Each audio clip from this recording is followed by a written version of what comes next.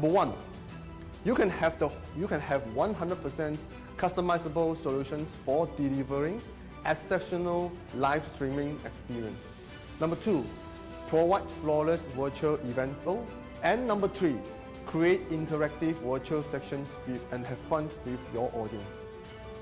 You can leave your contact details here and our live streaming specialist will be in touch with you. So, are you ready?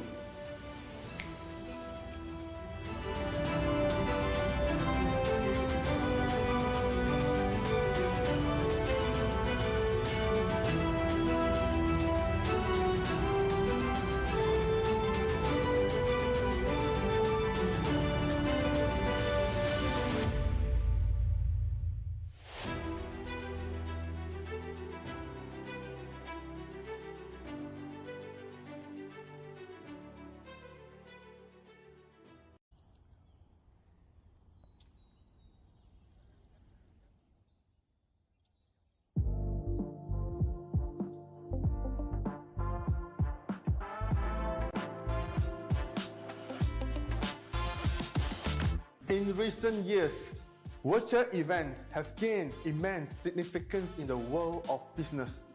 With the ability to connect companies with their customers and stakeholders, regardless of geographic locations, virtual events have become a vital tool for modern businesses to expand their reach and influence. Additionally, virtual events can be more sustainable than a traditional event, as they eliminate the need for attendees to travel, reducing the event's carbon footprints and overall environmental impact. The question is, how can you make your virtual event stand out and capture the attention of your target audience? That's where a 3D virtual set can help. Come, let me show you.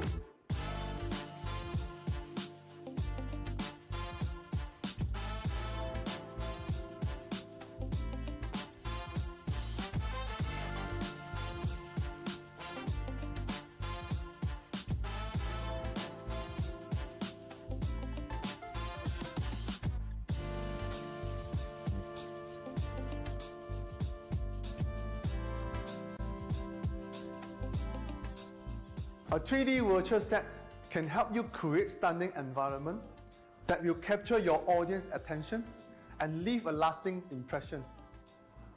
After all, the key to a successful event is ensuring that your audience engage with your message and achieve the desired objective.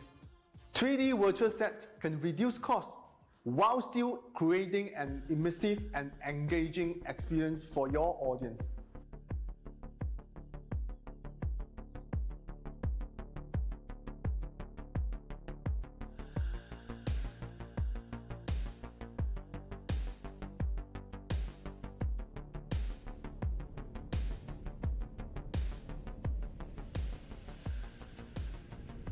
With Virtual 3D Set, you have the complete control over your design and the layout of your virtual space. This means you can create custom backdrop, set up a branding element that is uniquely set up just for your audience to enjoy. By adding interactive elements and gamifications, you can make your virtual event even more engaging and memorable.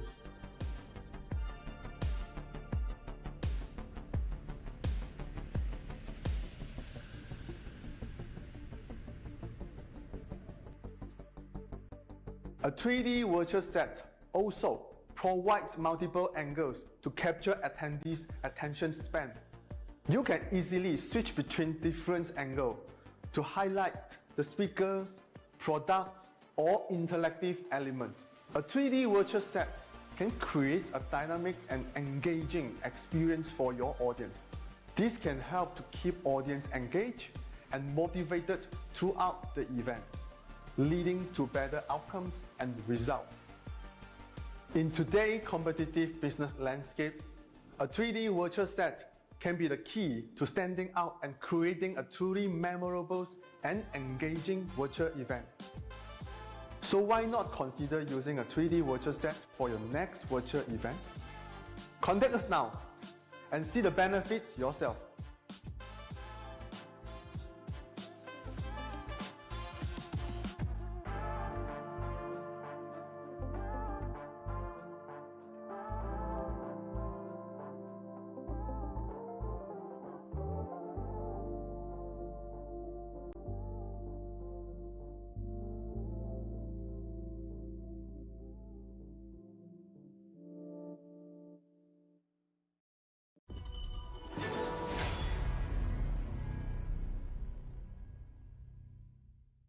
Hi everyone, I'm Jan, lead for global esports products at IAG Global, and I'm here today to share what we have in store for our fans and players around the world.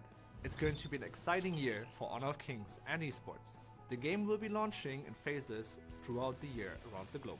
Building on our successful launch in Brazil, we'll be expanding and opening game pre-registrations in selected regions, including Eastern Europe, South Asia, the Middle East, and North Africa.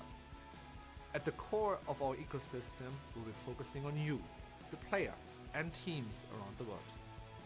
Our plan is to invest $15 million to build an international esports ecosystem. This system will include local and global tournaments specifically designed for our different regions, aiming to give more players and teams the opportunity to participate in our esports programs. We have established our Pro League in Brazil last year, and we will be looking into building more in the other regions following the game's launch plans. For regions without a dedicated product, we'll be hosting other professional tournaments, bringing teams together to compete against each other, to earn a spot for the new global competitions we are introducing. So please let me share with you the exciting news that we will be launching the Global Invitational Series, with the first season kicking off with the Intercontinental Invitational in March in Istanbul, where the world's top team will compete for glory. This will be followed by the second season of the Intercontinental Invitational, where we will share more details soon. Come midsummer, we will host the Mid-Season Invitational with $1 million prize pool, and where the new KPL Dream Team will compete for the first time against the rest of the world for the year's first honor.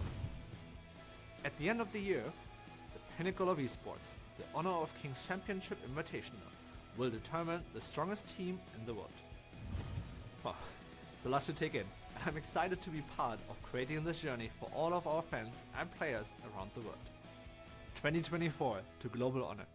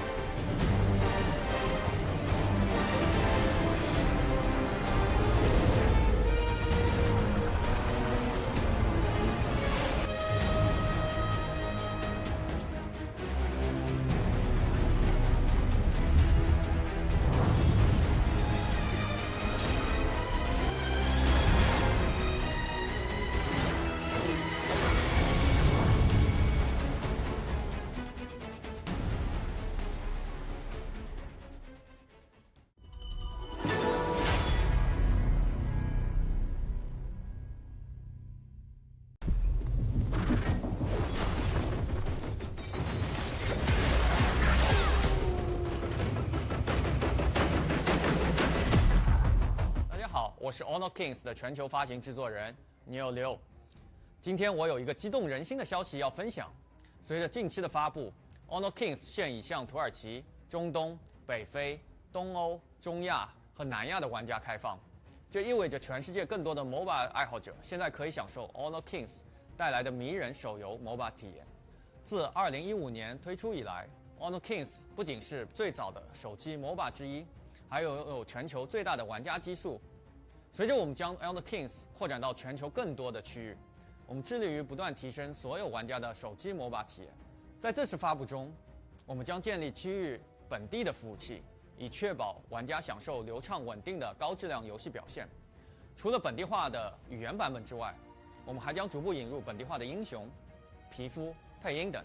我们非常重视玩家体验，所以努力创造一个公平公正的竞技游戏环境。此外，我们将投资1500万美金来建设 Honor of Kings 的本地和全球电竞生态系统。在不久的将来 ，Honor of Kings 将逐步在全球其他区域上线。我们将在第一时间与全球玩家分享这一扩展的最新信息，以及更多关于游戏的信息。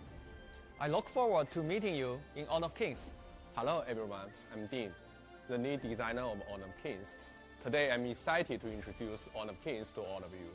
Since its birth in 2015, Honor of Kings has gone through more than 40 version updates.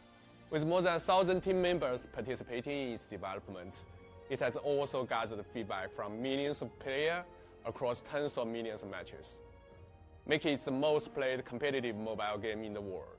In order to let more players experience the joy of mobile MOBAs, we adhere to the following design principles in Honor of Kings. Firstly, to ensure that all players can enjoy the game, we have kept the size of initial download to a minimum, which still maintaining leading graphic and frame rate levels, allowing players with both budget and high-end devices to enjoy the game smoothly. Secondly, we provide free access to all heroes and their accompanying skins, as well as free trials of all heroes during the launch months. This ensures that both new players and experienced mobile MOBA users can quickly get started. Finally, in addition to original heroes and skins, we will also introduce both globally popular IP characters from global partnerships, as well as regionally exclusive heroes and skins. We hope that Honor of Kings can bring a more enjoyable gaming experience to players, and we look forward to receiving your feedback. Let's start your Honor of Kings journey. See you in the game. Hey, I'm Evan, and I'm here with my colleagues on the community team to listen to what you, our players, are saying about Honor of Kings. Good or bad, your experiences are crucial to help shape the game's future development and make Honor of Kings the best MOBA it can be. Everyone's voice counts, so don't be shy in sharing your feedback. That said, listening alone isn't enough. We also want to engage in constructive, two-way dialogue with our community. To demonstrate this commitment, we've already opened regional social media channels operated by local community managers and will continue to do so in the run-up to Honor of Kings worldwide launch later this year and beyond. Welcome to the Honor of Kings community, each and every one of you.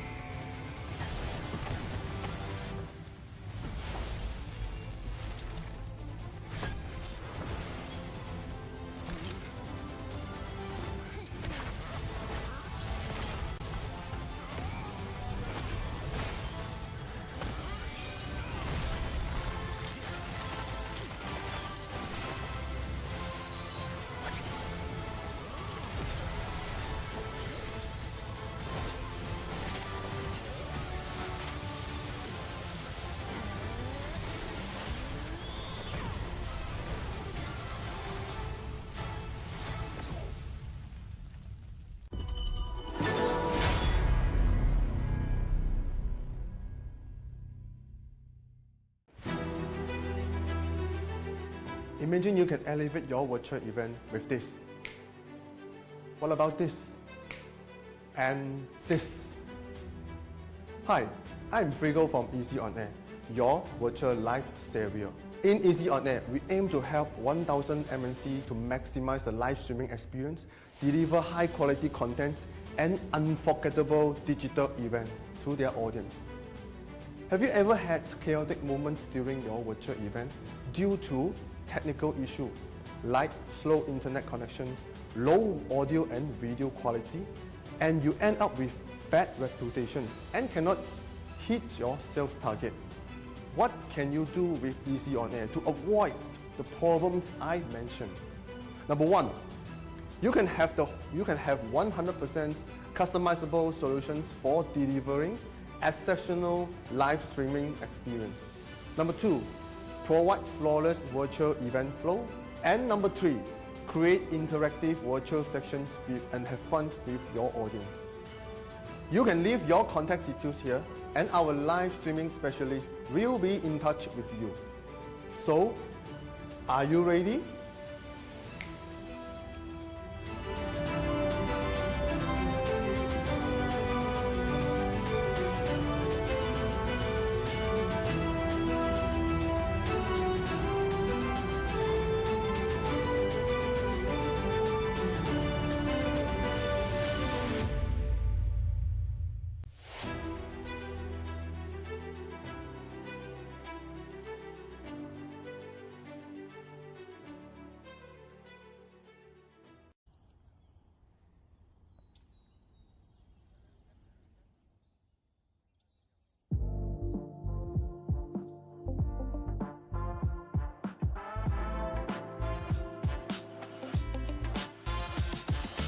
In recent years, virtual events have gained immense significance in the world of business. With the ability to connect companies with their customers and stakeholders, regardless of geographic locations, virtual events have become a vital tool for modern businesses to expand their reach and influence. Additionally, virtual events can be more sustainable than a traditional event, as they eliminate the need for attendees to travel, reducing the event's carbon footprint and overall environmental impact. The question is, how can you make your virtual event stand out and capture the attention of your target audience? That's where a 3D virtual set can help. Come, let me show you.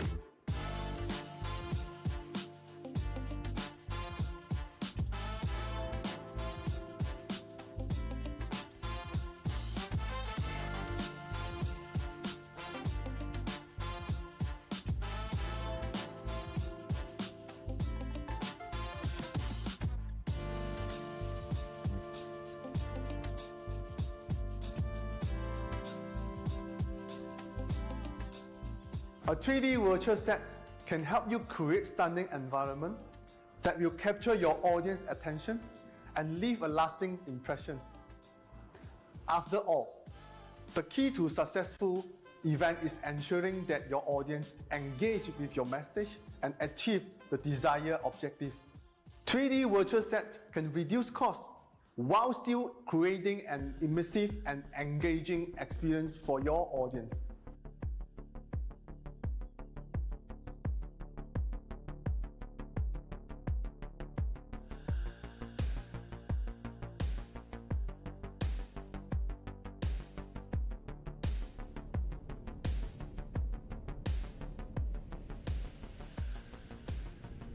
With Virtual 3D Set, you have the complete control over your design and the layout of your virtual space. This means you can create custom backdrop, set up a branding element that is uniquely set up just for your audience to enjoy. By adding interactive elements and gamifications, you can make your virtual event even more engaging and memorable.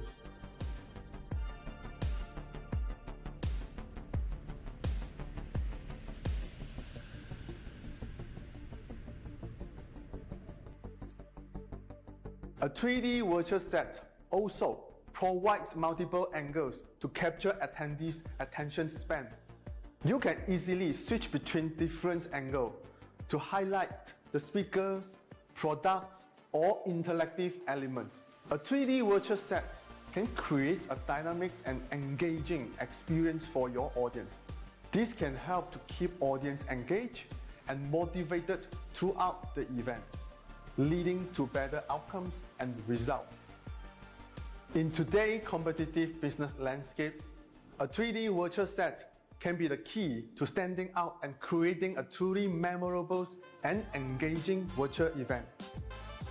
So why not consider using a 3D virtual set for your next virtual event? Contact us now and see the benefits yourself.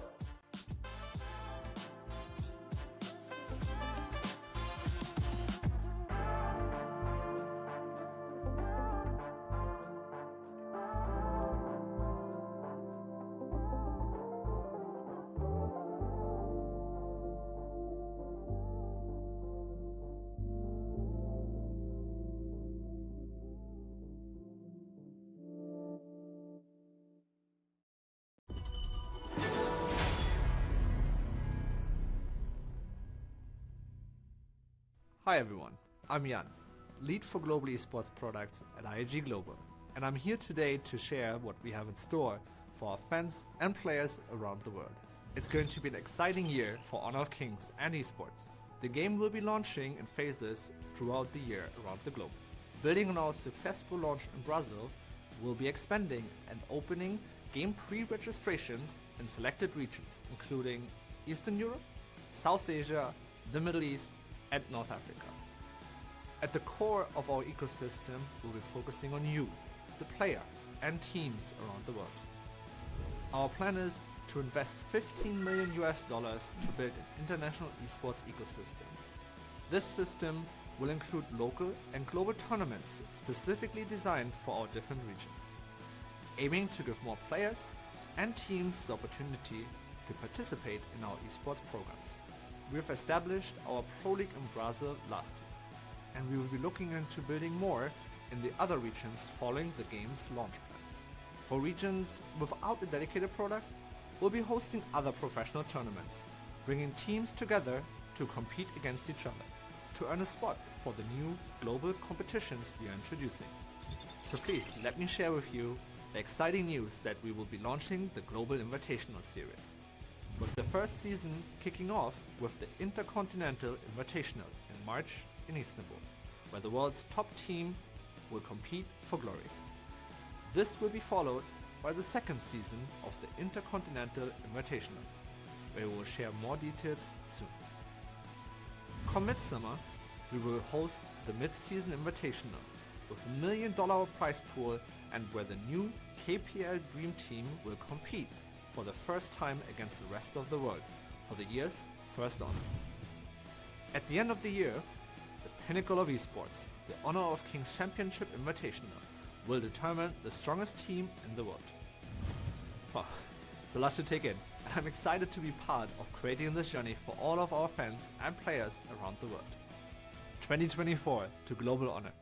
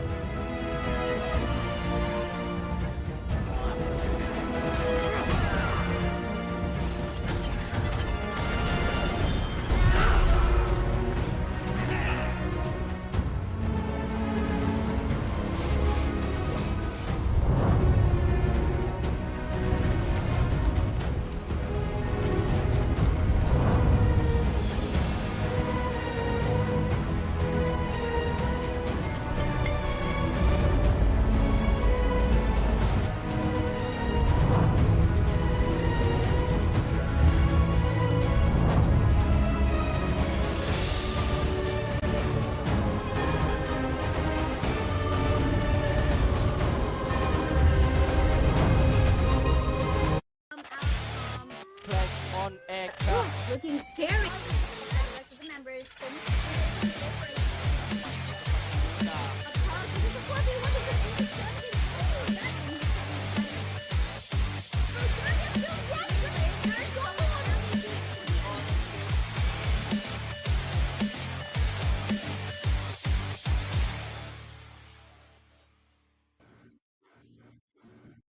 And we are now live once more here at the Clash on Air Cup Honor of Kings Season 2. We're casters. I'm Kaisaya. With me is Sejkas. Sejkas, how are you doing for tonight?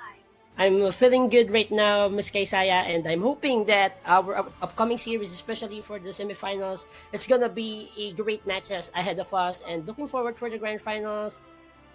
Most of the teams join here, but only 4 teams left for our cup. Definitely just 4 teams out of 32. And just so you know, just a trivia, actually there are way more than 32 teams who have actually registered for Season 2. Unfortunately, we are only able to accommodate like 32 teams for this one. But it was a long way that all these teams have gone through, because it was all amazing matches that we've encountered from yesterday, from our day 1, from rounds 2 and 3. But guys, we do invite you to join our community. Sejkas, would you like to invite our viewers in joining our community in here on Clash on Air? I would like to invite all the viewers, all the followers, and avid solid players for the Honor of Kings community to scan this QR code to join our community. So you will be directed on our community channel for the Discord Clash on Air Cup. So you will be updated for the upcoming events that we will be serving for you. Definitely, if you're looking for scrimmates, if you're looking for teammates, or if you're a solo player just looking for party mates to play in the ranked games, this is definitely the place for you. And you know what, Sej, in here we had a lot of participants, teams from different countries. But so far in this final state that we all have all Malaysian teams. My goodness. Wow, what a powerhouse nation, Malaysia. We all know there's a lot of potential players, teams that emerge victorious for this tournament. And even though there's some teams from other nations, just like Philippines and other Southeast Asia country, but I guess Malaysia is one of those what you call these teams that can bring the best full potential for this game as of now. Because when I watch the previous tournaments for Honor of Kings, Malaysian teams are really hungry when it comes on winning the titles, just demolishing their opponents and crushing them one by one. Yes, and literally just crushing one by one all of these teams. I mean, they have been playing Honor of Kings for quite a long time, many years ago, and now the global server have come up. Many other countries have joined, and we are all here to actually prove their worth and their strength as a team, as a player. So I think we're going to be learning a lot from all of these Malaysian teams who have come together on the finals round. And what more, actually XDG, which will be one of the first teams that we will watch in the first series, was actually the champion from Season 1. So I wonder if they will be able to, retain their title as the champion here at Clash on Air. Anything can happen, Kaisaya. And for the XDG, you said that they are the defending champions for our Season 1, but heading for the Season number 2, we will be seeing the path that we can differentiate on what happened, because we have different teams who undergo for this tournament, but Doom of Gods there will be the best example to somehow cut the ties on reaching the 2-peat title for the XDG. Meanwhile, for our Sky Dragon Gaming against Rival Esports, I want to see different flavor when it comes on approaching to these kinds of tournaments. Especially you are on the Final Four, so you need to excel. You need to release all the prowess that you can for you to be able to be crowned as the champions. That's true, but of course, it's all now just will boil down on how they have actually prepared in here. And well, all of the matches of these teams, well, except for Rival Esports, we were able to showcase that from the stream last night. So we do hope that all of these teams did their homework in studying the strategy of their opponents for today. But we show you guys our schedule of matches for tonight. It is going to be XDG versus TOTG, which means Doom of the Gods for our first semi-final round, and our second one is going to be Sky Dragon Gaming versus Rival Esports for our second semi-finals, and then followed by the grand finals match, which is going to be a best of 5 match, intense best of 5 match. What more, this is actually a global band pick mode. Yeah. And just so you know, we will also have a best of one off-stream best of one battle for third match later. That is going to be the match between the losing teams from semifinals 1 and 2. In case the global band pick system needs to be reminded for each players joining this tournament, because if you use a certain hero for the number one, you cannot use it for hitting rounds or hitting game that you have. So might as well reduce those pop picks, be flexible when it comes on dealing your team composition or building your strategies against your opponent, because if you have more flexibility on your team composition and also players, you have a larger pool for your hero composition, it will allow you to become unstoppable and also a great team to watch on. Definitely. We'll see how the coaches and the teams will actually work in that. But we'll show you the total prize pool of this event. It is going to be a 600 Malaysian ringgit, almost like about, well, if you still have Filipino viewers currently, that is about 7,500 Philippine peso. The champion will take home 300 Malaysian ringgit. For our first runner-up, it is 150 Malaysian ringgit. And for our third place, or rather our second runner-up, sorry, got confused on that one. Our third place and our fourth place, it's going to be 75 Malaysian ringgit for each of these teams. But of course, not only they will take home all of this, good money, but they will also take home some experience from the tournament as well.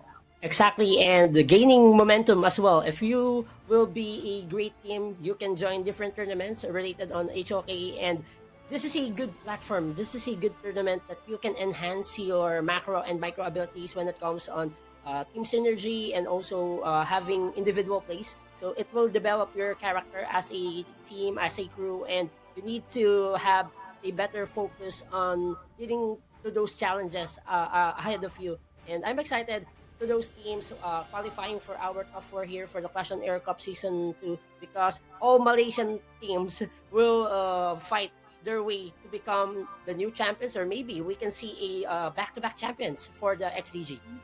We'll see about that. Pretty sure XDG, have been preparing, but I'm pretty sure that they are being targeted by maybe Doom of the Gods as well. Just like what you have mentioned a while ago, Sedge, Gas, that it could be Doom of the Gods who possibly will stop XDG from their 2-peat. But we move forward to our drafting phase. This is the round 1 of our first best of 3 series semifinals round.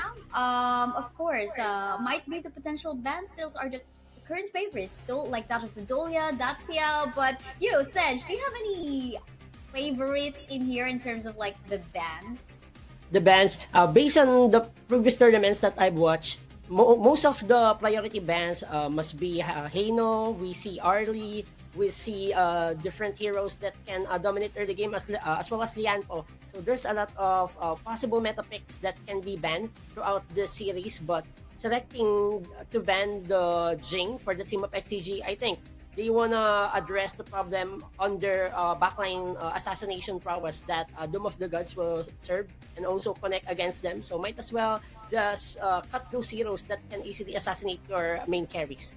That is so true. And just to take note, though, that the Daxiao is available, hopefully the Doom of the Gods team will actually ban that one out. Just like what we have mentioned, they're going to be banning out the Daxiao. You have mentioned about the Arlie. From yesterday, Arlie was actually a favorite ban from our teams, and right now he's currently available. Let's see if XDG is going to be prioritizing that, or will they actually prio other heroes like that? But no, it was already answered. Arlie will be shown up in here as the first pick. And as I mentioned earlier, Arlie is one of those heroes from the farm lane that can easily give you mid-game to late-game spike, especially this is a mobile hero. He can give you so much problem during the 2 fights. He can deal a massive blows of damage. You have those quick reposition during the 2 fights for you to become squishy and unable to be targeted by the members of your opponent. But having the Arlie, it's a scaling hero. You need 2 to 3 items for you to deal enough damage, and also just to downgrade the HP bars of the tanky frontliners that Doom of the Gods have. But selecting the first 2 picks, Direnji and also Zhang Fei, will be get by our Doom of the Gods. Yes, I mean this combination between the Zhangfei as well as the Renjie. While you do know that in terms of giving the protection, the shielding, the engage and the disengage as well, definitely the Zhangfei can do that. But the Zhangfei will have to be very careful from the pokes that maybe this Lady Jen can actually do, and maybe even the Arlie, because it will definitely hurt a lot. So itemization in here will definitely be something that they have to be mindful. And having the lane as well for the XDG Kaysaya, it will give them enough time to become more invincible on those team fights because of the death at sunset that Yeah. this Elaine can provide, and especially reaching the back line. He will be a great initiator to set up the team fights, or maybe just poke the main supplier or main carry of the Dooms of the Gods, which is TNG. But having the Lady Gen for the XDG, it will allows them to deal some initial pokes, initial pressure against those tanky frontliners that Domes of the God has. And Zhang Fei, even though you have the crowd control, but still you need to calculate your timing and also your setups, because it will be a great time for you to give advantage to your team as well. Definitely. But in here, Mulan has actually been picked out in here. Another good Clash laner that we have in the draft right now that could set up pick-offs. Maybe this Mulan could potentially target out the Arlie or maybe the Lady Jen from stopping them to actually get the itemization that they need. But of course, gonna be tricky in terms of waiting for the farm that she actually will need. Definitely, she would want to have her Blooming Blade ultimate readily available to set up those winning moments or winning ganks that they can.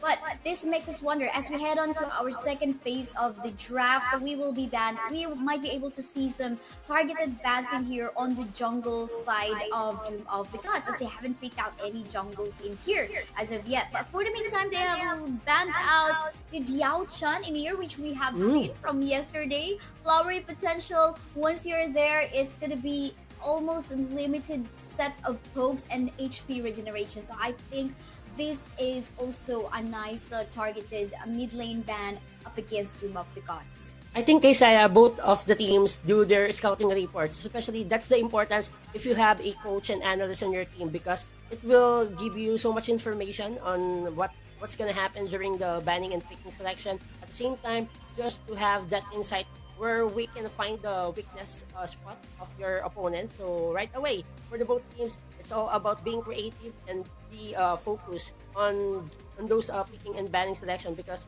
the team composition and also the bans will be a vital part for you to win the game 60%. So if you draft well during the picking phase or the draft pick, it will give you so much lightweight feeling when it comes on giving pressure on your opponent. Definitely. But for the meantime, Yuhuan pick in here. We don't know if this will actually go into the jungle or onto the mid, because several games from yesterday we've seen Yuhuan actually being picked as a mid laner as well, because of course with the unending sorrow, the Yuhuan can actually be safe from Lady Jen's damage in here from Destructive Deluge. But for the meantime, Kaiser, Yarya pick in here. I love the Yarya pick. Definitely the Yarya can actually, go in on the Arlie, whether it be the Arlie, Kaiser, and even the lane. Like, she has a lot of selection in here. Like, if the Arlie dies, and then, okay, I go onto the Kaiser. And most especially if she goes into the Kaiser, it's going to be almost an unlimited or like an undying immortal Kaiser in here. So this is pretty interesting. It seems like in terms of the sustain and the shielding, there is also so much power coming from the side of XCG.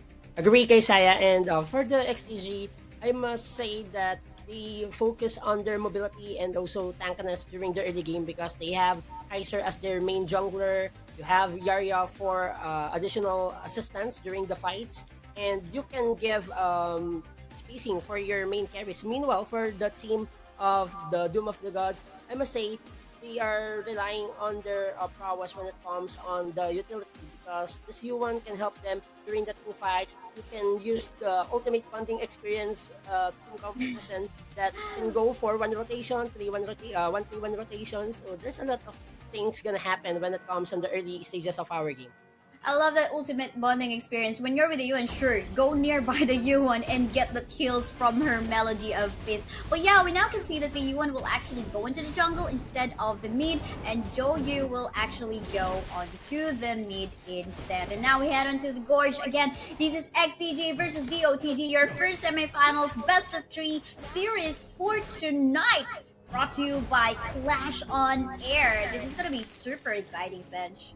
This is exciting because this is the first semifinals game that we're gonna cast for our Clash on Air season number 2. Many teams, 32 teams, but now we are down to the top 4. XDG is looking forward to claim back the trophy once more because we are the season 1 champions. So this time they have a shot to prolong that reign as they will try to complete the back-to-back champion for our Clash on Air Cup. But for the DOTG, it's a challenge that you need to overcome, Kaysaya, because if we are able to shut down XTG, it will give them so much momentum and also confidence throughout the series.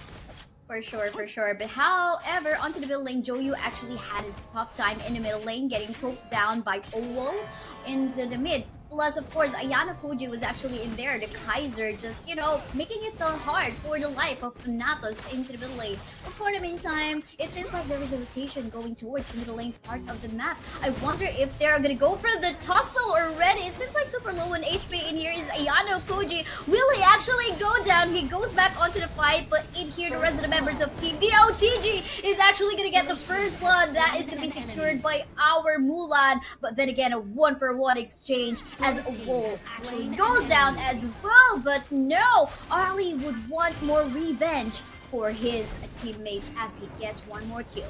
What a play for the team of our XDG, trading the most important objective for the early game to stop and also shut down the jungler of the OTG. It will give them enough time to have advantage when it comes on jungle level gap. And this Kaiser of Ayana Koji needs to capitalize his team right now when it comes on getting some neutral objectives and securing the jungle camp positioning for the XTG jungler. But for the DOTG, I want to see how they will respond in this kind of pressure. Even though they get the head of Owol of Lady Jen, but I think they need to invest more time to give their DRNG a lot of time to scale and to secure his item. Definitely, we would want that, but hold a thought because in the middle lane, almost getting killed is our Kaiser. Fortunately, there goes the healing due. At the same time, of course, some HP regeneration innately that he has in his kit. But yeah, I mean, this is no way after format it game time at the moment. So I think there's still more way for DOTG to catch up in terms of gold. And for the DOTG Kaysaya, I want to see how this Zhang Fei can be a pseudo tank for them because he has the tankiness in his side. At the same time, you need to connect also all those crowd control that you have for you to set up a good team fight against XDG. And for the XDG, this is one of their advantages right now because of their squishiness and also mobility. They have those team composition that item dependent but very deadly during the mid game to latter stages of the game, especially talking about the RD power. Because Shinji, if he claims all the items that he needs, he can easily shut down and also shred down those high HP power heroes from the team of our DOTG, and we are seeing another Tyrant battle. Yes, indeed. And here we go, super low on HP right now. But there goes the steal and the spear coming from the Kaiser, but the cost of his life. But then again, everyone else from the side of XDG is actually trying to obliterate the rest of the members of DOTG. What a free hit coming from Shinji in there. Gonna go for the double kill thanks to the shield coming from the Yarya, but make it triple kill. She's even more hungry because he wants more claim onto the kills up against DOTG. And now they got a position and actually taking down the tower on the bot. What a play for the team of our XGG. What a great positioning during that team fight. They are able to take the Tyrant and as well as make some head counts against the DOTG. And this is a great advantage that they gained right now because when it comes on invading the jungle camp Azor and Crimson Golem, this will be a defensive mode strategy that DOTG needs to conduct for them to reclaim the lead or most probably to catch up because XGG having a better start in this game. you can see those annoying pokes coming from Shinji on the early. I mean, just juke in and out with a parasol. That is one thing that is super annoying. That is the reason why most of the time this early is actually getting banned. But from a while ago, I think that was a very heroic move coming from Ayano Koji when he actually still and secured the dragon, or rather the tyrant, because they got the chain lightning buff, which gives the boost from the magic damage coming from our oval in there. But for the meantime, we can see the fight happening onto the middle lane. We're in one member down already, which is Shinji on the side of XDG. Members of the OTG is actually gonna go for that, but look at the sunset coming from the lane, killing off our Joyu onto the back line, even the D-Renji as well. But we're not given John as the triple kill will be given onto Demon Lover. He wants more highlights for himself because from yesterday he reclaimed it already and he wants to claim it even further. But he's like, okay, the highlight is actually being given to Shinji. Now I gotta get again. Now I'm gonna get the triple kill. Now yes, you deserve it, Demon Lover. You are still as powerful as you are from yesterday. We saw a great initiation coming from the back lane. Use the Death at Sunset at the right place at the right time, so they get multiple kills against the DOTG, and this is looking tough for our DOTG because you cannot trade those heads against the team of XDG, because XDG is one of those teams that if they get advantage as early as possible, they can consistently punish you one by one. And you see the damage output coming from Sinji right now, and having this early with the Autumn Storm storming back against the members of our OTG. And this Mulan, even though you are tanky, you cannot avoid my umbrella. That is so true. And oh, look at that. We're not even on another Death of Sunset has been used in here onto the back line. Donato's still alive, however, but it seems like he's not gonna last as Kaiser will take him down. But then again, Yuwon in here will take down the life of our Oval player in here, but it's shut down onto the lane as well from the hands of Zhang Fei, and they will still be able to defend the mid lane tower, but seems like someone is hiding in the bushes. I wonder if they will actually go, and yes, they will. But the juke in and out, Tower Soul use, and they are getting cornered. And this is very dangerous position right now. Unbridled Outburst has been used. Yuhuan in here with the heals, getting invincible, but on the other end of the map, the Arlie will fall down onto the hands of the D-Renji. More pokes here and there, but I think now they will have to calm down a little bit because they don't have Shinji in here as their source of damage. For the XDG Kaisaya, they need to slow down the game because they get the early game. They have tower takedowns against the OTG, 2 non-tower exchange, and you see the kill score line. This is a bloody game that XDG wants against the DOTG. And for the DOTG, I want to see how they can pan out some strategies to interrupt the plans of XDG, especially on targeting Shinji and Owald. If they are able to connect and also shut down those means of fire of damage from the XDG, this is a viable option for them to have a comeback for our game number 1. But you see the goal difference, it's a little bit favorable for the team of our XDG, gathering almost a 1k gold lead on their hand. That's true, 1k gold lead. I mean, it's not much. It's something that they definitely can still catch up on. We did see quite a few times wherein Zhang Fei will secure a kill, so as is Yuan, but I guess we want to see more highlight kills coming from the D-Renji, definitely because he's going to be carrying the game onto the late. But it seems like they're having a tough time making that happen because most of the time, even Lover will actually just target the backline, killing of Joyu as well as D-Renji. So he's got this focus fire onto this two particular target, making it hard for DOTG to last the fight. And for the DOTG, they want to rely on their utility, and we saw this jungler Yuan. He needs to have more assistance and to help his teammate during the team fight. He has the heals that can easily replenish the HP bars that are being taken away by the XDG. But you see right now the objective of XDG, putting more sideline pressure against the DOTG because that is a long lane Kaisaya. So if you will get the inner and outer turret onto the top and bottom lane, it will expand their map ownage. That is so true, but we did see that the Mulan just fell down onto the hands of the members of XDG. It was the Arlie. And then again, look at that. More pokes onto the middle lane. Yuhuan will fall down just like that. I mean, Arlie, his damage now way too hurtful to be at it. Like, if you are gonna be soaking in the damage coming from the Arlie, you better watch out. You definitely have to burst him down. For the meantime, they do have the chain lightning buff from the Tyrant, which will make it hard from the DOTG members in here, because all damage and even the magic damage coming from the Arlie as well is definitely gonna hurt a lot.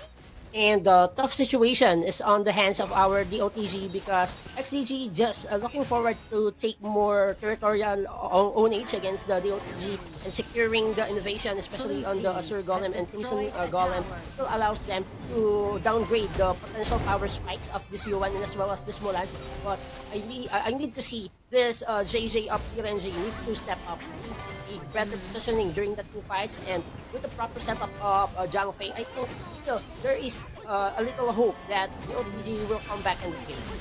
That's so true. I think for as long as the protection coming from the Zhang Fei is there for the Renji, he'll be able to free hit later on. But yeah, at the same time, I think the itemization of the Mulan is not yet enough to actually help her survive into going for flanks or going for pick-offs, because many times we've seen just like, Shinji on the Arlie, he's just bursting him down. So this is not a happy Mulan that we're seeing right now for sure. He's not even able to overextend on the other end of the map to actually create the pressure.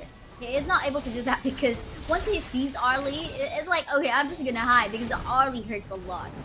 And Arlie is one of those heroes that I'm speaking early on, that he secure his main items, he can demolish and just shred off those tank heroes from the team of our DOTG. And we were seeing another team fight for the both teams. That's also with the setup with the multiple knockups, and this looking tough right now for the team of our DOTG. 3 men down on their side, and XDG just pushing that button to go in and all in, and that's a win again once more for the XDG.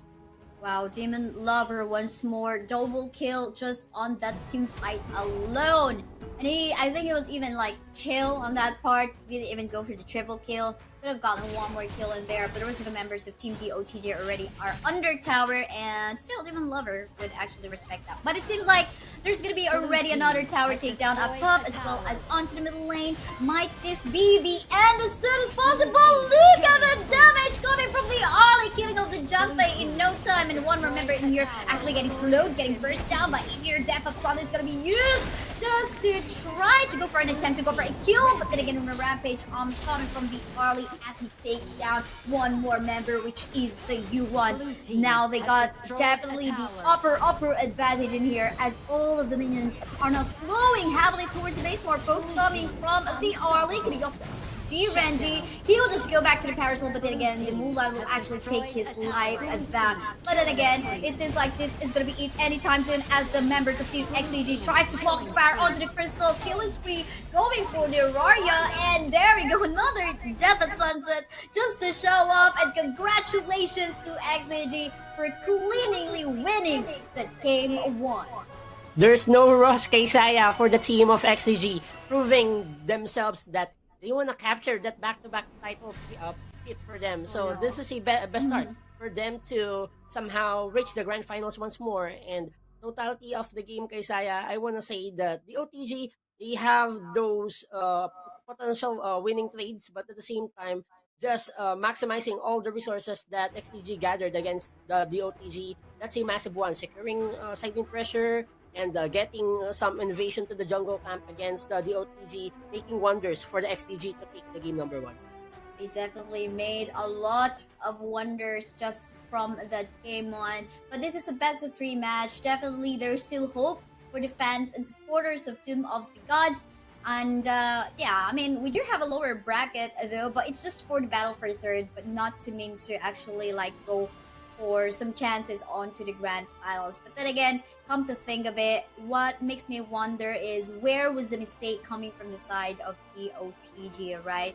Was it the draft? Was it the execution at all? For you, Sejkas, what do you think it is that Doom of the Gods must prepare for our second round?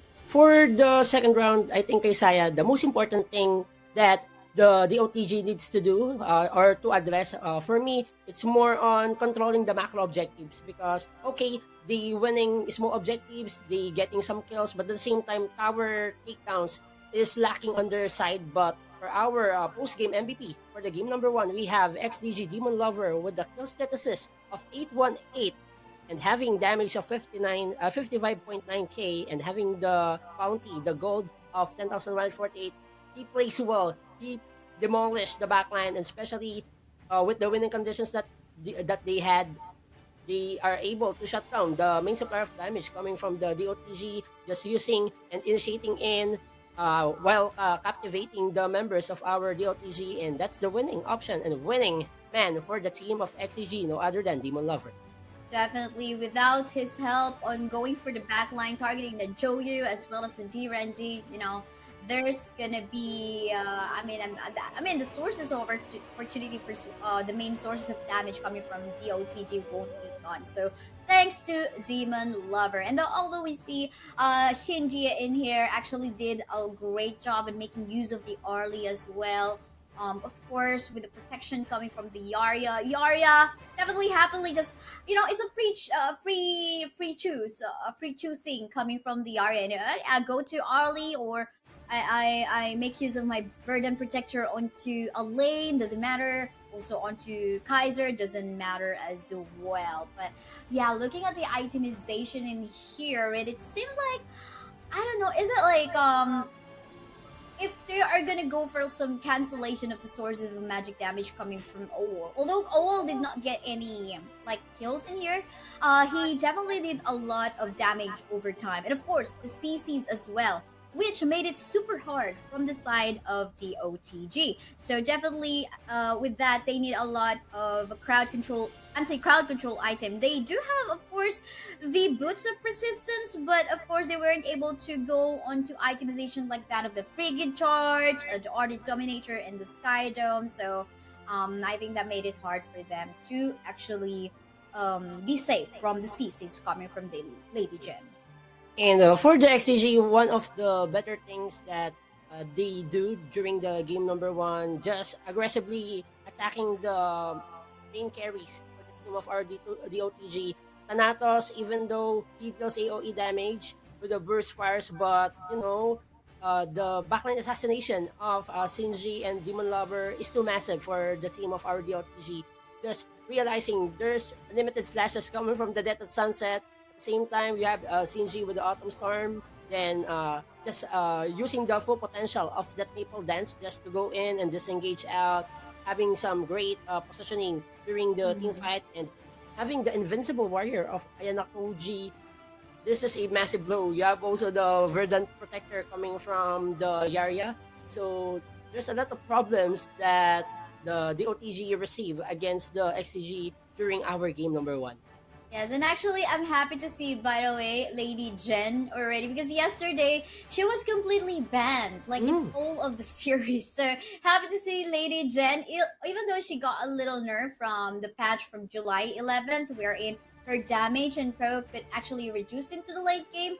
But of course, the early damage is super improved. So I think that helped XDG a lot in winning the early stages of the game, which also in turn helped out the rest of the teammates in winning team fights. So we saw a while ago wherein just within 1 minute game time, Joyu was actually having a tough time into the middle lane because of the pokes coming from the Lady Jen, and that's primarily because of the boosted or the buffed early game laning damage from the Lady Jen. So I think that was I think the OTG forgot to ban out the Lady Jen. They were primarily focused on banning out the Julia as well as the Daciao. But yeah, then again, if maybe they can take away the Lady Gen for themselves. We'll see. Hey Saya, I wanna discuss the importance of Lady Jen's role during that game for the XCG. He pokes the stationary heroes from the team of our the OTG, and especially having the Zhang Fei. Even though you are too tanky, but you cannot afford to receive a lot of pokes, spam pokes coming from that Lady Gen, because it can give you so much problem during on setting of team fights for the Zhang Fei, and as well as having the the ultimate of this Lady Gen, the Destructive Deluxe, it will give them enough time to slow the members of the OTG for the game number 1. So might as well ban the hero that can specifically give you headaches. Yeah, yesterday she was so bad, and now I wonder from the start of the XDG game, I think maybe all of our teams will either ban her out or take her for themselves. But yeah, for the meantime, Duel of the Gods doesn't want to give Zhang Fei on the hands of XDG, although they actually lost, Zhang Fei was on their hands. We can see the potential, the protection potential of this Zhang Fei. He definitely can soak in a lot of damage, and at the same time, if we talk about late game, he can be just like undying, almost undying as the Kaiser, with all of the shields, with all of the tankiness and HP, so it's pretty understandable. Now, the Dacia actually got in the way, but we do have the Lady Jen and Arlie still available for picking, so it makes me wonder if this is something that XCG will actually prioritize later on in this draft. But the Dacia has been having a very good showing from yesterday, as the Dacia definitely can go for surprise attacks whenever you want. And also, Dacia has the Leaping Koi Tide for the early lane clearing options. At the same time, you have the in and out option during the team fights because of the Eye of the Whirlpool. But selecting the Lady Sin and Mossy for the team of XDG, I think they wanna capture this Dacia at the right place at the right time, because if you use the think inside the box, it will give you time to somehow cancel the initial disengagement factor that this Dacia will provide for his teammate and also for himself. That's so true, but for the meantime, surprisingly, Arlie is not going to be prioritized by XDG this time. They want to give it away to the hands of Doom of the Gods, which they have actually secured already for themselves. Mai Shiranui is actually one of the highly contested heroes as well, not only here in Clash OnAir Cup, but also in many other competitive teams. But in terms of zoning, we do have a lot of that coming from XCG. Now that they have Xiao Qiao, who can actually make use of the Meteor Storm, and as well as Motsu, who can actually just go for pokes and creation of space with a Cannon Blast. So that will give a lot of space and room for Lady Sun to actually free hit onto the backline. But of course, Doom of the Gods still also has a lot of potential in making that surprise attacks and pickups as well, given that they have the Mai Shiranui and the Daciao. The difference between the Mai Shiranui and also the Xiao Qiao for the team of our DOTG and XTG, it's more on for the side of our DOTG. They wanna erase certain heroes, especially during the team fights. They need to somehow cancel the potential scaling of Lady Sun. So might as well, Mai Shiranui is the suitable hero to do the job, to put more pressure against this farm lane hero for the team of XTG. And having the Xiao Qiao, for me, it's more on artillery damage that he needs to provide for his teammate. And at the same time, the group damage was there, and having the magical burst, it can somehow eliminate those offensive strikes coming from the Mai Shiranui. Because if you poke this hero, this is a bad situation, because it's a matter of time when you position yourself during the team fights. It's more on a safe zone, but at the same time, you need to erase a certain hero. Definitely, but now let's look at the Byron securing here coming from the side of XDG. Another source of tankiness in here coming from the side of XDG.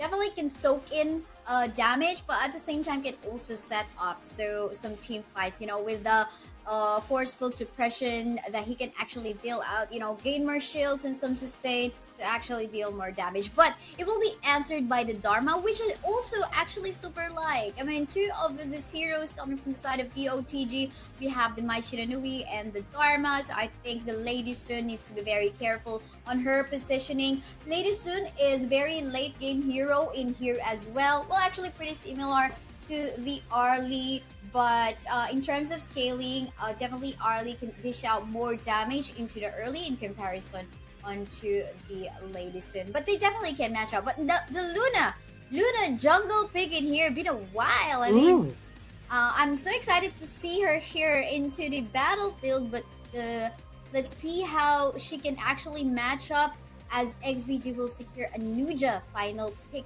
in here as the jungle of XDG. So this is looking scary, because Nuja definitely can actually just fly go for the ruin incantation onto anywhere he wants whenever they want to set up a team fight.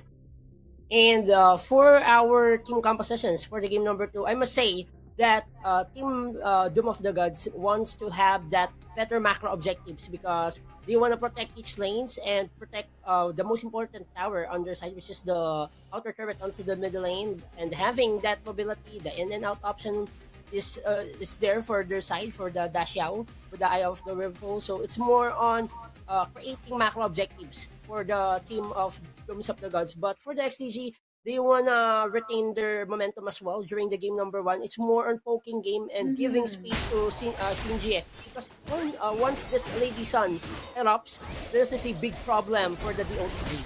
I definitely agree on that one. Just like what they are doing right now into the lane, you can see it's just like a spam of cannon blasts in here coming from Matsu, and of course Xiao Qiao definitely can poke out as well.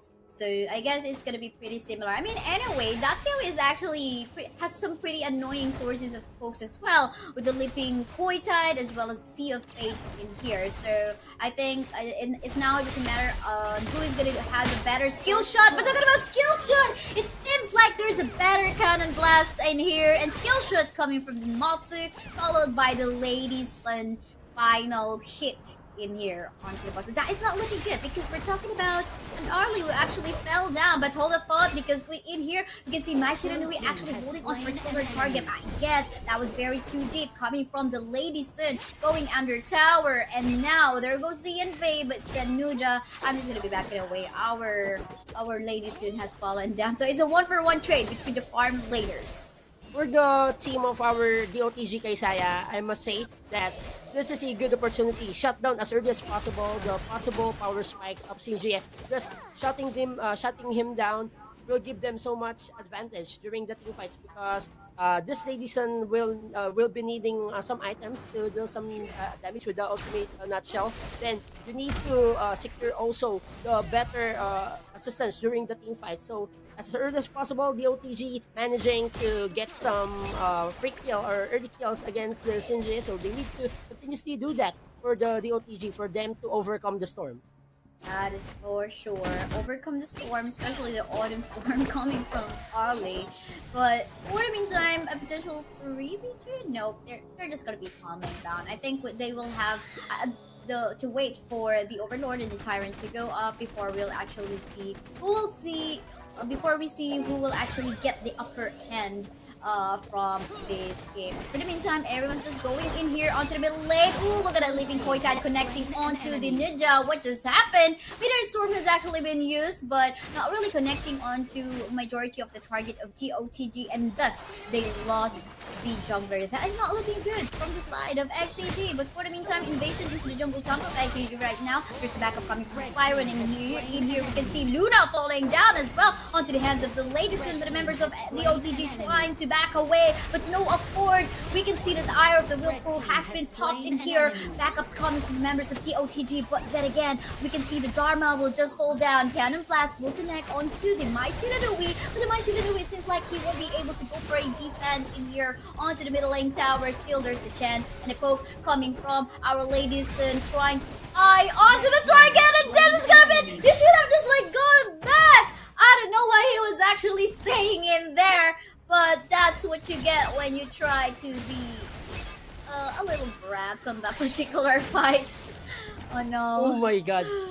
Oh. This is looking tough right now kay Saya for the team of the OTG because this Lady Sun, even though he is being punished as early as possible, he managed to climb back with the ultimate nutshell. He connected that against a member of the OTG, and it gives them hope that, okay, I have a slow start, but this time I'm just reloading my guns for the team of our XTG, and seeing the macro objective, both teams being careful, just protecting their outer turrets and having the fast farming, fast fishing to take this objective. But the Tyrant belongs to the team of our XDG, and that is Ayana Koji will get that one. As So true. I mean, they've got position, they've got the safe space and doing that. But for the meantime, look at that very nice blossoming fan as well as the meteor storm connecting, coming from the XAG member. But they are actually onto the downside right now as members of EOTG tries to obliterate them one by one. Owo still trying to escape, but have been coming from the Byron, but they definitely are outnumbered in here. We can see in here Truth Mantra coming, or rather Truth Mantra coming from the Dharma, but you know, of course, not going to be killing anyone. But that is good news coming from the early DOTG, killing of a lot of members from the side of XCG. What a bounce back for the team of our DOTG, just securing those counter kills.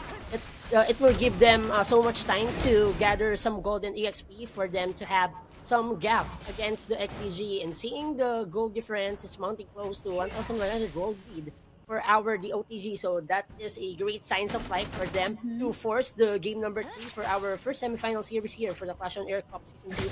But for the team of our XDG, I think they need to have more time because they have enough projectiles coming from this Bosi. You have the Cannon Blast for initial poking damage, and also Owol has those spammable skills that can somehow put some threat against those first line of defense from the team of our DOTG. And Sinjie needs more time. He needs more item to deal enough damage when it needed the most.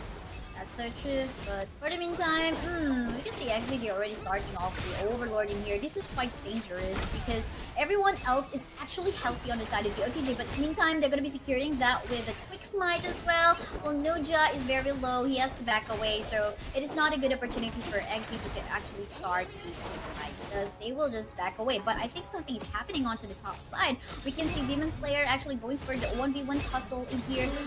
Oh, he's so low, and he will not escape from the hands of Luna. He tried his best. It seems like this is not a team lover from our first game and from last night, but XDG will actually go for a secure on the tower onto the bottom lane, but we're not going to get on. Meteor Storm has actually been using here onto the middle lane, but we can see Luna actually diving in, trying to go for a target onto the backline of XDG, killing off the Xiao Qiao as well as it's just Xiao Qiao and Demon Lover just came back alive. But the tower, the bot lane part of the map, is secured by our Lady Stern, who is now trying to go for escape, getting slowed down, getting poked. Will he be able to survive? He will kill the Mai Shiranui, and he will too survive.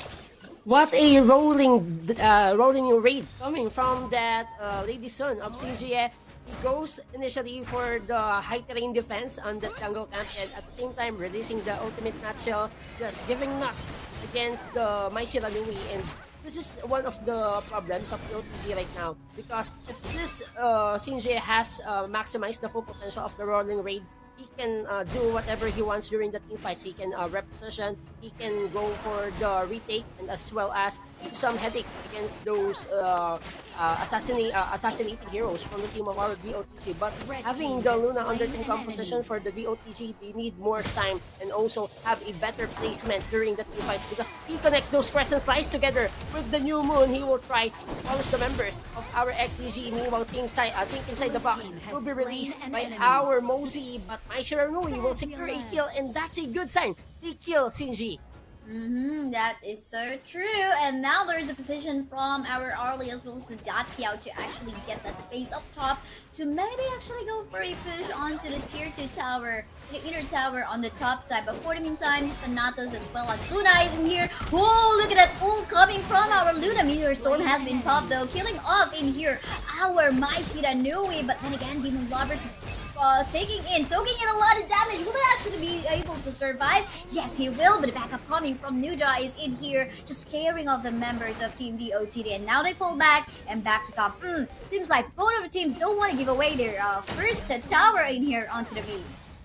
Because that is a big problem if you will release or maybe not protecting your middle outer turret for the both teams, because it will expose the purple, the Azure Golem and Crimson Golem on their side, and especially those jungle objectives. Even though that some small camps is not a big impact during the early game, but those little gold that you will get during the small camps will give you small wins for the both teams. So might as well protect at all costs your most important turret for our game, because if you have that outer turret onto the middle lane, it will give you hope that the team of your opponents cannot push or maybe take away any objectives, especially for the jungle area. Meteor Storm has been popped in here. Nothing for that onto the hands of Owo. But for the meantime, actually, will fall down onto the hands of the Ladyson, trying to poke him and pick him up. For the meantime, still a win coming from the side of TOTG as they secure the tower up top. But for the meantime, Nuja actually went on to that Ruin Incantation onto the targets on the side of TOTG, killing off or taking down the HP bars of TOTG. Even so, the life of our Daxiao in here. Now, what is happening? We can see the top of actually Achilles spree even killing off Shinji, and there we're not even down onto the team fight as they still exchange kills. Truth Mantra has been used. There goes some pokes coming from Luna as well. Almost taking down the life of Owo, but really nice trick out. Still trying to target Owo. Really nice succession of kills coming from Luna in there. Will still be able to survive? Seems like yes, in here he will, because the backup coming from the Arlie just came in. Healing of Ayano Koji as well. Wow, TOTG, I think in here, XDG really made a mistake during the drafting phase by giving the Arlie away from onto the hands of TOTG. And for our game number 2, it's a different story right now for our DOTG against XCG. For the first game, they played aggressively but not taking any turrets against the XCG. So this time, they're focusing on the macro objective, getting away the outer turrets, the inner turrets, and also protecting their main carries. Will be a good signs of really for them to force the game number 3, and having this Mai Shiranui of Thanatos creating wonders for them, and another series stab with the new moon, just seeing the full potential, the backline reach coming from this Luna will be a massive blow against the members of XCG, because he can penetrate on those frontliners, and reaching and most probably CJ will be a big problem for the XCG. But seeing that misdirection play, that's a kill for the team of XCG. Yeah, you're right about that. A really good misdirection play coming from the Miser. Just for the cost of his life. What we can see in here, will there be a steal in here? Still secure in the side of Team DOTG right now. But Overlord, which is going to give them some buff later on onto the lanes. But for the meantime, looking at the team fight right now, we can see that the Dharma already has fallen down. The rest of the members of Team DOTG are going far away from each other. Their formation has actually been broken down by the members of DOTG, but they still have some life in here, as we can see the Shadow Vanguard already walking towards the bottom lane part of the map, which maybe can help them go for more tower attacks. And also just get some high ground defense towers against the XDG.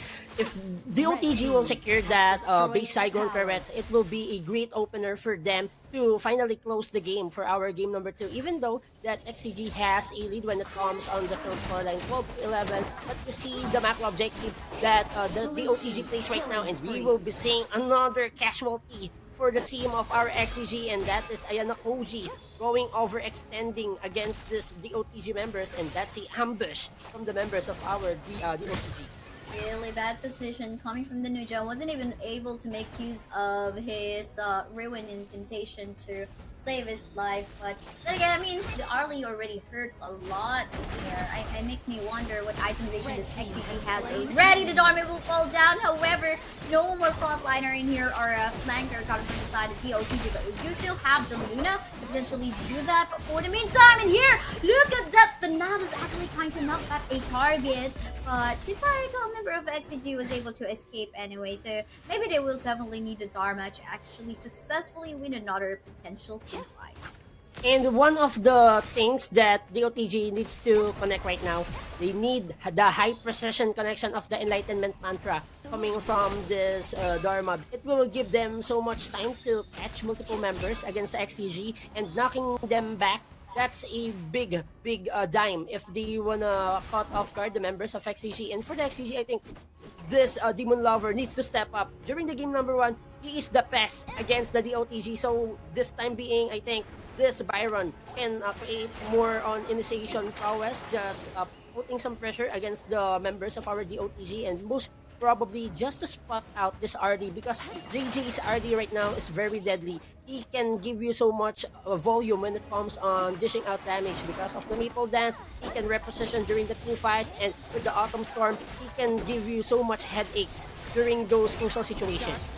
Definitely true. I mean, because a while ago when we were seeing Thanatos actually going in for the flanks here and there, he just gets first down with the damage coming from Shinji. So yeah, let's just leave it to Dharma, and then maybe followed by Thanatos, Mai Shiranui. So maybe that is gonna be helping them a lot. In the meantime, they still have to respect, of course, Cook. Then the members of XTV can actually dish out with the Motsu damage and even with the Xiao Qiao damage as well. But definitely, we can say it. The ball is onto the hands of TOTG. I love the pressure that the Luna has been doing up top as well. This is a really nice 1-3-1 position right now. Maybe the Dharma can actually go into the bot instead of the Maishirui, because Maishirui just like can easily be taken down with the damage of Shinji right now. We've seen her fall down a couple of times. So I think now it's a really nice siege coming from DOTG, but we see the team fight happening already.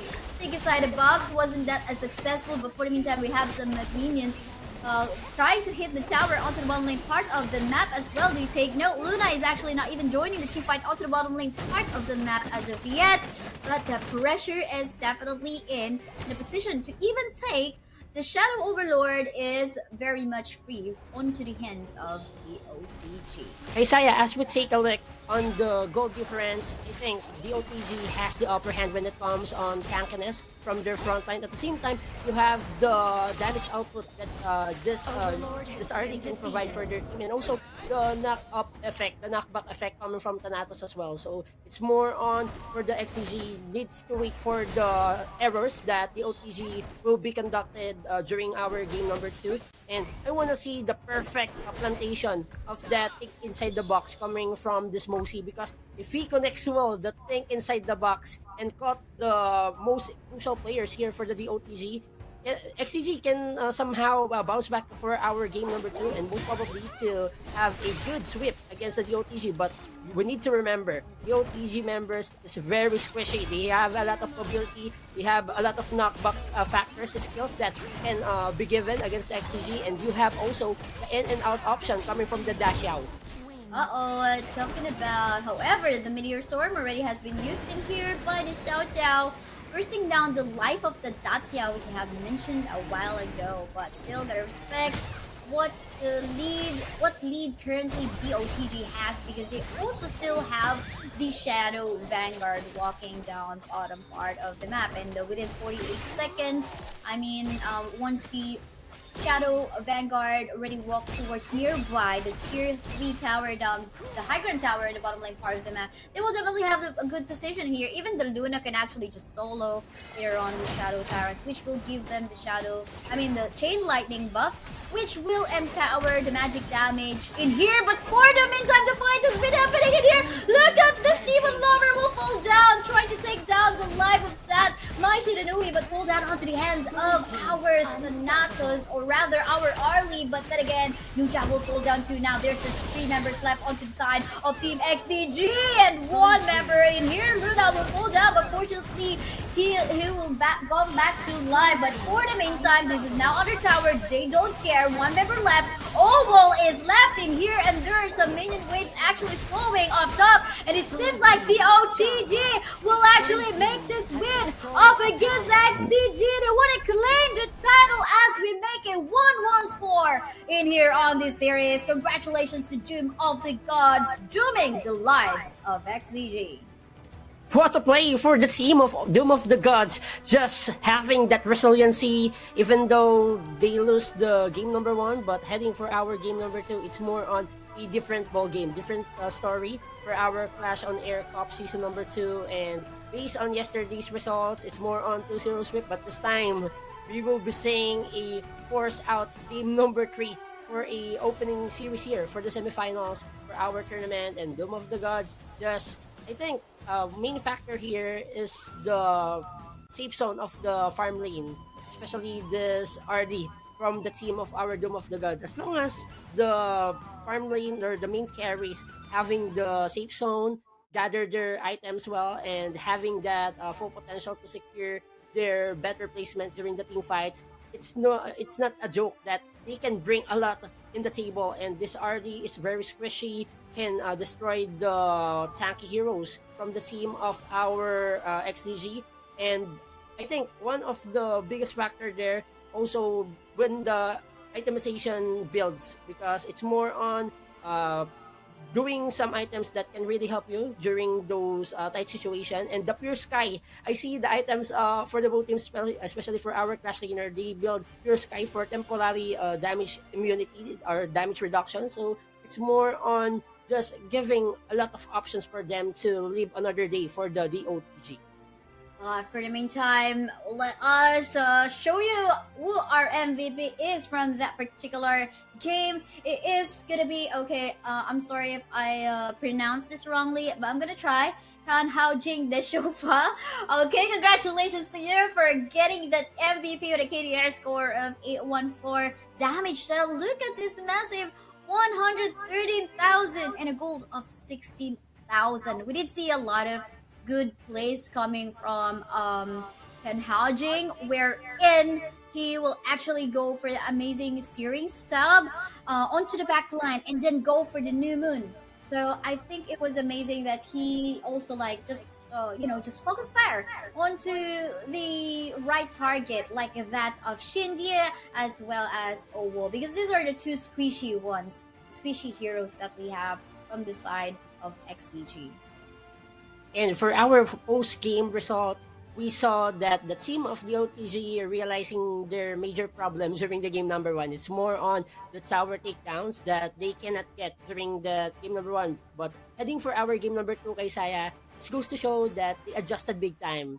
They take away outer turrets, especially putting siding pressure, because if you put pressure to those long lanes, especially top and bottom lane, it will give so much problem for your opponent to respond. It's either just defend or maybe clear the heading minion wave for that certain lane. At the same time, just to have that total territory map ownage for our team, the OTG, and seeing this Luna having 113,000 damage output against the team of XCG, it goes to show that he's ready to assassinate the backline. Just punish Obol, just punish and headhunt against this Xinjie.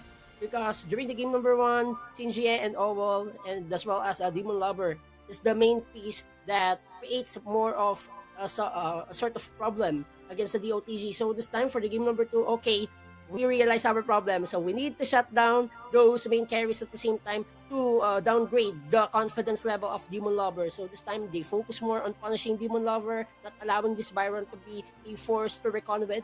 So this is a ball game for the team of our DOTG. That's true. I mean, everyone almost on the side of XDG was forced to build the Succubus cloak item just to just to survive, coming from all those magic damage, coming from the Daciao, the Arlie, My Shiranui, Luna, my oh my. I mean, really definitely, but it wasn't enough. It made the lives of these players still super hard, because also, again, from the damage, late game damage, most especially late game damage coming from the Arlie. And I think that's the discrepancy. Like once you give the items for the Arlie as well, it's gonna look scary.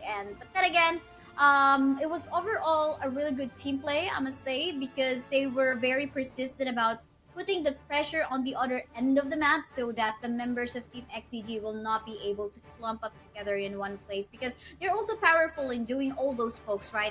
Because of this Xiao Qiao as well as the Matsu as well. And unfortunately, we did not see a very good use of Nuja's ruin incantation. Most of the time he will just die onto the hands of our players from the side of Doom of the Gods. But let's see how this one will go. Do take note that this is a global ban pick mode, so all of the heroes that they have used in here from game 1 and 2 for each team, they cannot use anymore, only within a particular team. So let's see how the draft will go.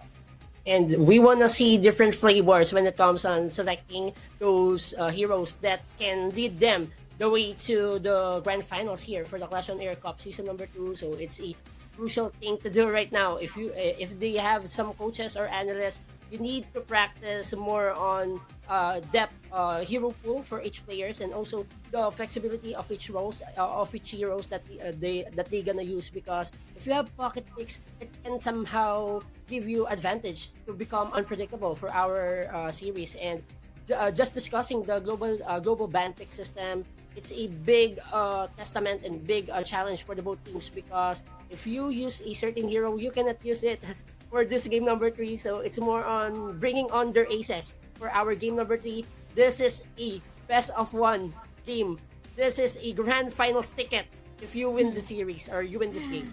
That's so true. It's like, okay, let's go back to reset with the idea of you're not going to be able to make use of the heroes you've used from games 1 and 2. And that is why we can see that Tatsiao and Dolia has actually been banned out by Doom of the Gods against XCG, because XCG hasn't used it from a while ago as of yet. And for sure, there's no need to ban out the Arlie in here, because of both of the teams have made use of that already as well. But for the meantime, Long is a pretty new hero that we have in here, not even 2 weeks young, but we've seen a couple of times Rain the Long making use of his infinite vastness. He can actually just go all in or be able to go back to safety. So in a way, he has a way to actually go for some survivability for himself. And also one of the strengths of Dalung, because he has 4 blades. You know, the Flaming Palm, if you connect that Flaming Palm, it will give you 1 Dragon Soul, and this will equalize to a physical damage as well as a true damage. So that's a great idea, because if you will deal true damage against tank heroes, even though the frontliners coming from the team of Doom of the Gods has high physical damage or high physical defense either, or high magical defense either for this frontliners, but you can penetrate, you can deal damage with those true damages coming from the Loom. That's so true. And now, seeing the Sunbin, actually a favorite. Although, like the Sunbin in Facebook groups, you would usually see, okay, she's kind of being hated because, okay, like what is this? You could have gotten some better roamer in here, like maybe like that of the Leotian. But Sunbin in here, you know, I actually like this particular hero. Definitely, she can give you movement speed. She can actually burst down particular targets with her bombs, and at the same time can give slows against your opponent. So I think for as long as this is used to actually, you know, just either go all in or all out because of the mobility, I think she is definitely worth making use.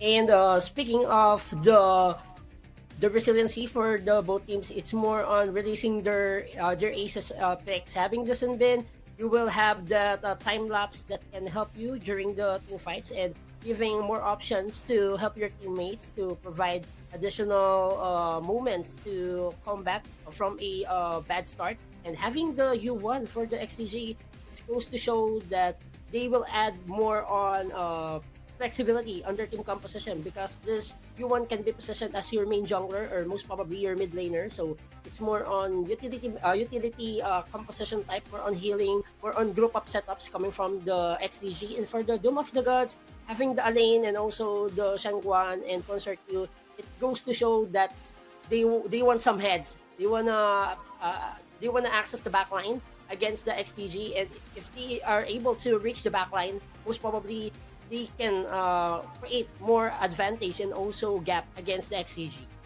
Yeah, that's true. But now looking at the third and fourth pick of Doom of the Gods in here, the Alain and the Pei. With the Pei, definitely you would probably expect faster gank. So most especially when he is in his Tiger form, definitely can rush out towards maybe the Clash Lane and help out kill of the Ata together with the Alain. But Zhuangzi actually being picked in here as the final support, or rather roam pick of Doom of the Gods. We do know that they want to stop out all the CZs, the slows that might come out from the stuns of the U1 as well as the Sunbin. So I like it as a way to counter out CZs, but you know, sometimes I have like, okay, maybe you have to really buy some time for the Zhuangzi to actually give himself, like, you know, the tankiness that he needs to in order to protect the consort here. Because kay Saya, the rumor of Doom of the Gods is more on cleansing and removing all the heavy crowd controls that this Ata can bring, and also this Musashi. So might as well, okay, we will having some purify skills or debuff factor for the team of the OTG, and having the Shangguan with the finishing stroke, he can somehow distribute a great amount of damage against the team of our XTG. But for the XTG, they adding versatility under team composition, positioning Owal as your U1 for the mid lane. It goes to show that you want that healing effects to be evident and confident for their team fight options, and at the same time just to be aggressive because of the unlimited slashes coming from the Musashi. He can knock up you and most probably just can cancel those disengagement factor that the OTG wants to do against XCG. Oh, look at that. I mean, Long just bullying out the consortium down bottom part of the map. He didn't even have the ultimate available as of yet. Just a Flaming Palm as well as the downpour being utilized to put down the life of that consortium. So, I mean, without the support coming from the Zhuangzi, just leaving alone the consortium, it's going to be a little bit scary. For the meantime in here, an attempt coming from Owal to actually go for a vision, but he is actually super low in here, getting poked out by the human form of our Pei. Will still be able to survive though. And yeah, everyone's just go back to success. So it's still an equal footing for both of the teams.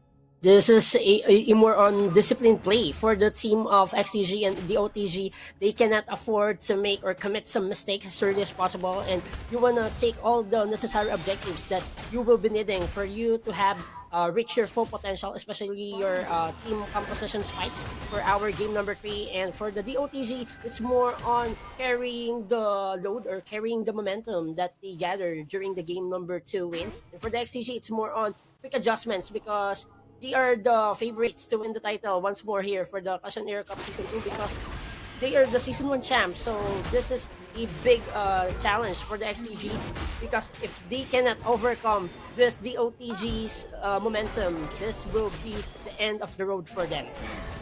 That's so true. You of course you would want the 2-hit win, but let's see about that because this is very risky. It is a test of one once more.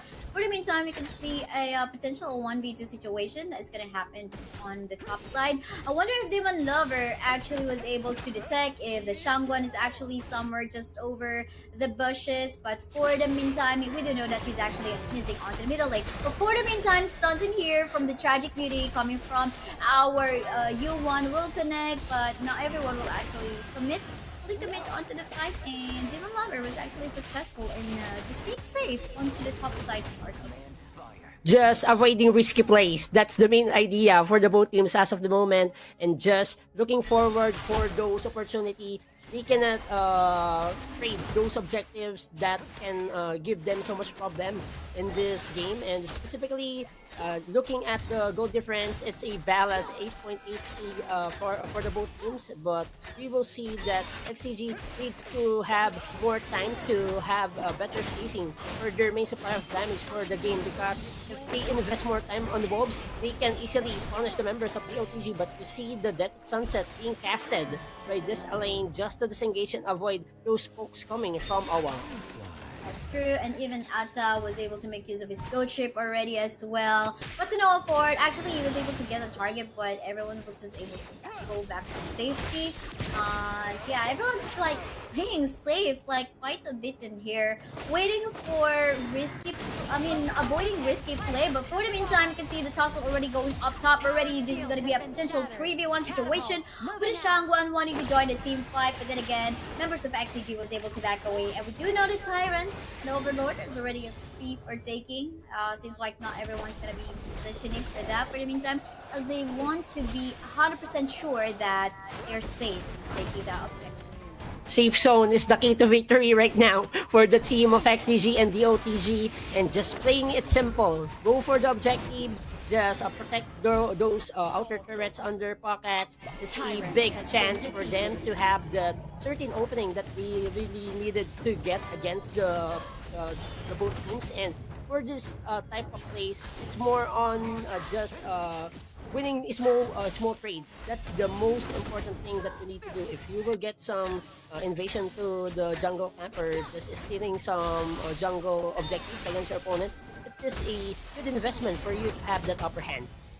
So true. Unfortunately, we just did not see the attempt coming from the OTG on going for a steal onto the Tyrant from a while ago, but we did see that Ayana Koji was able to actually secure that. But a bush fight, a surprise attack coming from the side of XDG in here, killing off the Consortium, but for the meantime, they're going to be continuing onto the team fight. A chase is in here. Look at that damage coming from the long, but we think the slow coming in from the Sunbin as well. And up top, we can see Demon Lover actually getting ganked by 2 members, Faye as well as the Alain onto the top side. He will fall down, and seems like DOTG will be able to go for the tower take up top. Let's see if members of XTG though will actually be able to go for the mid objective. Unfortunately, no, because it is well guarded by the Zhuangzi as well as I can't see who that is, but that is a lane.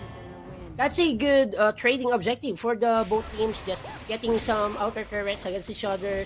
It's more on creating macro objectives and securing this. Oh, Overlord still coming from all the way. What is you want? Oh, he did not even have a smite. It was just all out some, tragic beauty and mournful tempo. But for the meantime, the pokes here and there into the middle lane. But yeah, that was like, okay, that was very surprising. Oh my god, what a steal for the team of our XDG. Just having no smite, no problem for this owl from the U1. And these objectives or those trades, that's a really cautious moments from the DOTG, because you can't afford to give away those important objectives, because it will help your opponent to have some push through, especially on having that additional manpower to push the lanes against the team of XCG. And one of the good things that the OTG doing this game number 3 is more on being the momentum setter, even though that the XTG is very cautious and very careful, but at the same time they're matching their tempo and not overextending or not over responding on the actions of the XTG. That's true. But there's now actually like the vanguards coming from the hands of XDG, so they have at least the source of like pressure, just a little bit of pressure. At least these vanguards are a bit tankier in comparison to the cannons or the ballista at this 7-minute game time, so it will help them give a little pressure. But I think they also have to think of a way for the consortium in here to be able to go for the free hit. We have yet to see Shang Guan go for the finishing stroke, because I think we haven't seen that as of yet. And especially just discussing the potential damage output that Thanatos can bring with the finishing stroke. I think it's more on the high precision, high connection of this finishing stroke must be conducted by this Shangguan, and specifically the vaulting shot needs to connect well for this concert too. If he connects the vaulting shot at the right place at the right time, it can give the OTG great upper hand during the team fights, just covering the HP bars from the team of our XCG, but XCG having the healing effect coming from Owl. That's his main job right now. Go for the OP strategy, the ultimate bonding experience, and just be a utility that can help, can heal, can give so much on the table for the XCG mid leader. Caught in the bush in here. I'm not sure if Zhuangzi will be able to survive. Fortunately, he has that innate nature's will, able to survive all of the CCs. But I love the pressure that the lane is actually doing up top. And in here with the pressure, really good flow minion waves. We can see, however, the Tyrant will be secured by XDG on that one. They do have the chain lightning buff, so it's time for TOQ definitely to back away. But you look at that, despite the pressure coming from the lane up top, I mean, they weren't successful in, fully committing onto the team fight, because again, the chain lightning buff is onto the hands of XDG right now. And that's a big problem, because it will add some firepower and minion clearing for the team of our XTG to gather or gain that buff coming from the enhanced Tyrant that they get during this minute timer. But you will see this is a total rapture. Take down the outer turret onto the mid lane, and it will expose the Azure Golem and Crimson Golem against the DOTG. So that's a bad sign for the DOTG, because exposing your Azure Golem and Crimson Golem, that's a shot call for the team of XTG to invade and just to own the jungle camp of the DOTG. That was very fast. It's like just they stepped under the tower of outer tower of DOTG into the mid, and then it's gone. because of the damage coming after long as well. But yeah, for the meantime, this is a really big position for XDG to, you know, they can decide on whether they want to take the Tyrant, but it seems like they're gonna go for the Shadow Tyrant this time before the Chain Lightning buff they want. And after that, they can actually even still try to go for a chase. In here, Atta is actually already walking towards that. I wonder if there will be an attempt for a steal, because he's trying to disrupt that. Unfortunately not. K will still be able to secure that for themselves, and at least it's a 1-for-1 exchange in terms of objective. And for the both teams, it's more on playing with calmness. They are playing a high precision ball game that they cannot react or just overvaluing the possible threats and the pros and cons for the both teams. And seeing the low kill scoreline, it's more on focusing on the objectives, just securing some jungle resources at second away against your opponent. But you will see the damage coming from this Wolves, just releasing his blades at the right place at the right time. That's so true. I mean, the long is super scary. Coming with this follow the base stop, but for the meantime, Yuan will actually already fall down. Atta already made use of the ghost ship, but then again, everyone else will just back away because they will still want to respect the damage that the consortium can actually do. But then again, you know what? I mean, at this 11-minute game time, I'm still hungry for wanting to see a finishing stroke, man. Yeah, exactly. I want to see the great connection of the finishing stroke, because in this entire ball game, kay Saya, I think the finishing stroke does not connect anyone from the XDG, but you will see the ghost ship coming from this Atta, just creating some openings for the team of the OTG, and you will see the bolting shots coming from the Concert Q, but he will be fall down with the double kill coming from the Deadly Swords, coming from our Wolves, but Wolves will be the trade for the team of our XDG, and that is a 4-2 exchange in favor for the XDG. Died from the time bomb. This lane is from the hands of the Sunbeam. That's actually one of the most annoying. Like, oh, I want to survive. I survive, but then again, you catch a time bomb coming from the Sunbeam. That's super annoying. I mean, this is why we love. I mean, we see a Sunbeam in competitive plays like this. And then again, I thought I just saw an attempt coming from Thanatos for wanting to make use of the finishing stroke, but then again, I think he made use of that to retreat, rather than to actually engage. So unfortunately, there's no, finishing stroke against like 4 or 5 opponents as of yet from the side of the OTG.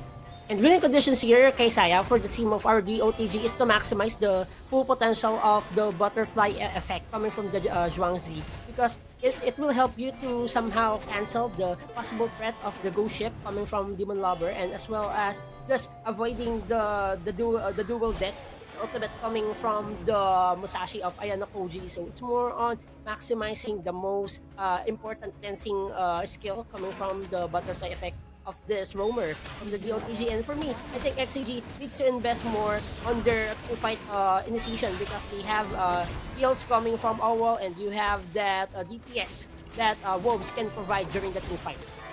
Pretty much. But a pressure is already present onto the bottom lane part of the map. Everyone's just waiting for a pick off, to be honest. Seems like XDG wants that pick off to happen first. Same as for DOTG. Despite XDG having this 1k gold right now, they still, I mean, it's just 1k. This is something that DOTG can still create, like they can still create a miracle out of this one, because just one mistake coming from XDG, like let's say potentially taking down Wolves, our long player on XDG side, it can turn the tables around. So I think that's the reason why XDG in here just waiting for the right time to actually pick up the target.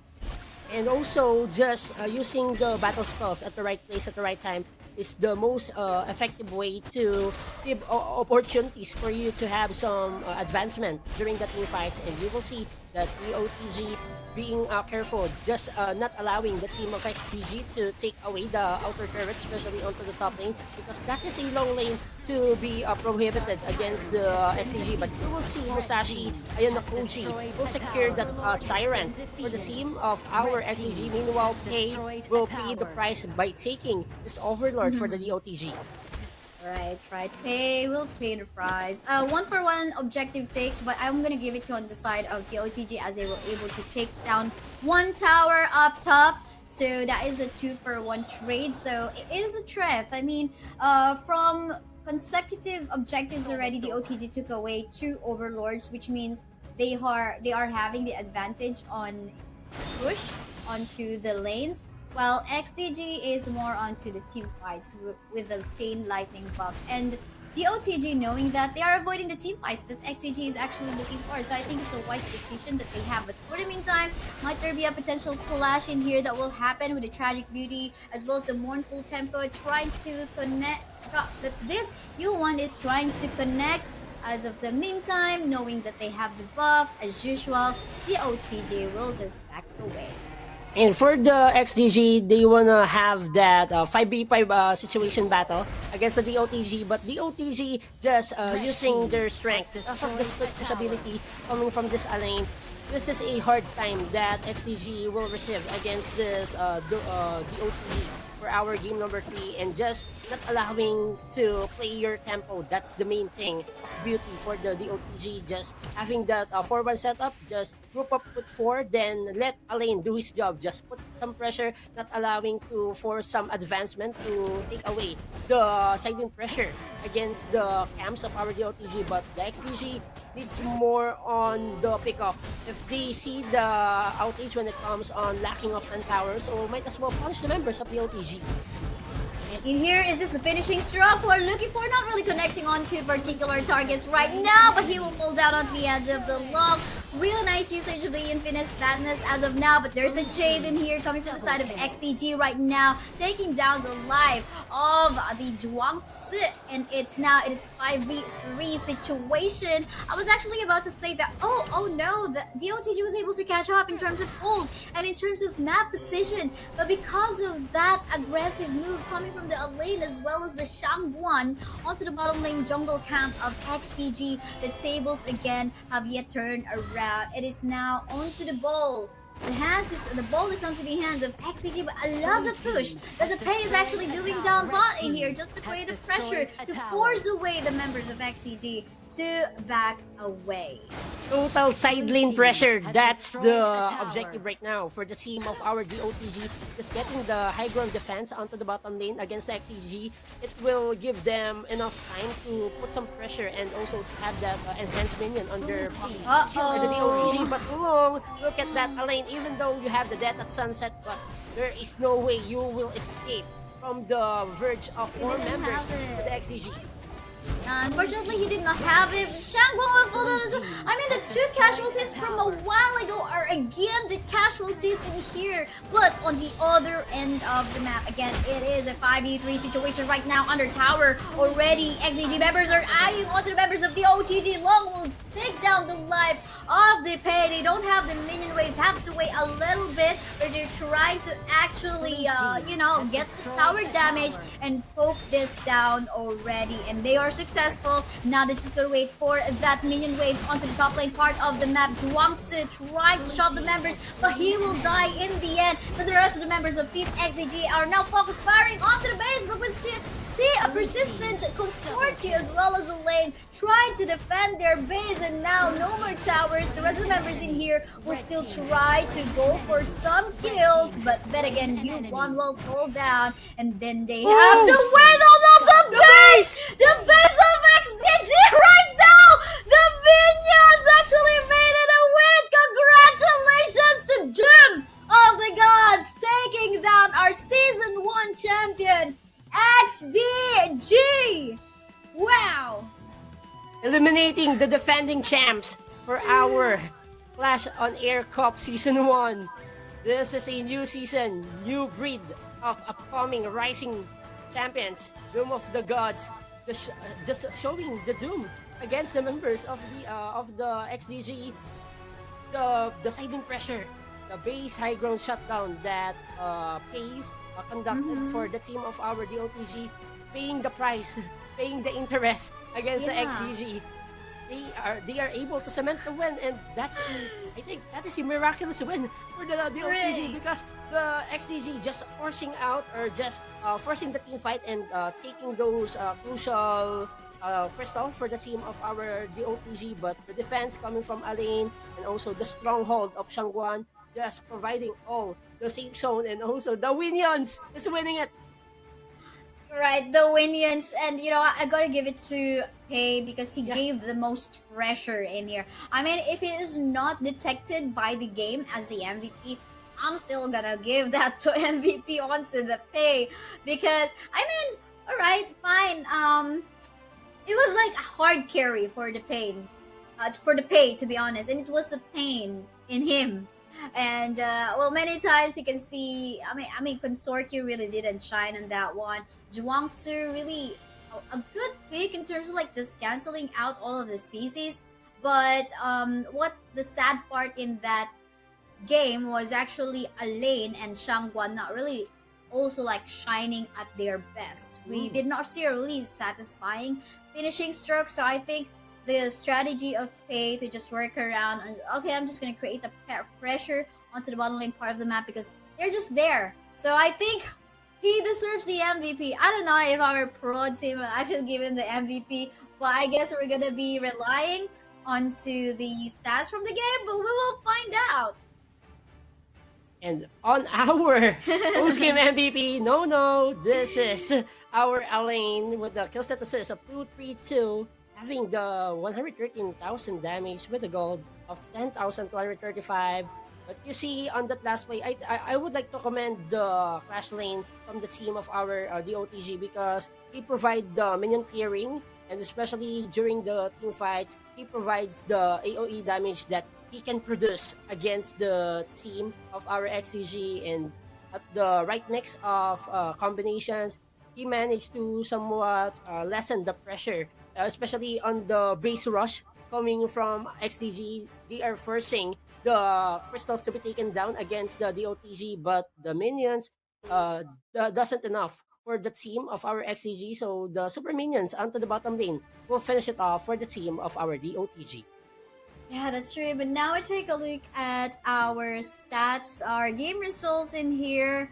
It's not really a lovely KDA that we can see in here on the side of DOTG, but it's more like the strategy that they have to do. But we did see how Wolves was actually like giving that hurt a lot.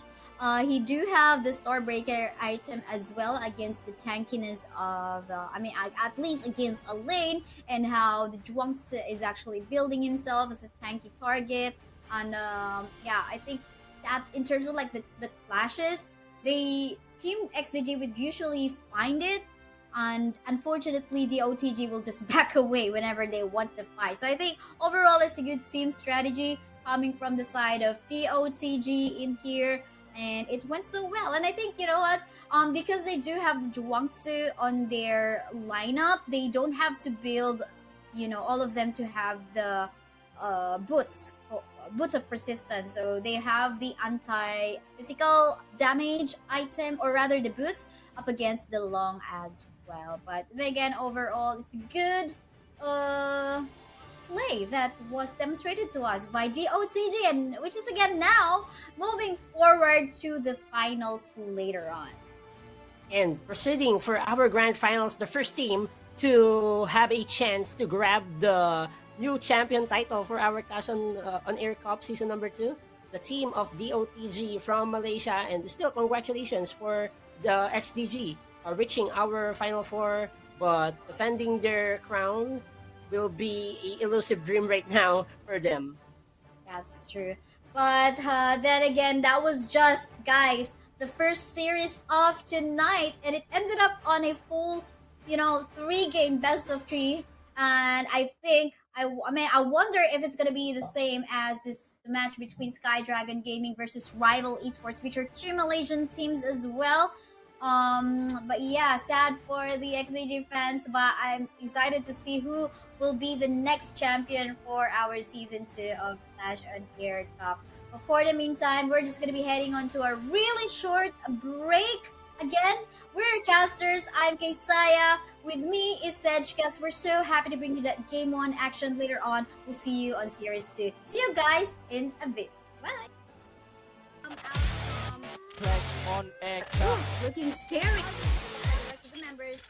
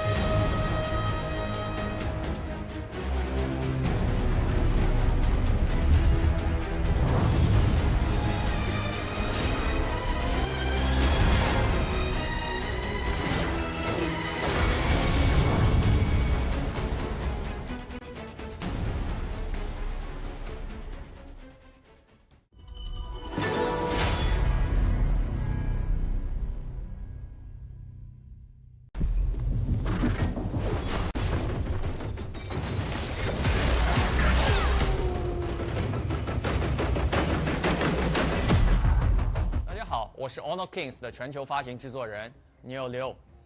今天我有一个激动人心的消息要分享。随着近期的发布 ，Honor of Kings 现已向土耳其、中东、北非、东欧、中亚和南亚的玩家开放。这意味着全世界更多的 MOBA 爱好者现在可以享受 Honor of Kings 带来的迷人手游 MOBA 体验。自2015年推出以来 ，Honor of Kings 不仅是最早的手机 MOBA 之一，还有全球最大的玩家基数。随着我们将 Honor of Kings 扩展到全球更多的区域，我们致力于不断提升所有玩家的手机 MOBA 体验。在这次发布中，我们将建立区域本地的服务器，以确保玩家享受流畅稳定的高质量游戏表现。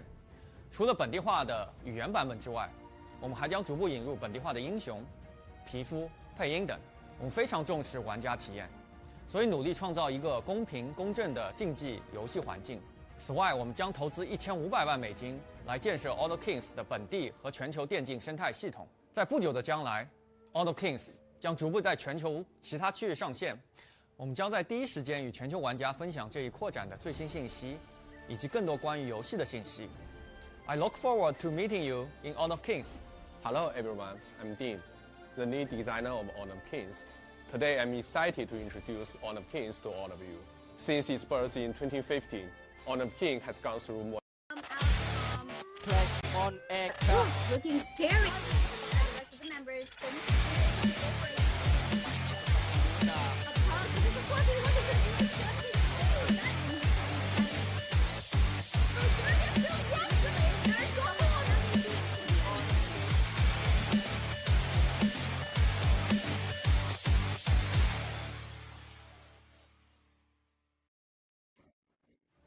And we are back here for our Clash on Air Cup Season number 2 after a heated and miraculous win coming from the OTG against XDG. They will be proceeding for our grand finals here. And for our next series, we have SDG against the team of Rival Esports. Who's gonna make the grand finals team for our Clash on Air Cup to complete our final battle?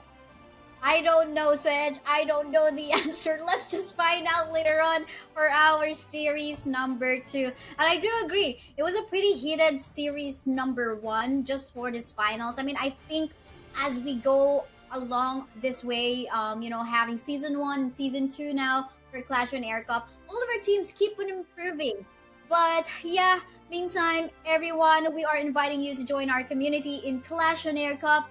You can just scan this QR code down below for you to get redirected on our Discord. So from there, you can actually, look for scrimmates or look for playmates in the ranked games, or maybe, you can queue or look for teammates in pick rank. But definitely, it's where you can connect with fellow HOK players. So you potentially can find me and Sedge in there, and maybe you can tag us if you want to also play with us. And also, please do follow, and share the page of Clash on Air Cup. For our Facebook, we have our TikTok account, Clash on Air Cup, and we have a YouTube channel as well. So please subscribe and follow for you to have more information about the upcoming tournaments here for Clash on Air Cup. That's true. So you mentioned our platforms already. We're actually live in all those platforms, and we are multi-streaming with the main broadcast of the Bahasa Malaysian language as well. So TikTok, YouTube, and Facebook, that's where you can all find us. But then again, I think we are ready to move forward to the match between Sky Dragon Gaming versus Rival Esports. We head into the drafting phase. Both Malaysian teams, I wonder what it's gonna be like.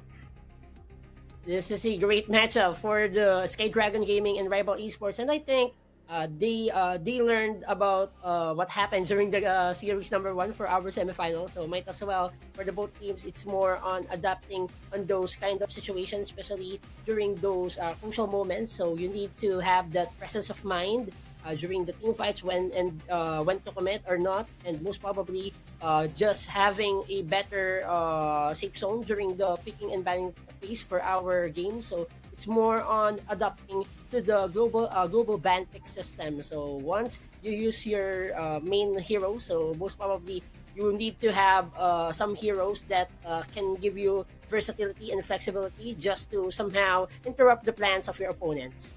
That's true, Lady Jen. However, in here will be banned already, despite the adjustments from her from patch update July 11th, wherein her early game damage has been improved but reduced on the late game. Well, anyway, how often you would want to be in the late game, right? Like we rarely would see instances wherein we go past 20-minute game time. Yeah. Usually. So I think it's best to avoid Lady Jen to get outpoked in the early. But for the meantime, we can see that the early is still open for both of the teams. I wonder what's going to be the second pick in here for rival esports. Seems like they're going to be securing. Anyway, I mean, they have the long in here for SDG anyway. So I think they can leave that to last the early if they would want to.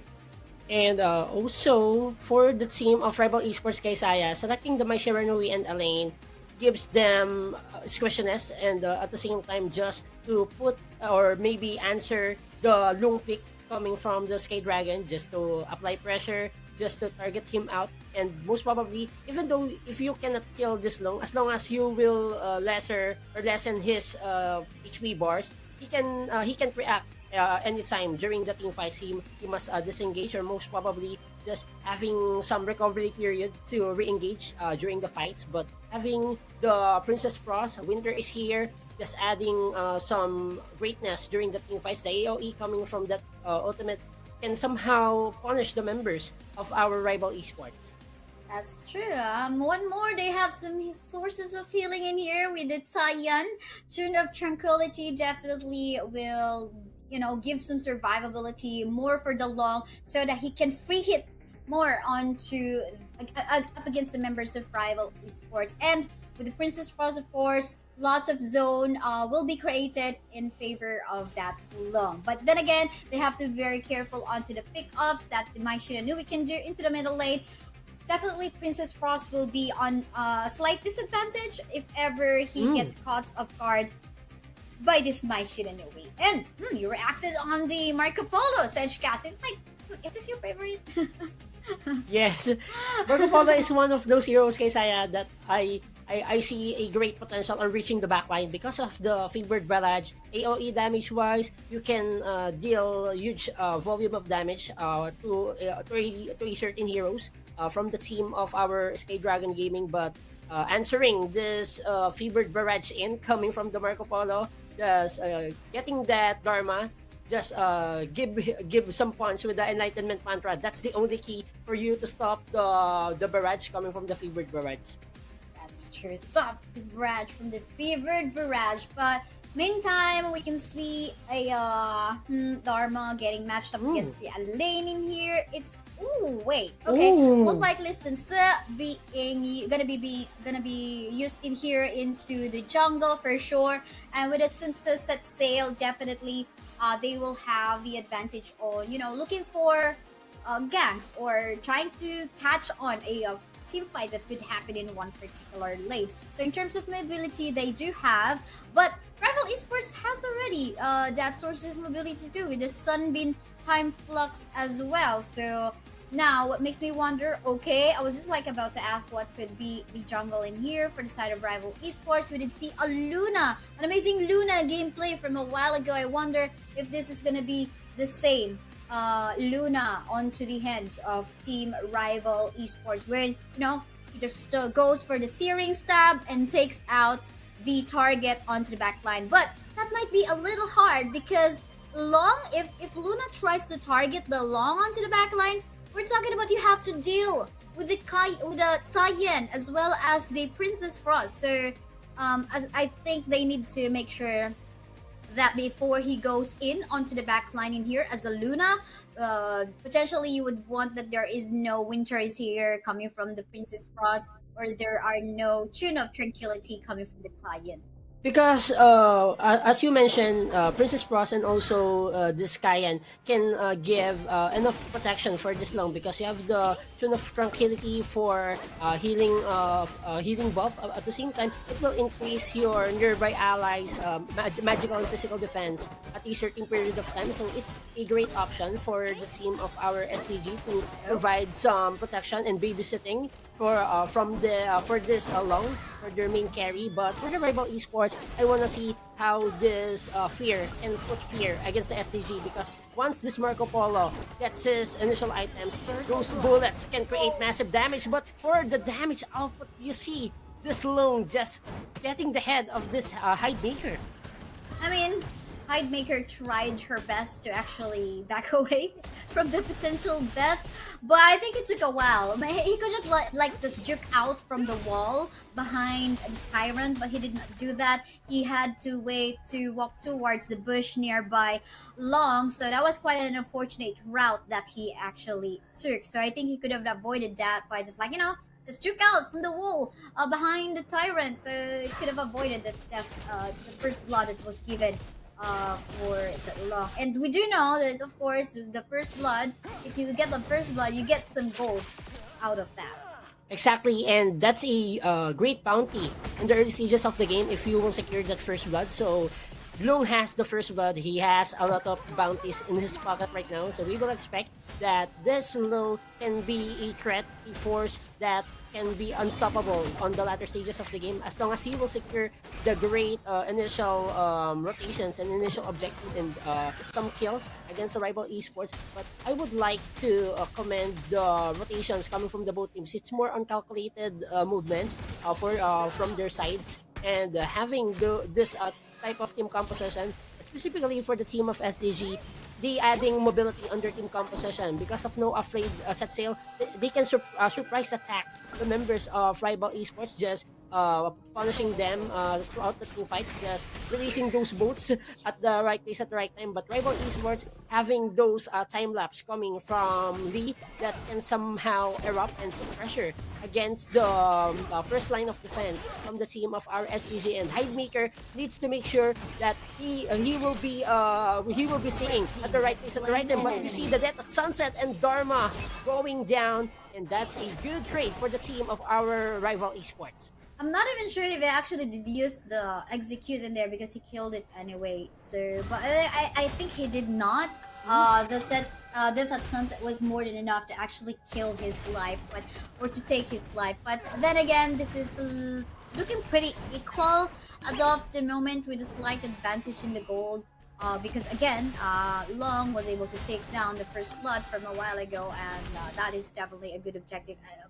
Of course, you gave it to your farm laner, one of your main carries in this particular draft. But for the meantime, 24 seconds, the Tyrant will go up. So as is the Overlord, we might be able to see a potential, advantage already in one particular team, whoever will actually flip the coin on that objective. But it is looking good so far in terms of the damage output that Long might be having in comparison to what the Marco Polo, because Marco Polo, you have to wait a little bit later for him to become super effective. But for the meantime, in here onto the bush, we can see the members of Team Rival Esports waiting for the perfect target. Unfortunately, they don't have the CC lock, so they really won't be able to get a particular target in the fight. And it seems like they're gonna be giving this away. We can see Luna actually have stolen the red buff in there, so as is the Tyrant.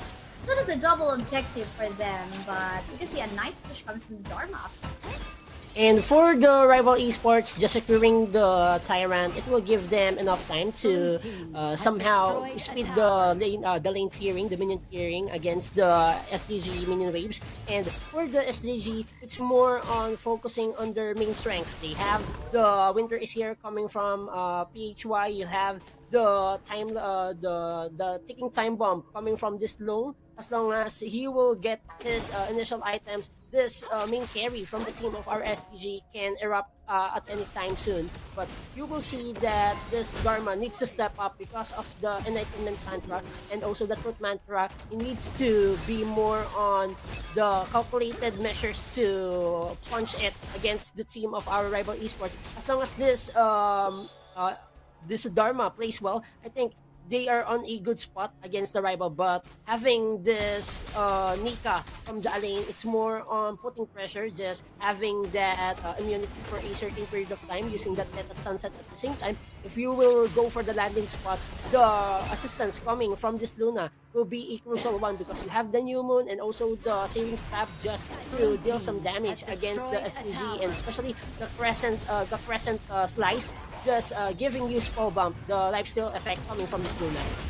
It's so true, but for the meantime, let's take a look at the team fight that's happening onto the middle lane right now. Luna will fall down. That was a really nice, but the Death at Sunset has been used, not really being able to target a particular member from the side of SDG. They will just fall back a little bit. Really nice flow of minion waves, but look at the Winter is here after they're targeting a couple of members to the side of RBL, and Loom is not yet even done as it will take one more member down. Now we can see it here. Marco Polo is all alone, but will fall down indeed. That is almost a wipeout from the hands of Team SDG, and now they are able to go for some invades onto the jungle camps of RBL just to stop them from further growing. What a play coming from the SDG, just using that skill layering coming from their AoE damage dealers. The Winter is here. It's the main ingredient for them to capture multiple members against the rival esports. And this Lung with the infinite vastness, that's a massacre that you cannot avoid if you use that, because it's more on initiating or maybe a safe zone for just to use this ultimate coming from this Lung. At the same time, the DPS, the damage per second was too vital for their offense as well. But rival esports has more time to somehow realize their trading system. They need to trade more of macro objectives against the SDG for them to bounce back for our game number 1. But seeing another damage output, and Mai Shiranui going down as well with the Winter is here. The coldness after the storm, that is the feeling right now for the team of our rival. And also the infinite vastness. Oh, massacre once more coming from this Low. Wow, oh my goodness. You know what? I'm so even more amazed with the animation that is in there with the Long when it is in dragon form. So it's just so amazing. But yeah, we see from that fight, RVL members, actually 2 of them was actually wanting to go on a flank onto the back line of SDG. But despite them doing that, you know, it was actually them who fell down. I mean, the damage was just so much. At this point in time, to be honest, I don't think that rivals should be actually fighting SDG. They should be avoiding SDG, because SDG definitely has a lot of gold, has a lot of item and experience in comparison to what they currently has. I think they have to get inspired on what Doom Esports, Doom of the Gods was able to do against XDG from the previous series, where okay, SDG is looking for team fight. Yeah, we don't give them that. I think that is what RBL should be looking to do right now. And they cannot fight against SDG right now because of lack of damage and lack of sustainability on their side. So might as well just wait for their time bomb timers. Just invest more time on protecting their main supplier of damage. And just like that, Mai Shiranui, Hidemaker, just hiding on the base. The recall timers or the respawn timers will be 24 seconds. All 4 grabs for the team of our SDG. They are trying to find once more or to fight this one to take the high ground turret onto the middle lane against the rival esports, but the defense is on. They are trying to defend their high ground turret, but I don't think so. SDG will secure the middle lane high ground turret. Wow, that was very fast. Definitely RVL is having a tough time on how they can actually go for that avoidance. But as what I see, it's either the lane or Luna can actually go for that, you know, split push war. Just to pressure the members of SCG on, okay? You're looking for team fights, we're not going to give you that. So I think a lane, or they can decide whether it's a lane or Luna who can actually go for that split push from this particular instance. And I wanna put emphasis kay Saya on the initiation prowess of this SDG team. They have a lot of initiating heroes just like that. Another kill coming from this Dharma, just shutting down Hidemaker. You cannot hide and you cannot run from this deadly punches coming from the Dharma, and the outer turret onto the bottom lane will be shot down with the team of SDG. They are looking for more with the set sail. I don't think so. They will try to force it out because this is a crucial one for the rival, for them to have a better defense under high ground base turret. That's so true, but for the meantime, that's been used. That has been used again just to back away.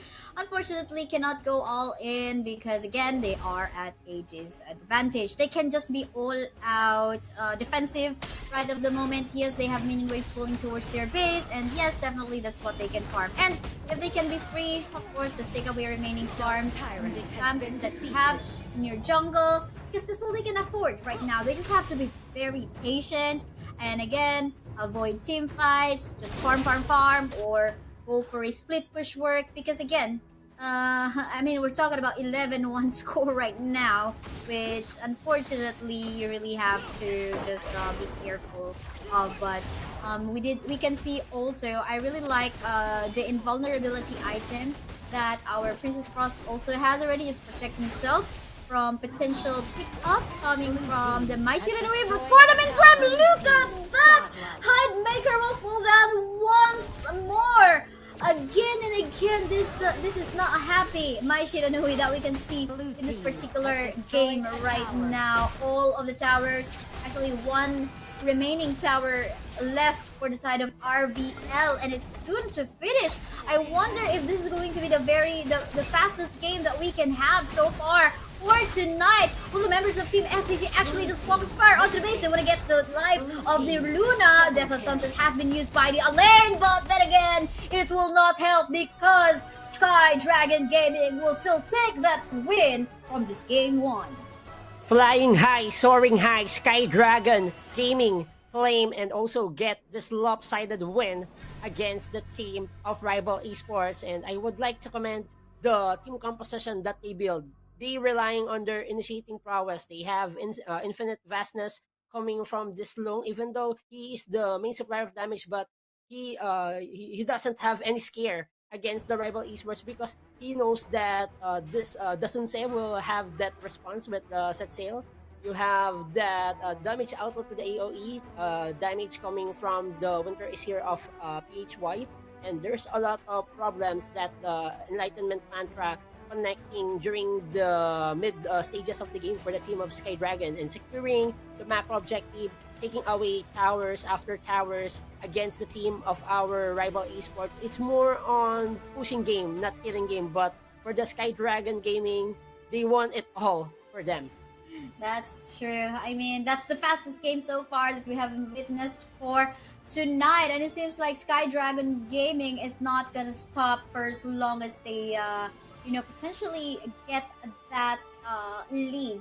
Actually, I would say that the lead that they got was mostly because of the mistakes that Rival Esports have done from the previous game. But let's take a look at the MVP from that game before we further discuss what has actually happened. It is gonna be Long Lu Chen Jushi Wushang with a score of 604, damage of 57.1k, and gold of 9.7k. But you know what? With the damage, it seems like it's small because primarily the game was fast, right? But definitely he did a lot of showing from that game. Discussing this hero though, his strength is more on the late game stage, but he has a great early game. He scaled up well during the mid game of the game number 1, and also just using the full potential of the infinite vastness, just dealing so much damage against those fragile and tanky heroes coming from the team of Rival Esports, creating big wins for their game number 1 here for the semifinals. And seeing the itemization, it's more on for this long, just giving some problems on those squishy heroes. With the Axe of Torment, it will enable to somehow give problems on those squishy heroes. Against the Rival heroes, you have the Starbreaker for additional physical penetration, just avoiding the high defense that Rival Esports has on their front line. At the same time, just having the critical chance boost coming from the Eternity Blade, just giving you a huge chance to somehow hurt the members of Rival Esports. And seeing the team fight and also the damage output dealt coming from this long, it goes to show that he is the protagonist for the team of our STG during the game number 1. That's true. But I'm super sad about the KDA of Hidemaker. There's zero. I mean, this is not something you want to flex, right? Like over your social medias and all that. But he was deeply punished by the members of Team SDG in there, starting off with Long, who actually got the first blood up from him. So yeah, it's not a happy Hidemaker. From that one, definitely he has to hide. But I guess he can make a comeback, maybe from our game 2, because anyway, this is a best of 3 series for our semi-finals round. So, and again, this is a global ban pick, so you won't see any more Long from the hands of SDG. Maybe it is something that RVL can actually take it for themselves. And for this day, I wanna put emphasis this Long selected once during the first series of our Clash on Air Cup Season 1, and it's a bad sign because the team that used that lost. But this time for our second semifinals here for the Clash on Air Cup Season 2, it goes to show the importance of the Long because, you know, as long as you will be able to protect and also provide all the spaces in the world for this main support of damage, he is a new hero for this patch notes. So I guess he is a little bit too OP, overpowered for me in the early stages of the game, and as long as he hit his stride during the early game, he can destruct anyone. Even though you are too tanky, you have high physical defense, you have high magical defense. It's a no. That's a no-brainer. Long can prolong the winning conditions here for our tournament. I love that. Long can prolong the winning conditions. I love what you did that, Sedge. But yeah, let's move forward to our second game between Sky Dragon Gaming versus Rival Esports. Again, this is a global ban pick mode, so whichever heroes that each of our teams have made use already from their previous game, they cannot use anymore. So there's no point on banning this out up against them. So, but from the previous game, we did not see any Arlie. So I wonder if there's gonna be Arlie. Oh no, they banned it out right off the bat. So I think I just gonna shut on my mouth from saying that we hope to see an Arlie. But meantime, Dolia is understandable. You don't want the recess to come out on your teammates, most especially if you have those heroes wherein they have the game changer type of skills like that of the Princess Frost or maybe even the Kaiser, which can go invincible all out. And banning the Dolia for the Sky Dragon Gaming Kaisaya, it goes to show that for the previous game, they managed to prioritize the mid lane and also the roaming heroes to be cancelled out because I think Sky Dragon relying on their backline damage and also backline safe zone. So they wanna address those heroes that can easily interrupt their plans, especially on giving those protection for their main carry. So banning the Dolia, it's more on just avoiding the threat against your side. So also this is a respect ban. I think the Sky Dragon Gaming respecting the potential of the Long, so might as well, okay, you banned the Arlie, so we will not give the Long to the team of our rival esports.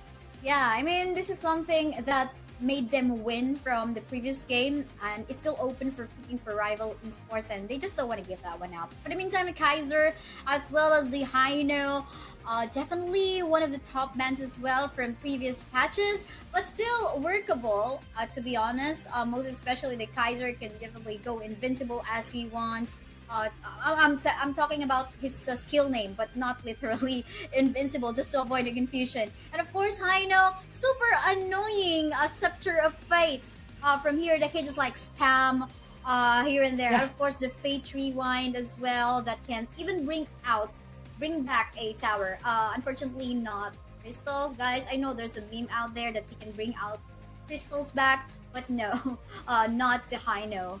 It's not part of the Haino skill.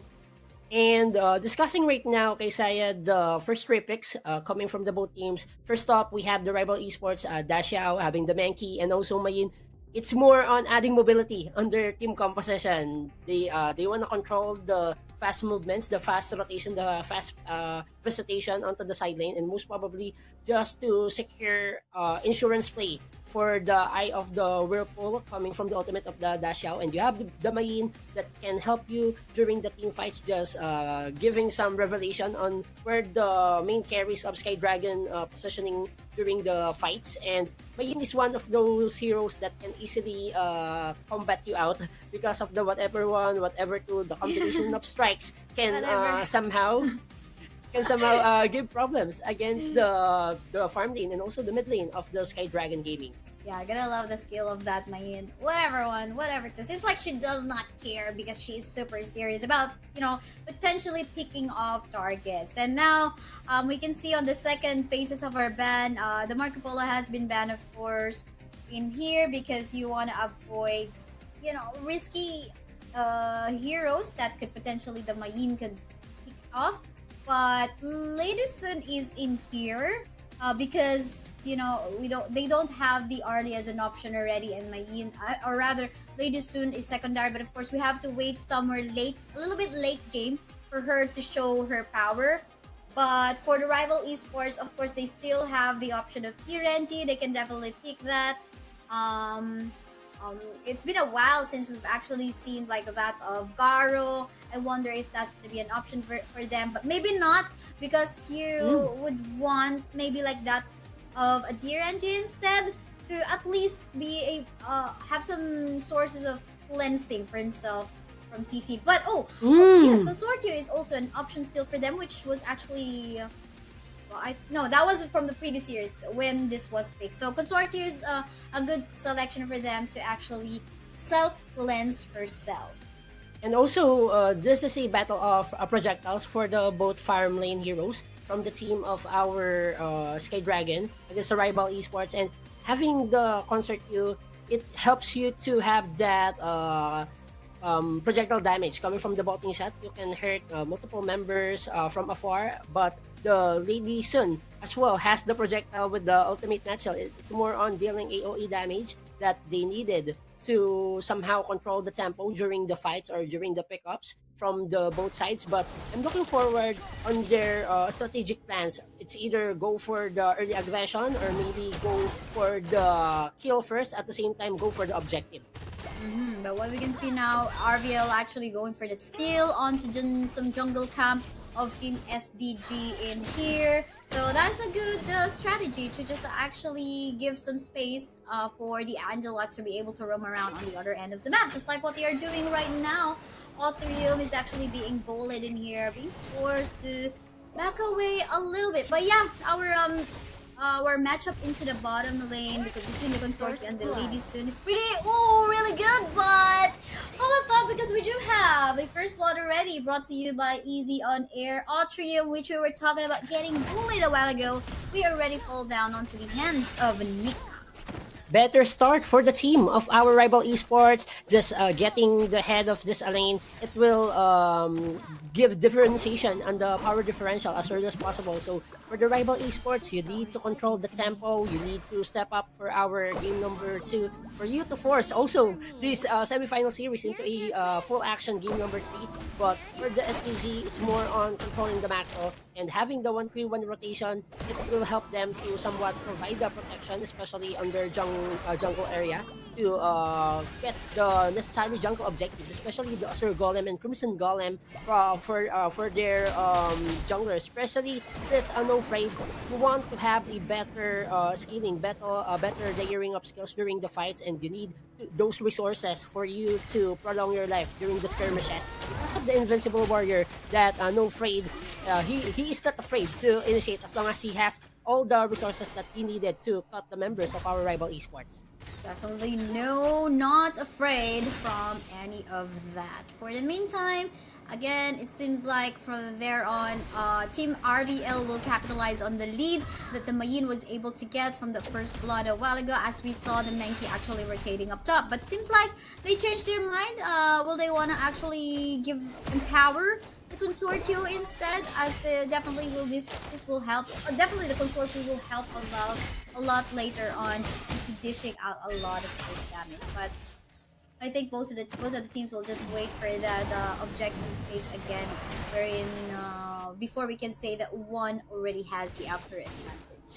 And for the both teams, it's more on controlling the smaller camps, the river monsters, and securing those jungle objective for them to have that upper hand against each other. And seeing the goal difference, it's a 100 to 200 goal lead in the hands of SGD. Even though that the team of Rival Esports get the first blood, but you see the bounty belongs to the SDG because of the macro play that they place.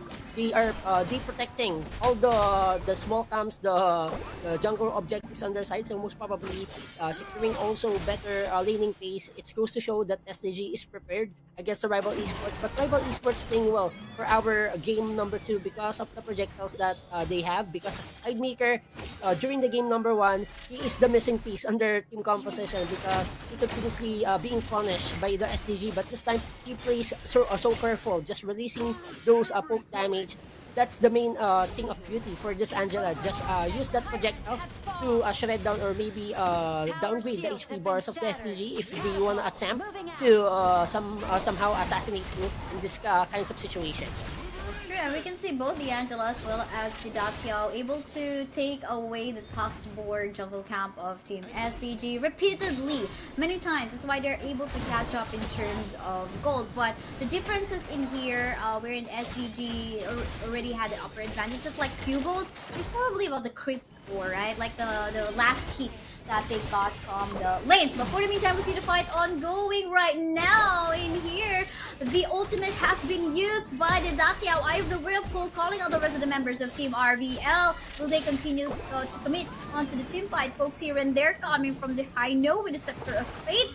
But everyone else will just back away. They will not fully commit onto the fight.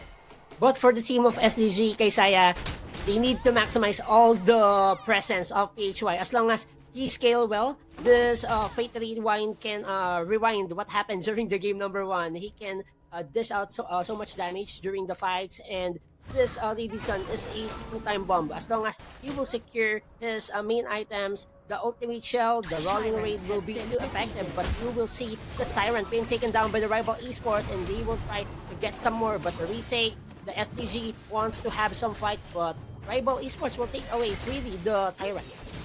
Well, Menki is quite tanky, so he will survive that despite being super low on HP already right after taking the Tyrant. And I guess, as they said already, okay, they have the Chain Lightning buff, so might as well just avoid them because the damage coming from the Angela as well as the Daxia is going to hurt even further if we fully commit onto the fight. For the meantime, seems like they are transcending or rotating towards top side, but no, actually Angela's just waiting for a target, just giving some vision for his teammates before they want to make some play.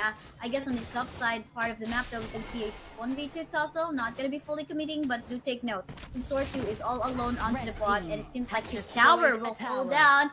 At least it's just that and not to the cost of his life. But the rest of the members of Team RVL actually going for a push onto the top side.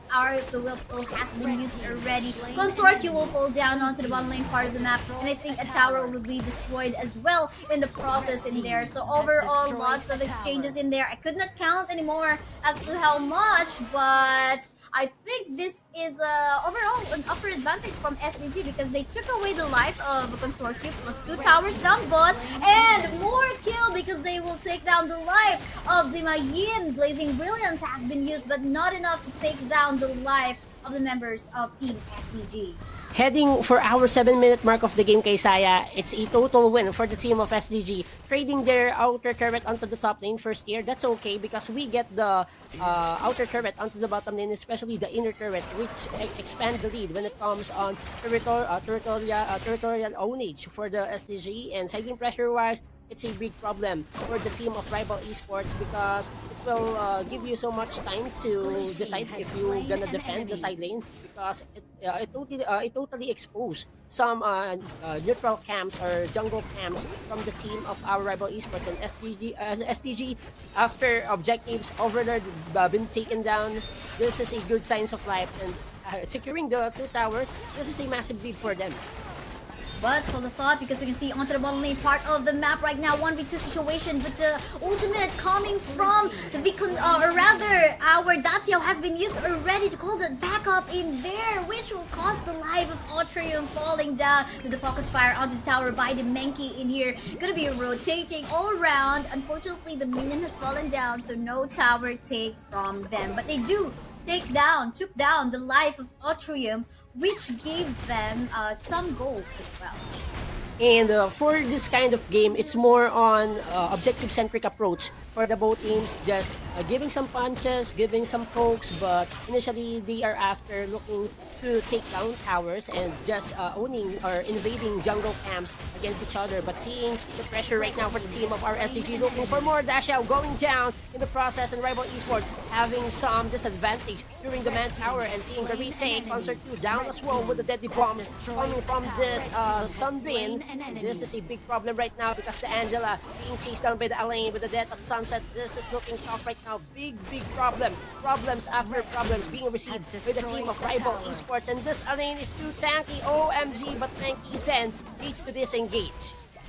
OMG, indeed, but look at this very clean tower takes coming from SDG. They're using it in a way wherein, okay, PHY onto this high note is just like poking a lot of members of RVL with Scepter of Fate. But for the meantime, let's take a look at this castle ongoing right now. So, but yeah, going back, is like mostly the one actually going for the creation of space in such a way that the Lady Soon will be able to go for the free hit on the tower. Usually, we would see a Haino just being beside the farm laner, but this one is a very overly confident PHY, and it's not really a bad thing. Usually, as a mid laner, you will be, on the risky plays. You would go for risky plays in order for your farm laners and other carries create their play. So I think I'll really love what PHY is actually showing onto us. And I would like to commend the right usage of the Fate Rewind because it gives you crowd control immunity at the same time, just to burn some resources, especially ultimate skills coming from the Rival Esports. So SDG maximizing all the wins and also the advantages that they gained for our game number 2, and seeing the 5-3 kill scoreline, it's a different story right now because during the early game, it's more on when it comes on the kills difference. It is favorable for the team of our Rival Esports, but right now, SDG just pushing the red bottom right now. Just call the ambulance 911 because we will take away the high ground turrets.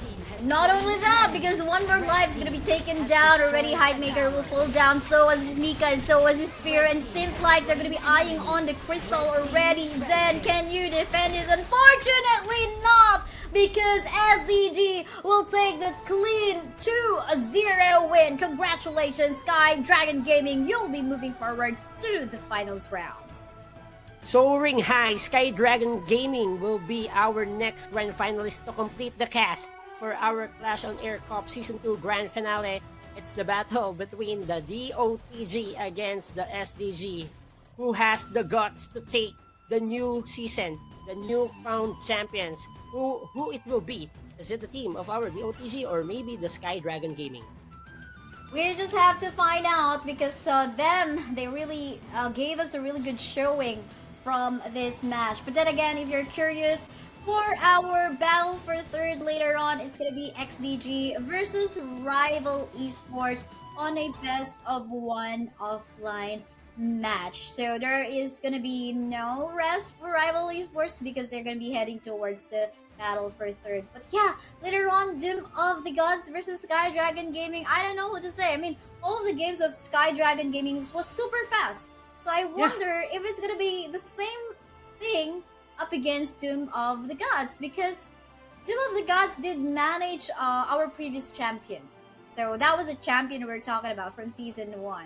So I wonder if it's going to be a fast game as well, just like how SDG did it against Rival Esports, or will Doom of the Gods finish it off against Sky Dragon Gaming, because we're talking about them being able to defeat a defending champion.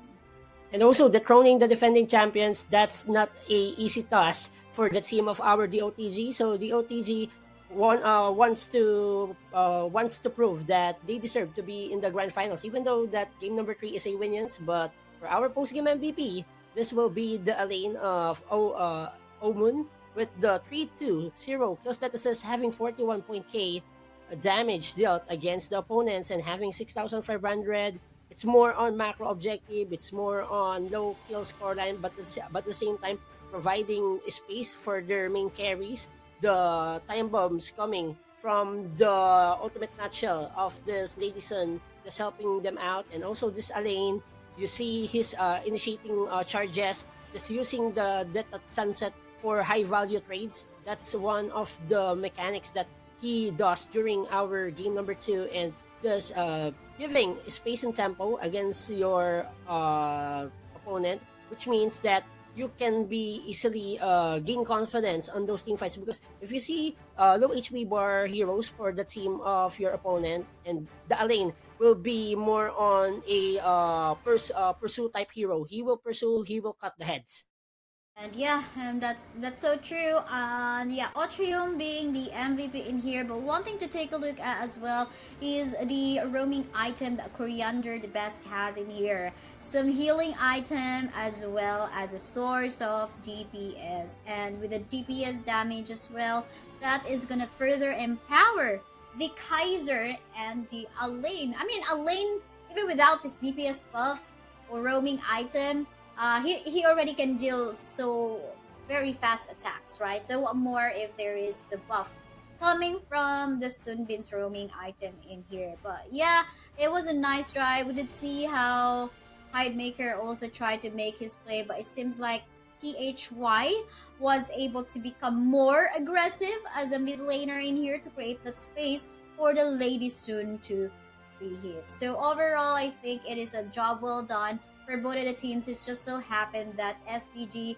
is much more prepared or more synergized on how are they gonna make their play. And the stage is set for our grand finals, Kaisaya. It's the battle between the Sky Dragon Gaming against the DOTG. So I'm expecting that our grand finals will be a big bang for the viewers for our Clash on Air Cup Season 2. And please do follow, like, share the live for our Facebook gaming stream, which is the Clash on Air Cup. We have TikTok coverage as well with our TikTok channel, and kindly support and subscribe to our YouTube channel, which is the Clash on Air Cup. And we have Bahasa Malaysian stream. So if you want to visit the other stream for this coverage, kindly visit it for our Clash on Air Cup Season 2. And also, kindly scan this QR code to join our community. So please do so. You can meet different players and just have a chit chat and play with the best of the best solo players out there. Solo players, maybe you'll be able to maybe find some scrim mates, or if you want to join a team, definitely you maybe have to just connect, because you know, how will they know if you're there if you don't connect? So yeah, that's me, like Mommy Kaisaya talking. So just like giving some tips. You know, you have to push yourself. Just find a community that you want to be a part of. So yeah, that was it for our 2 semifinals round, 2 best of 3, and later on it's gonna be even more intense because it's going to be a best of 5 match between Doom of the Gods versus SDG. You know what? Sometimes it's confusing because we have XDG and SDG. So I wonder if XDG meant like X Dragon Gaming as well. But yeah, I mean, so much overthinking. Let's just maybe head on to a short break. Once again, we're Surcasters, and I'm Kaisaya. With me is Sedge. We'll be back after 5 minutes. So make sure you guys don't go away. See you guys in a bit. Clash on Air. Looking scary. Members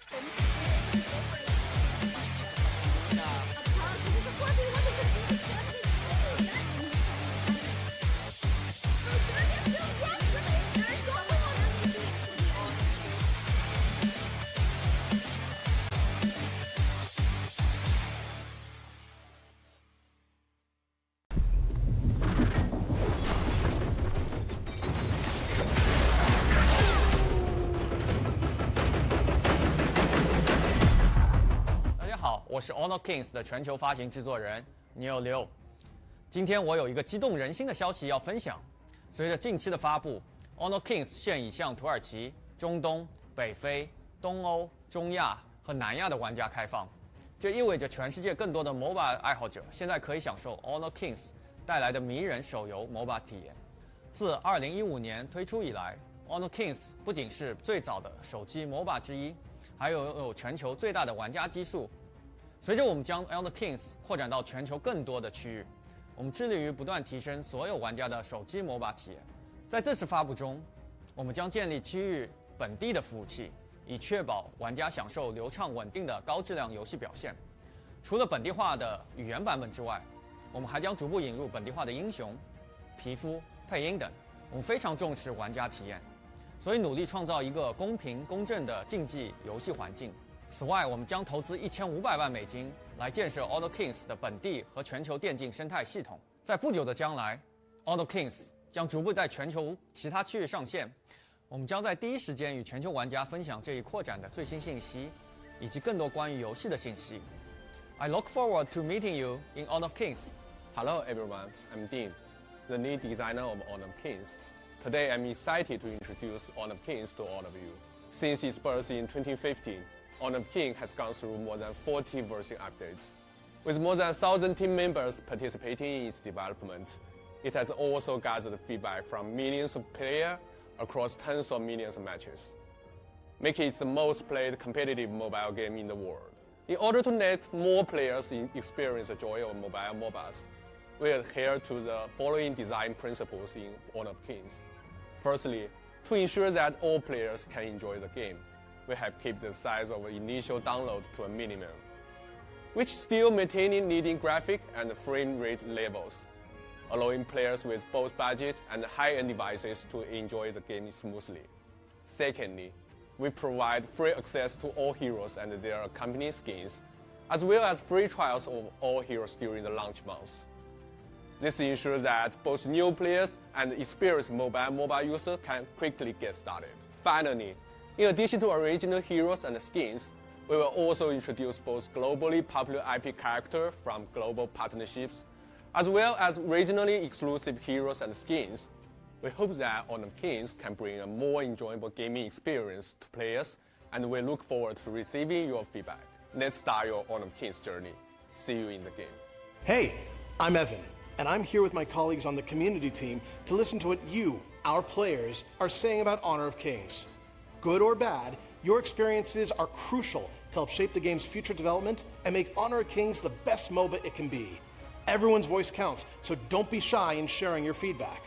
That said, listening alone isn't enough. We also want to engage in constructive, two-way dialogue with our community. To demonstrate this commitment, we've already opened regional social media channels operated by local community managers and will continue to do so in the run-up to Honor of Kings worldwide launch later this year and beyond. Welcome to the Honor of Kings community, each and every one of you.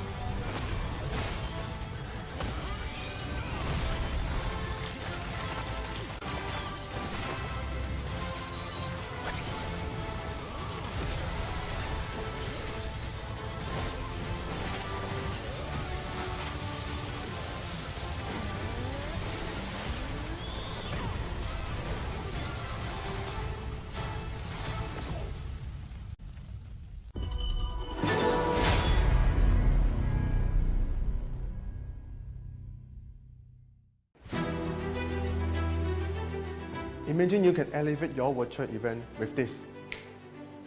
What about this? And this? Hi, I'm Frigo from Easy On Air, your virtual live savior.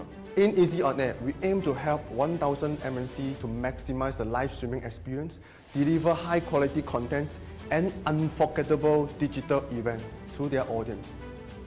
Have you ever had chaotic moments during your virtual event due to technical issues like slow internet connections, low audio and video quality, and you end up with bad reputations and cannot hit your sales target?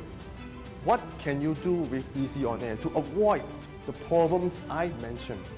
Number one, you can have 100% customizable solutions for delivering exceptional live streaming experience. Number two, provide flawless virtual event flow. And number three, create interactive virtual sections and have fun with your audience. You can leave your contact details here and our live streaming specialist will be in touch with you. So, are you ready?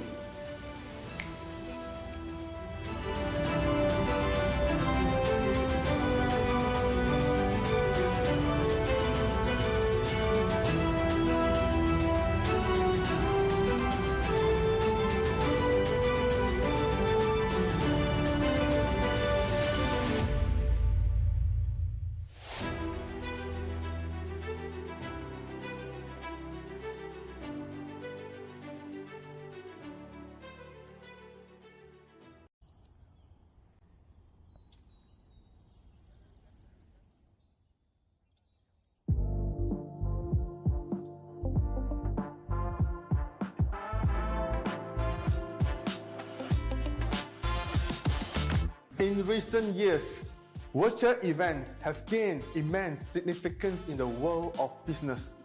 With the ability to connect companies with their customers and stakeholders, regardless of geographic locations, virtual events have become a vital tool for modern businesses to expand their reach and influence. Additionally, virtual events can be more sustainable than a traditional event, as they eliminate the need for attendees to travel, reducing the event's carbon footprint and overall environmental impact. The question is, how can you make your virtual event stand out and capture the attention of your target audience? That's where a 3D virtual set can help. Come, let me show you.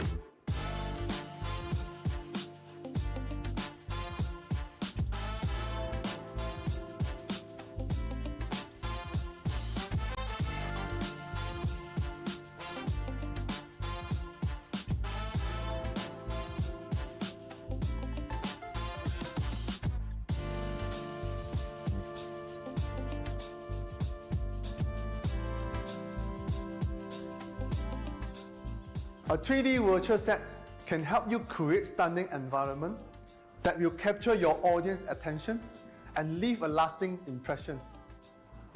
After all, the key to successful event is ensuring that your audience engage with your message and achieve the desired objective. 3D virtual set can reduce costs while still creating an immersive and engaging experience for your audience.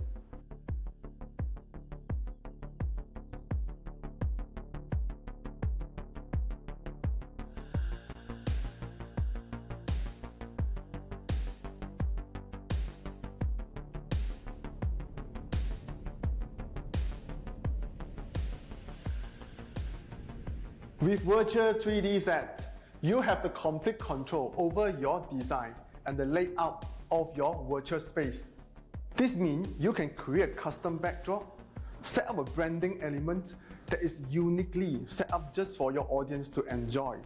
By adding interactive elements and gamifications, you can make your virtual event even more engaging and memorable.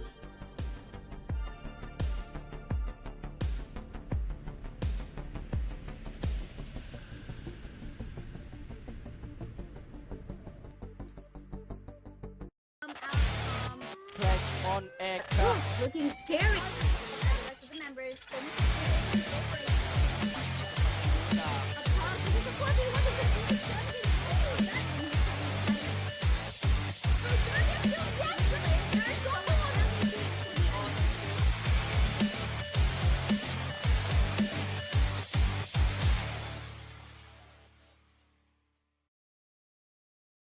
It is the grand finals match between Doom of the Gods versus Sky Dragon Gaming. We'll be your casters. I'm Keisaya. With me is Sedge. We're gonna bring you the action for this intense last best of 5 match. Sedge, how you doing? How do you find this upcoming battle that we have? This is an intense one because we will be crowning new champions for the season 2 of Clash OnAir Cup, but sadly, the team of XDG cannot repeat their dreams to have that back-to-back champ. So newly crowned champions will be crowned for this event, and this is a race to 3 series because of best of 5 series matches. So I'm expecting that this series will be tough. And for the both teams, the OTG and Sky Dragon Gaming, they show so much power. They show their hearts out during the entire series, especially playing for semifinals and entire games within this tournament. But if you wanna join our community, scan this QR code. So kindly follow, like, and also share the live of our Clash OnAir Cup Season 2. So you can watch us on our TikTok channel, we have YouTube channel, and also our Facebook channel. And we have also Bahasa Malaysian broadcast out there. So if you wanna watch the KCAC and also AdMats, you can go there as well.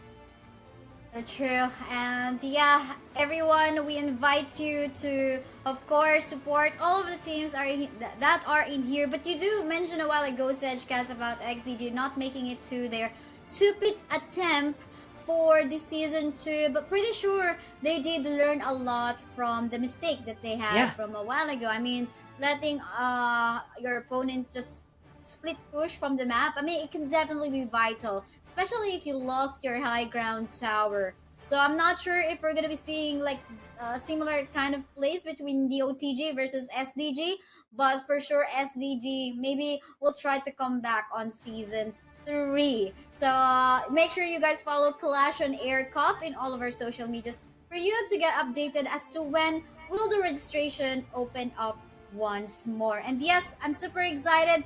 I'm happy that we did see some Lady Jen picks in here because again from last night she kept on getting banned. But I think we're ready to head on to our first game. We'll start off with a draft between the OTG versus Sky Dragon Gaming.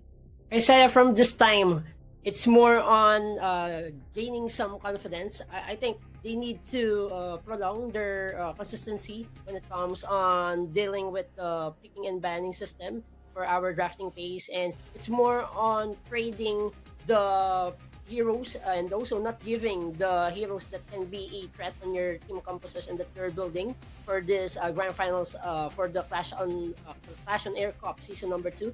So for the initial ban, Sky Dragon Gaming respecting the Lady Jen. So most probably this is the time that the coaches, the players are assessing the situation.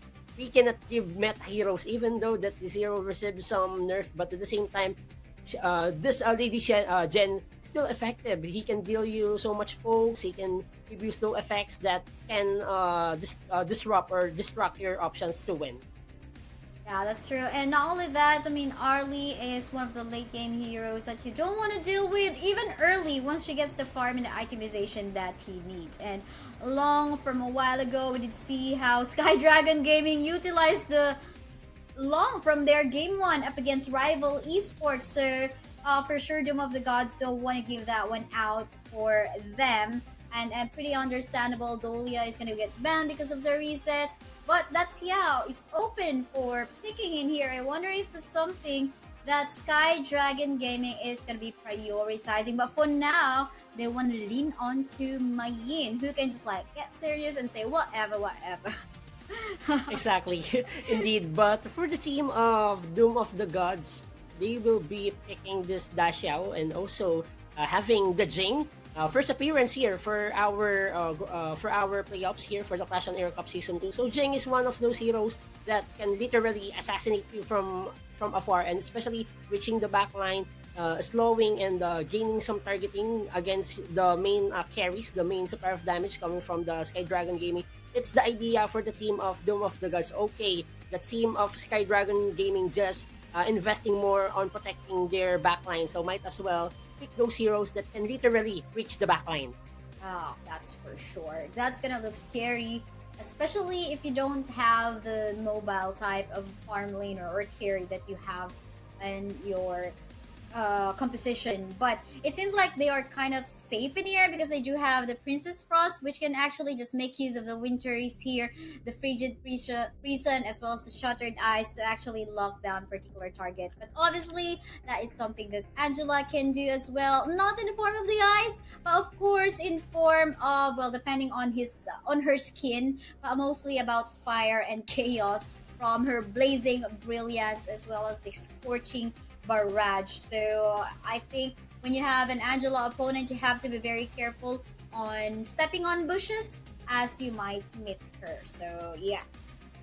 And also, the one thing that Angela can provide you is more on AoE damage, even though that the projectile was more on a parallel line, but at the same time, the blazing brilliance can help you to somehow deal some AoE damage against the Sky Dragon Gaming. But having the winter is here for the Princess Frost, it's a sign that they want those AoE damage to connect well, and especially during the Eye of the Whirlpool for the counter initiate. After the Dashao release that Eye of the Whirlpool, then they can easily relocate and go back onto the team fight. So this is the time that the winter is here will be a major factor because it can turn the things around. The AoE damage was too massive and it can downgrade the HP bars of those group up setup from the DOTG. That's true, and love seeing that there's a Marco Polo once more in here. Marco Polo got a buff from our latest patch from July 11th, wherein he's got better attack speed gains that can benefit him in the early stages of the game. Because usually, because before the patch, he's even more more on the late game type of hero, but now somehow is a little bit balanced, but at the same time you have to really give him the itemization that he needs, and that makes us wonder who's gonna be the farm laner onto the side of team SDG. In here it's gonna be the Garo, not super mobile in comparison to Marco Polo, but definitely with proper protection. Her advantage is of course the range that she has.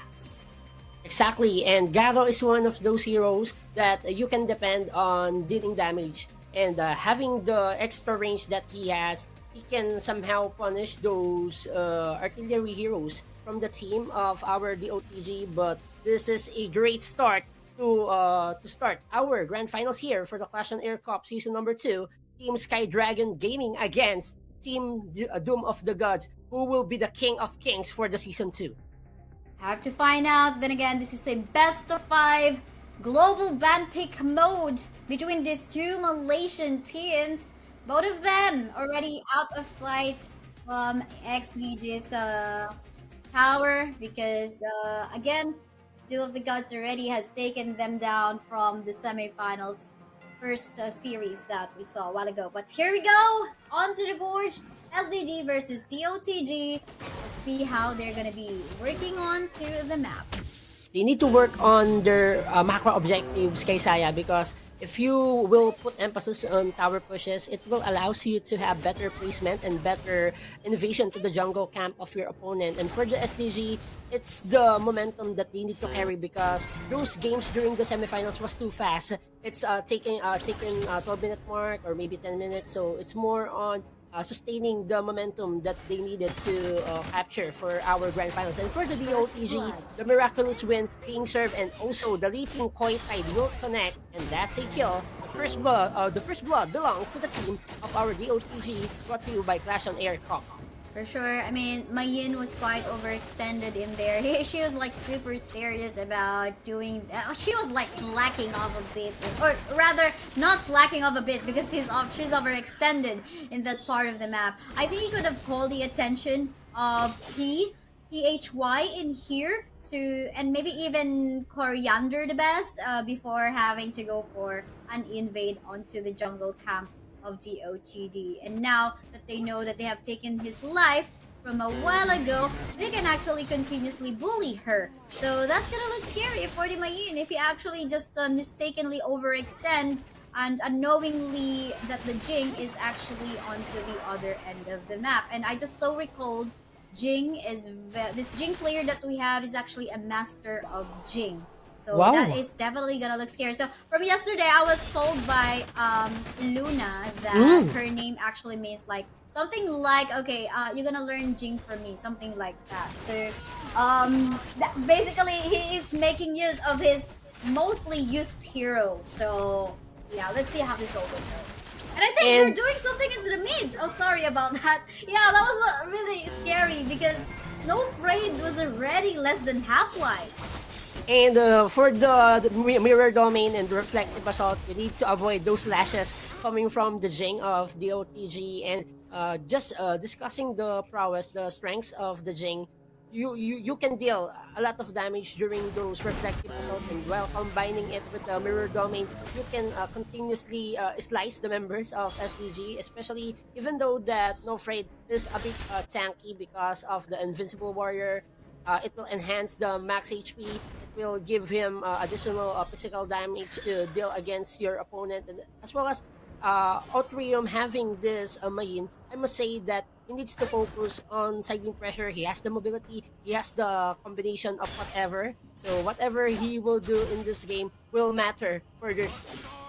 Like that, whatever she does will definitely matter in the game, except for the first blood that she gained from the OTG a while ago. That was not pleasant, of course, from the eyes of her teammates. But for the meantime, we can see in here both already taken by our junglers in here. Within 19 seconds, they can actually do something. But for the meantime, they're really doing something in here, actually taking the life of the Dacia with a combination of skills. Plus, of course, the Winter is here coming from our Princess Frost, and at the same time, with one lacking member from the side of TOTG, they can potentially even go for a quick Tyrant take.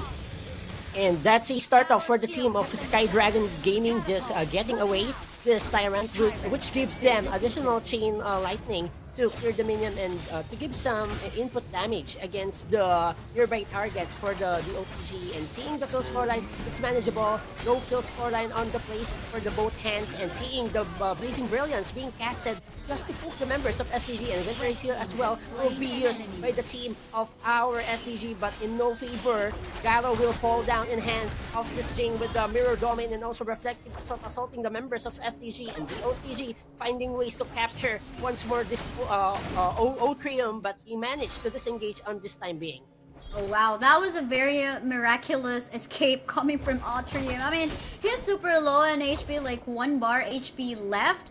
Plus, he was like under the tower. Fortunately, there was a healing dew behind the tower. He was able to take it, and he could just like, he was able to go whatever away from the tower damage, as well as the members of the OTG as well. So that was very miraculous escape coming from him. But definitely has to be very careful, because so far, lead in terms of gold and lead in terms of a tower, or rather objective taken here, is on the hands of the OTG. But for the meantime, the fight's ongoing right now on the bottom lane part of the map. 1-for-1 trade has happened, but Otrium seems like he's gonna be making that miraculous play as well. A 2v1 win, but he needs to be very careful now, because Leaping Point Tide will take out his life. Plus, a tower taken here, though, from the ends of SAG as they take that one down onto the bottom lane part of the map. And both teams playing fair right now because they know their objectives and focusing on the trades. I would like to commend the guts coming from Otrium. This 1v2 situation, he managed to cut the heads of the OTG, but Leaping Coited was there just to somehow get his life as well from his dash out. So it's more on responding to the challenge, and you will see another Blazing Brilliance just to hold down the HP bar coming from the team of our SCG. Reflective Assault with a Mirror Domain, mirroring the damage output coming from the team of the OTG. This is looking tough. Another jump coming from the team of the OTG, securing multiple heads, multiple kills, triple kill with the Turning Tides coming from the Marco Polo. Very unfortunate for the Garo in there. I mean, he's not as mobile in comparison to Marco Polo. And by the way, Marco Polo took the life of Otrium up top. Otrium wasn't able to push the tower onto the top side of the OTG. But yeah, I mean, Jing, definitely his primary target will be the Garo. Garo is going to be the main source of DPS. damage from SDG, so it's understandable. And of course, with the CC and support coming from Angela as well as the Tatsiao, it will render effective coming from Jing to actually just go onto the back line and just help them out. And there's gonna be even more because Dharma has some sources of CC too. But yeah, it seems like the OTG now is capitalizing on stealing all of the jungle camps of SDG. It's gonna be hard for No Fade if he loses his blue buff or his Azure Golem in here in the process as well, because he's quite dependent on that, or else he cannot be that invincible warrior that we know. Exactly. And also, kay Saya, I would like to take notice about the connection of the think inside the box coming from Coriander the best. It's not the best option right now for him because I didn't see any right path of connection using that ultimate just to somehow control the members of our DOTG. The suppression, the lockdown needs to perform well if you are the roamer from the team of Sky Dragon to deal enough setups during the pre-fights and able to capture those squishy heroes against the DOTG. Meanwhile, the damage output coming from this Dharma, you will feel the karma right now. Yeah, that is so true. The truth manta is there, but then again, Mayin is quite mobile herself, so she will be able to back away from that potential threat. And anyway, he was even able to actually deal with a 2v1 versus the Dharma and the Jing at the same time. So why he cannot 1v1 up against the Dharma all alone? More so that despite the gold lead that the OTG has, he still has the upper advantage since he was able to take down the double kill from a while ago. But then again, lots of things can still happen despite the 3k gold lead advantage of the OTG. I guess for as long as the Garo is alive, we're able to free it. But let's not talk about that because it was a really nice setup coming from the Angela, connecting both of the Chaos Cinder as well as the Blazing Brilliance. But hold the thought, because in here we just saw our Jing killing of one more member with a mirror domain. But on the top we can see that the 1v1 tussle between our Clash later again. Mayin showing showing more power in comparison to the Dharma. And that is a well-executed Pure Sky just to deny the damage output coming from this Dharma, and you will see the item builds that needs to be effectively used by the both teams. But as of the moment, still, the lead is in favor for the team of the OTG, securing multiple tower takedowns, 2-1 trade. It goes to show that the team of the OTG came prepared here for the game number 1, and also just proving to us that, okay, we defeat and also dethrone the defending champions of the Season 1. So we will be capitalizing the momentum and confidence that we gain on that win. So true. I mean, they have defeated the champion for no reason. But let's see about that, because many times I think when Atrium is here, they can make the fight. Just like this one, they're trying to eye on to the Luna, or rather the Jing in here. Will they be able to take this down? Because I don't think so. It seems like it's going to be Mayin that's going to fall down. However, you can see the Angela fell down onto the hands of PHY in here, but the Cairo already deleted from the map. And the Motsu as well, but PHY trying to run for his life, but the Dharma trying to catch him. Will be able to flash away back to safety, but look at this Daxiao trying to connect all of the CC.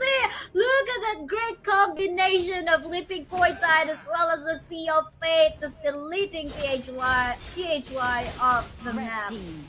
He timely used that Eye of the Whirlpool as well for this Dashao, and he managed to escape the death from the team of our DOTG, and it's a go sign for the team of DOTG to contest and also take this Tyrant objective on their hands. And I think this is an uncontested one against Sky Dragon Gaming. 12-6 kill scoreline, heading for our upcoming 11.5 minute mark of the ball game. We see a huge differential right now when it comes on economy. It's close to more often 5,800 gold lead in the hands of our DOTG. So this is a big problem when it comes on powered differential. The advancement and also the advantage is in favor for the team of our DOTG. And looking at the items, just having that enhanced physical attack and enhanced BA for the Jing, you will feel the damage coming from the reflective basalt and also with the right capitalization on the mirror domain.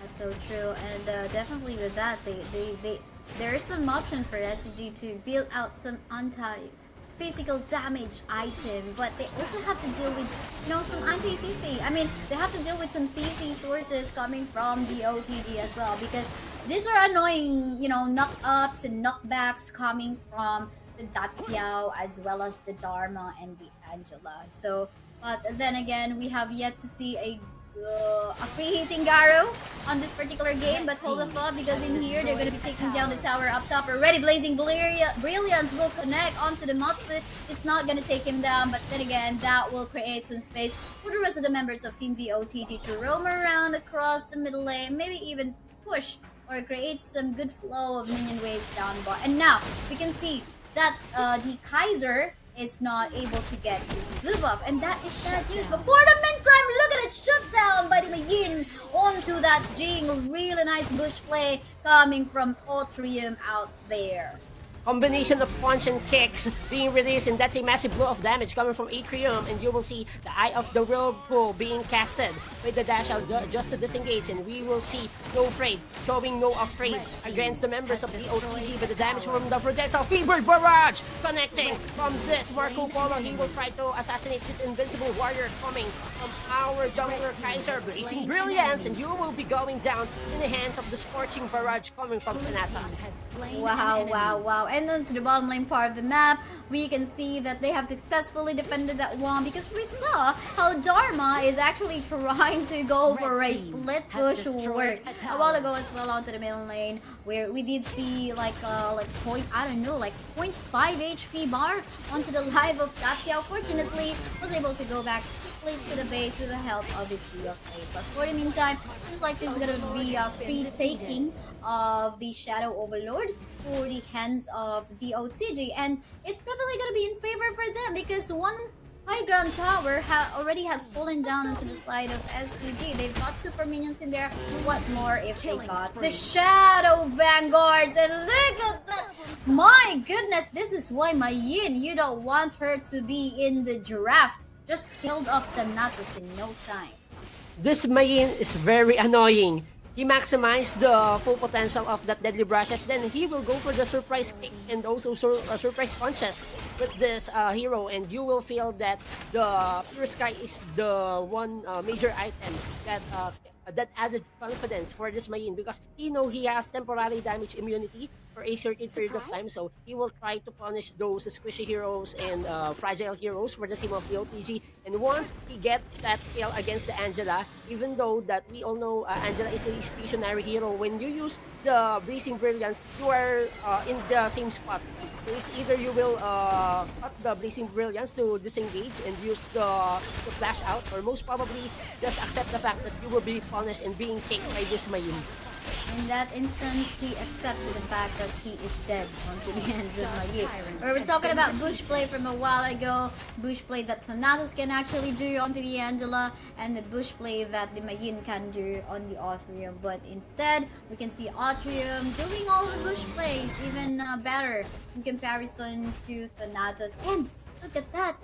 The blue buff, the Azure Golem, was again taken by the OTG, and No Frey doesn't have any buff at all. He is super dependent on that one as a Kaiser, and this is now the OTG trying to siege the base of SDG. Right now, Otrium is actually onto the other end of the map, trying to target the Natus in here, but he is super deep right now. It seems like it is gonna cost his life, and the double kill will go onto the hands of the Jing 2 member down onto the side of SDG right now. We can see in here trying to defend the base is the Kaiser, but will he be able to do it? Blazing Brilliance will still connect. Space being created by PHY. Thanks to that, at least we'll stop DOTG from actually continuously sieging the mid onto the crystal. But then again, no towers left onto the side of of SDG right now. What can they do? We can see that the Eye of the Whirlpool has been used already to call the rest of the members in here. Killing spree, Garo is down, and the rest of the members of the OTG will now just eye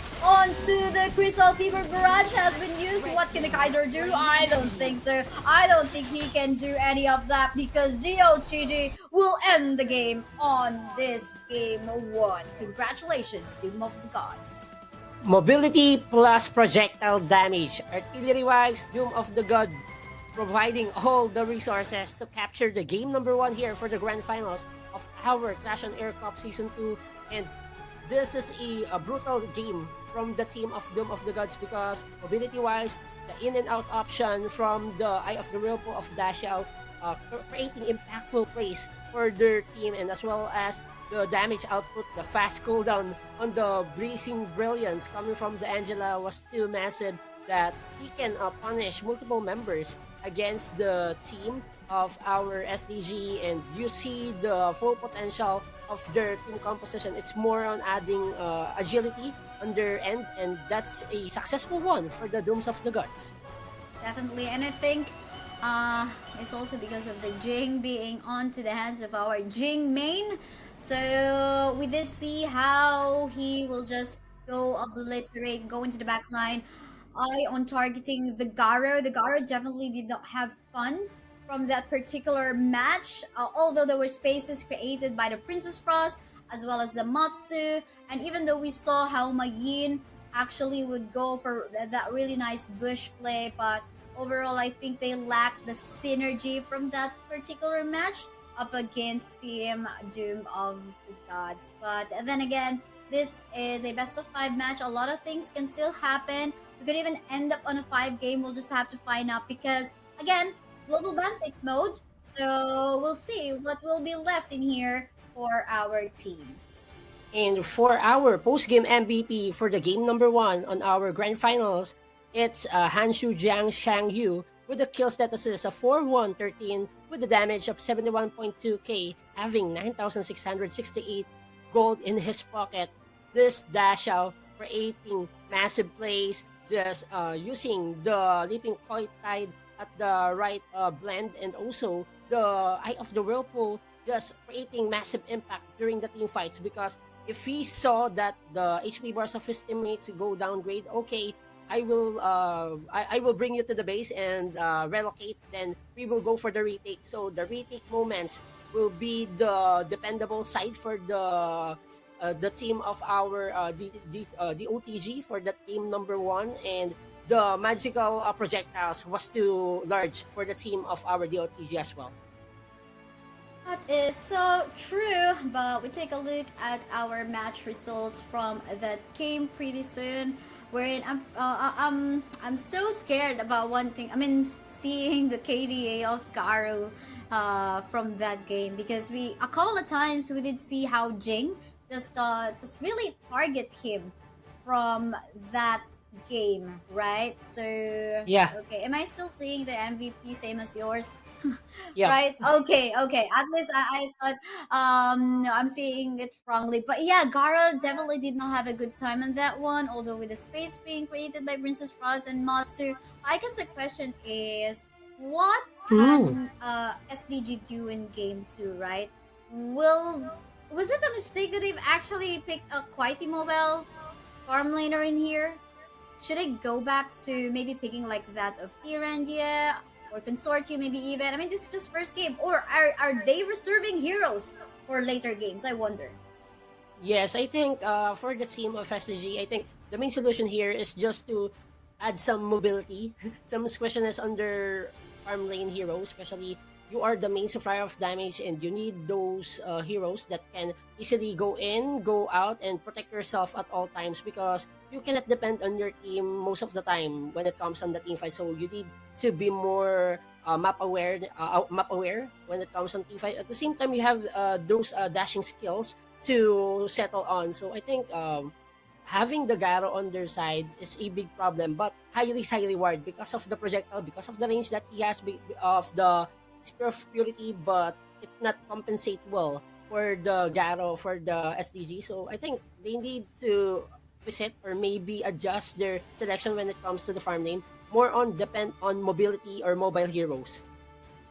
Because again, it's a mobile with Dacia, they're already mobile in here, so you're going to be dealing with surprise attacks, and as Garo, your only source of escape will be your flash. Right? So, and if it's gone, I mean, if there's any other heroes that could chase you, like the Dharma, the Jing, it's gonna be hard for you to just back away and juke out. And of course, he's matching up with the Marco Polo as well, which is mobile in comparison to him. And now we take a look at the game results. As we see, it's 0-4-2 onto the Garo. Not really a happy Garo in here. So let's try to come back onto the next game. But Autrium is the MVP from our losing team from that game because of all of the surprise attacks that he did. And he did even have a 1v2 from a while ago onto the top side. But then again, looking on our winning team, Doom of the Gods, it seemed like also they utilized well the venomous staff at least to stop the heals coming or the regions that coming from the Kaiser. So I like how they actually planned out in terms of itemization in here. And also they do even have the void staff to just stop the armor, all of the tankiness that both the Kaiser and the Magin has. I love And also, I would like to discuss the itemization of this Jing. Having the Siege Breaker, it is the highest physical attack in the game. So if you have that item, you can easily dish out massive blows when it comes on using the Illusion Shattered and also the Mirror Domain. Then Reflective Basalt, just continuously spam it at the right place at the right time. He will connect those high physical damage dealt. And having the Starbreaker adding penetration, it goes to show that even though you have high defensive items for the team of our SDG, but that is a big problem for you to encounter. And having the Axe of Torment as well, it will give you time to somewhat counter the squishy heroes against your opponent. But overall, for the team of our SDG, it's more on total reset. Accept the fact that, okay, we made some mistakes during the draft and also in-game, and we need to address right away. Because if they address those problems for the game number 2, I think this is a exciting series that we will be watching right now. Very exciting as it is, because not only that, our winning team from game 1 defeated the defending champion from season 1. Now they're actually even showing us that they potentially can even go for a 3-0 score in here. So it makes me wonder, okay, a while ago off cam we were like, okay, what's the score? Oh, like, is it gonna be 3-0? Oh, now Sesh, am I gonna put you on that? Your vote already is like gone. And I guess our chef production guy here, our stream director, let's see if it's gonna be a 4 game. We'll have to find out. Prediction. So I didn't mention my prediction. It's really hard to just base it off that. But if maybe it's a round robin, maybe we can tell easier. But I think we're ready for our second game. This is the draft. Again, this is a global ban pick mode, so there will be no more Jing, no more Daciao for the side of Doom of the Gods. At the same time, no more Mayin, Princess Frost, Kaiser 2, which are of course power picks as well. None of that are ready for the side of Sky Dragon Gaming. And look at that, Doom of the Gods don't want to give away the Dacia, which they have used a while ago up against Dragon Gaming.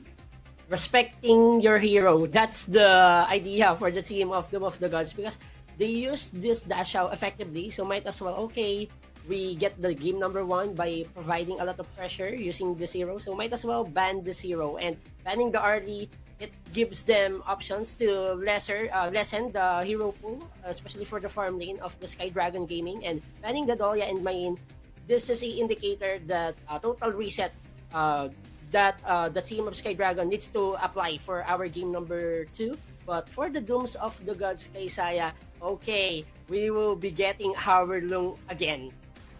Yes, Long, which we saw actually used by Sky Dragon Gaming a while ago against Rival Esports. Yes, in the semifinals. But one thing I noticed too is that Mayin has been banned by Sky Dragon Gaming, which they have used a while ago, although it was a losing game. But we did see so much potential of this Mayin. And Jing is free for taken. I think they could have just like put the Jing for the last pick, because anyway Doom of the Gods won't be able to pick this one. So I think not a total waste, but I would say it's like kind of like not a good strategy to show it up, because Doom of the Gods will be able to counter it right off the bat. So I think they could have Yeah. just left it for the last pick. But anyway, they have Lady Jen in here, and they have the Marco Polo. So it's looking good so far. I'm so excited to see how they're gonna play out the Lady Jen.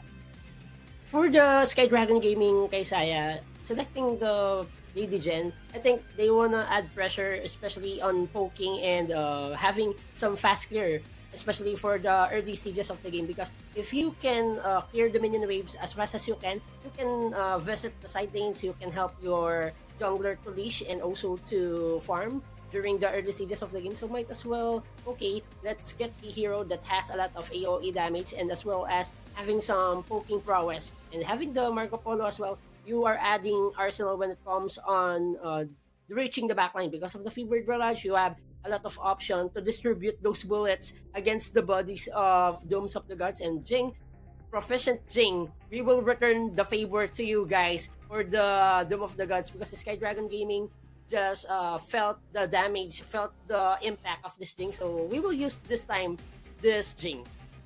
Yeah, that's true. Let's see how our Jing player on the side of SDG will match up onto the Jing of Doom of the Gods.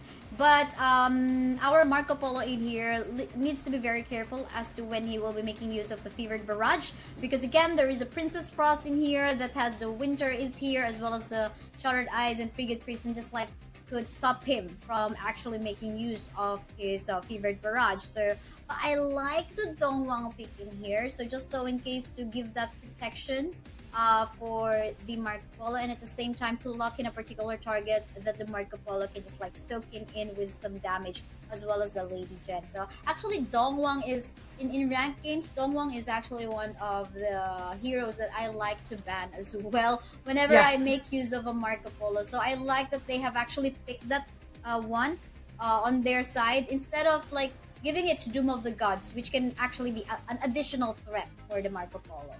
And especially having the suppression because of the Forsaken contract, it's a big problem if you will go up against this Dongwang. But for the last two selection, Doom of the Gods settling for the fast jungler assassin hero, which is the Lamb, because of the immunity that he has during those full combinations. Then using the Death from Below can easily dismantle the possible survivability of the Sky Dragon. But the Guan Yu, you have the knockback, you have the AoE damage as well, and you have the initiation and zoning potential if you are the team of the Team Sky Dragon Gaming. But for the Team Doom of the Gods, it's more on cleansing factor because of the Shuangyi, because of the butterfly effect.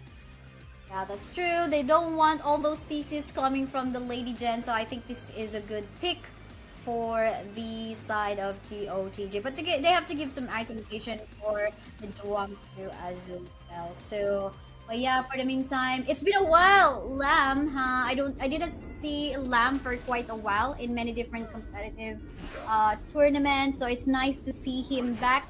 I wonder how he will actually match up in here. He pretty same as the Marco Polo. He needs to be very careful on how he's gonna be entering team fights. But yeah, let's head into the Gorge. This is already the match between the OTG versus SDG. We are now on game 2.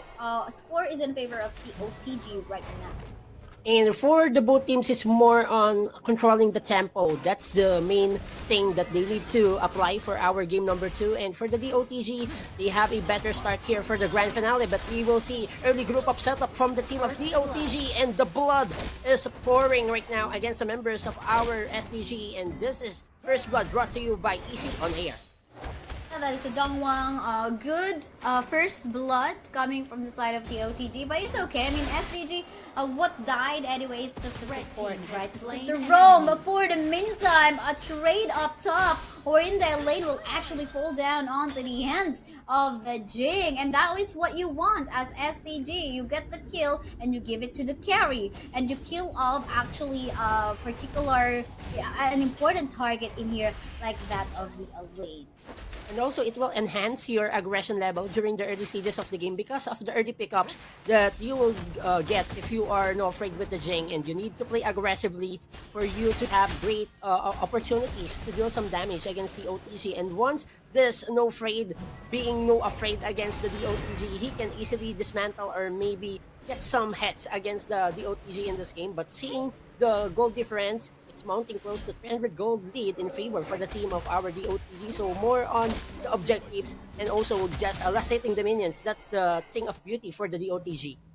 True. But for the meantime, it seems like Chuangzi needs to go on to the bottom lane part of the map because there wasn't quite an aggression coming from Coriander the Best as well as our Marco Polo in there. You don't want to get locked in by the Dongwang's Forsaken contract and not be able to escape. And then, followed by the Fevered Barrage by Marco Polo. But for the meantime, onto the middle lane part of the map, we can see in here, Princess Frost and the Winter is here killing off our Dongwang. They're not even done because one member inside of DOTG will be able to escape.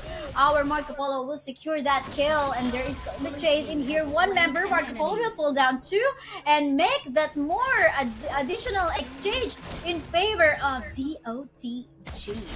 Crucial takedown for the DOTG. Just gunning down this Marco Polo means a good signs of life for the DOTG because you will be downgrading the possible scaling of this Marco Polo. And Marco Polo, you need to invest more on early stages of the game. You need to be protected and also safe at all times because you need those gold. You need those survivability factor for you to gather as early as possible your main supply of damage when it comes on the priority items. And seeing these kinds of strategies for the both teams, it's more on controlling their emotions throughout the game. And for the DOTG, just realizing, okay, we need to be more on a group up setup, just focusing the fights on three members or 4 members, and we will be okay. But seeing the damage output coming from this lane, this is a no joke, even though that Otrium has his horse, but he cannot endure the pain.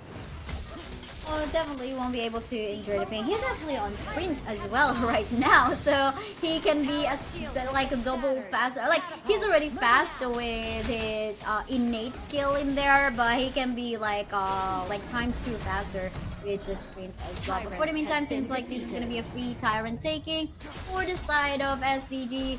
But it seems like, I wonder if there's gonna be a steal. Oh, they were able to stop Atrium on attempting to go for a steal onto the Overlord. The fight is already happening in here. We can see our Elaine trying to save his life. Seems like there is no dot of sunset for him. Will still be safe though to go back to safety. But overextension coming from the Guan Yu, and he will be punished by the members of our DOTG and SDG. Looking forward to have some casualty bloods against the DOTG. But 4-3 kill scoreline kay Saya. This is a close battle that we are witnessing as of the moment, and having the Overlord for the team of DOTG, it will enhance their chances to have some breakthrough on pushing the outer turrets against the SDG. Oh, but for the meantime in here, Death at Sunset will be used by our Elaine to escape from the hands of our Jing. Jing was actually even forced to use his Mirror Domain just in attempt to actually kill off the Elaine, but to no afford. I mean, that's what you like. You like on the Elaine, right? Like, you can use it to become aggressive. You can also use your ultimate to just back away from any potential threat. And also wasting the resources, the main skills coming from the members of SCG. That's the one thing that Aline has. You had the Death at Sunset just to force out the necessary spells, the necessary skills that SDG wants to provide against the DOTG. But this time, another opportunity for the team of DOTG to have some advancement because they are able to take one tower against the SDG side. So this is a bad situation because we will seeing slowly but surely DOTG focusing on the macro objective.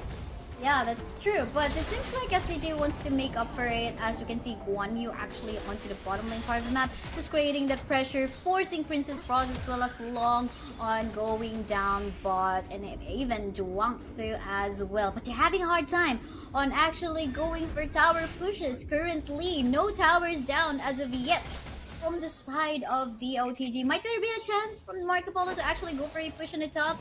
But he has to be very careful because Lamb is also just nearby, even if Princess Frost as well. But could be a sign of hope coming from the side of SDG. And for the team of our SDG, they are trying to take some outer turrets against the DOTG and witnessing another damage with the knockback coming from this Atrium, trying to chase one by one the members of our DOTG. But another reflective basalt connecting to the members of our DOTG, slicing in, slicing out, and another kill with the Long. Looking forward to take some heads against SDG, disengaging out with this Coriander, and he managed to walk away safely.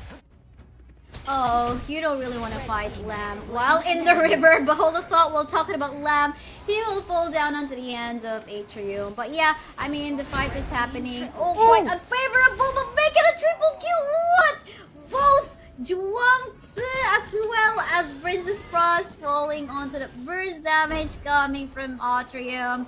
I mean, that was quite unfavorable. I thought they were actually be having the chance on pushing the middle lane tower, but no, Vivid Barrage has been used in here, trying to chase down the lane, going for that S1, and unfortunately the Resplendent Revolver will not kill off the lane. Lane's still quite tanky, maybe have to start building of, you know, that Daybreaker for himself. SDG looking lucky on that last play. Triple kill coming from Otrium. It goes to show that when it comes on damage, he has it. And using that enhanced heroic charge, you will see the stomp, the deadly stomp, just getting 3 heads against the DOTG, and DOTG needs to respect the damage output of this Guan Yu, because you cannot respect it, he will give you so much headache as time goes by. And for the DOTG, I think we need to focus more on dealing damage against this PHY and also this Marco Polo, because as long as this heroes remaining alive for the team of SCG, this will be a tougher situation for the DOTG. But seeing the kill, that's a 1 kill that be getted by the team of DOTG.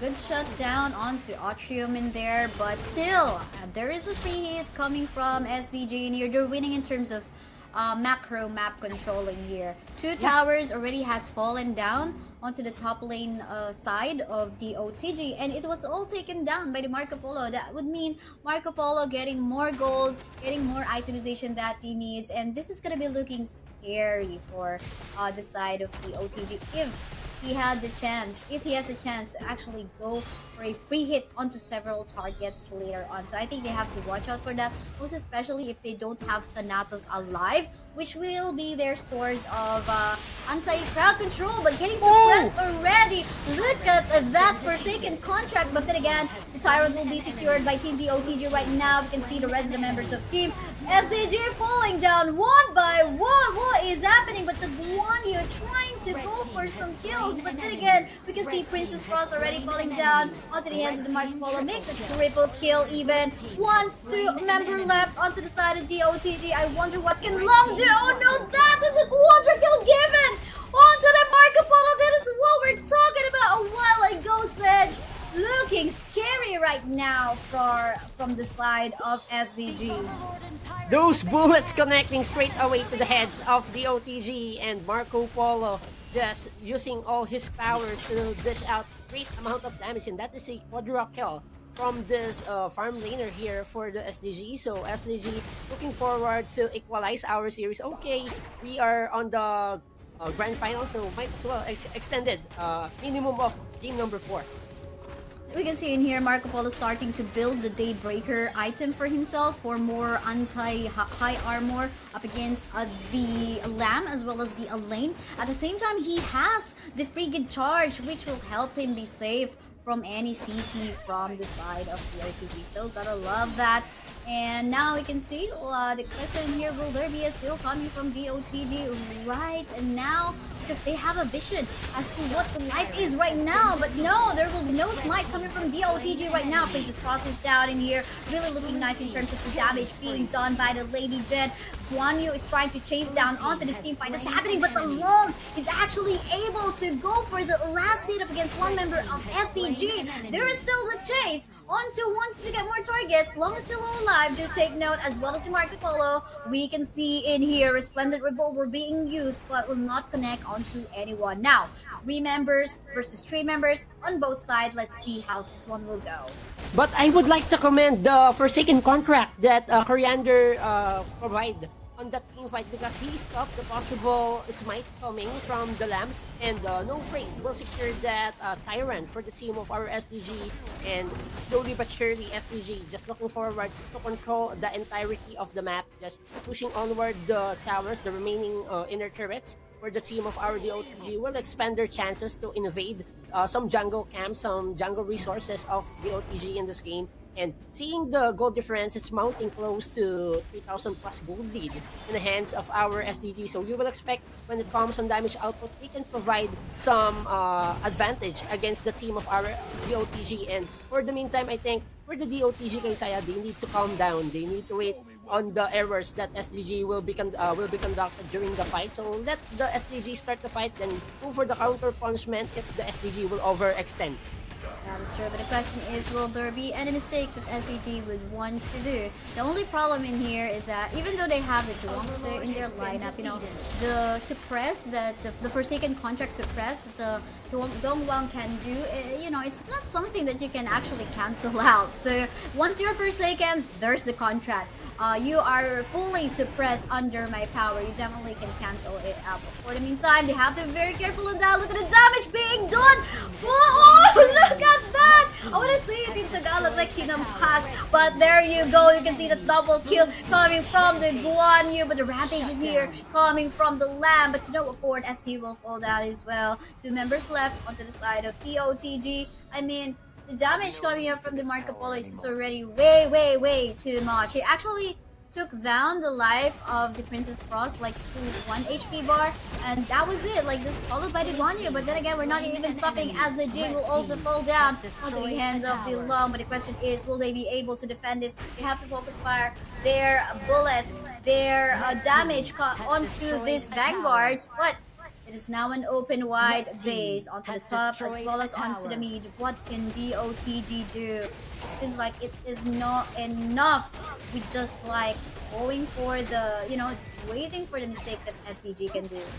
For the roamers, it's more on protecting their farm lane and mid laner. And for the SDG, Coriander creating so much big upside plays while using the Forsaken contract and also providing all the space, the safe zone for P and also Marco Polo. And this Marco Polo is a deadly criminal for the team of our SDG because of those bullets from the Resplendent Revolver, and also you have the Fever Barrage for the cleanup job. You will give some AoE damage that you cannot resist if you are the team of our DOTG. So for the DOTG, it's more on, okay, you have the cleansing factor coming from the Butterfly Effect ultimate of this Thanatos, but afterwards, this is a no-brainer. AoE damage-wise, you can penetrate those bullets from the Marco Polo. Oh, there's a chain lightning buff on the hands of SDG right now, so Lady Jen is gonna hurt even further with a destructive deluge if that so happens. So I guess also like one thing, it's maybe it's like okay man, I think Thanatos is doing his best to actually protect the mid lane as well as the farm laner, but at the same time I think there has to be a work for the Princess Frost to actually be careful on his positioning onto the map. But yeah, they have to regen, they have to wait, they have to be here up high ground, but there's already a push onto the top from the side of TOTG. They're gonna be taking down 1 tower in there, so that will give them some boost of gold and attempt to catch out as well. But yeah, I think they have to pick off maybe the Marco Polo. And but it seems like it's easier said than done because Coriander the best is here, being the best that he can as a roamer. Oh, look at that Fever Barrage really has been used by the Marco Polo and now being targeted, now shot down by the Lamb in here. The rest of the members of Team DOTG come back to life, killing off the Jig. There goes the Death at Sunset, targeting the several targets on the side of SDG. 2 members down on the side of SDG right now. All lane will fall down quite unfortunately because Guan Yu, he just quite he hurts a lot. But now it's 3-4-3 situation. But could that be the light of hope from the side of DOTG? I wonder. And as of the moment, kay Saya, it's looking tough right now for the OTG because most of the towers, especially exposing their high ground turret onto the top and also mid, will give advantage for the SDG because it will gaining them enhanced minions against those lanes, and at the same time, it totally shows that in this kind of game, it's more on setting the right place and Coriander just planting the seed of Forsaken contract at the right place, and you see the suppression. That's a deadly decision if you wanna connect or just get it for the OTG. But as of the moment, we will be seeing the Overlord take down that the team of DOTG not will contest because of the greater positioning onto the river pit that our STG will gain for our game number 2, and we are smelling blood for our grand finals. This is the kind of grand finals that we cannot predict who will be the sure winners for our series. True, but flagging on the side right now is the Marco Polo as well as the Dongwang in here, gonna be killed off, and there is the Princess Frost, one member down to the side of the OTG. The rest of the members are actually just trying to siege down. It looks like this is gonna be it. SDG will win this game too. Congratulations, Sky Dragon Gaming is now a 1-1 score between them and DOTG. The Sky Kings bounce back for our grand finals, and this is a guarantee. We will be witnessing most probably game number 4 for our series, and we are back on the race to 3. First team to reach 3 games in the series for our grand finals here for the Clash on Air Cup Season 2 will be the new champions of our tournament. And for the Sky Dragon Gaming, they adjusted well during their team composition for the drafting phase, and also I would like to commend the prowess of the Jing. Jing is one of those assassins that you can really depend on during the fights because he can deal a massive blow of damage. You have the mirror domain and the continuous slashes that the reflective assault can give and deal against your opponent, and at the same time you see the fast clearing of the jungle objective that this Jing has in his pocket. And for the team of TOTG, it's more on quick adjustments on their team composition, because I think even though they have a crowd control immunity, they have cleansing factor with the butterfly effect coming from Shuangzi, but I think it is not enough because of the AoE damage coming from the team of our Sky Dragon Gaming. They have the Fevered Barrage coming from the Marco Polo. You have the AoE damage from the Lady Jen, and also the unlimited spam pokes from the Zero. So I think Lady Jen needs to be considered as one of the prio bans here for the grand finals. That's true. Jing is already out of the picture because both of the teams have already made use of that. And one thing to note though, I mean, Zhuangzi, I think not really like that of a meta pick, but definitely useful in canceling out some CCs. But during the late game event, it's just a cleansing for most of the part that he actually gives for his teammate. And again, the Forsaken Contract Suppress is not something that you can actually cleanse out. And what more, we're talking about Marco Polo that was able to get a quadra kill from a while ago. So, you know, we did see him having the Daybreaker already, as well as the Frigate Chart that allows him to actually go for a really nice Fevered Barrage. And also having your post-game MVP, this Marco Polo provide all the damage output that they needed for them to capture the game number 2, and specifically just initiating at the right place to maximize the full potential, the AoE distributed damage that this Fevered Barrage dealt by the members of our winning team for the Sky Dragon Gaming. And having this KDA 4113, having also this damage of 103,700 damage output, that's a lot if you are the Marco Polo. And with the gold of 14,731, it goes to show that you have the proper damage, you have the lock item on your pocket, and there's a moment, Isaiah, that this Marco Polo is going to be unstoppable. As long as he secure his lock item, he initiating in and going for the big plays. He is charging in, he is starting the team fight, and distributing those bullets will be a deadly piece for them to capture the game number 2. Yeah, that's definitely so true. Now, makes me wonder what's going to be the next few set of selections in terms of heroes in here. This is going to be super exciting, especially once we hit Game 5. I wonder if we're going to be going on to that, because it's like, you can be a one-trick player hero here. You can be a one-trick hero player. But talking about one-trick hero player, you want to prove that you are not that kind of player, because as you join and scan this code to join our community, you'll be able to meet several other players for you to play with. So make sure you scan this QR code to join our Discord community, and maybe, you know, look for playmates in ranked games at the same time. Maybe even if you are an aspiring competitive player, maybe it's your chance to actually look for teammates or look for teams who might be recruiting players, or just flex your stats, your MMR in the game, and maybe it's your, it's maybe your source of potential future teammates in the future tournaments here in Clash on Air Cup. Agree kay Saya, and also don't forget to follow and also share the live for our Facebook stream. We have Clash on Air Cup, and we have we have TikTok live as well, our Clash on Air Cup channel, and also we have our YouTube channel as well. Please do subscribe for them to grow our community, and also for you to be informed with the upcoming tournaments here for the Clash on Air Cup Season 2.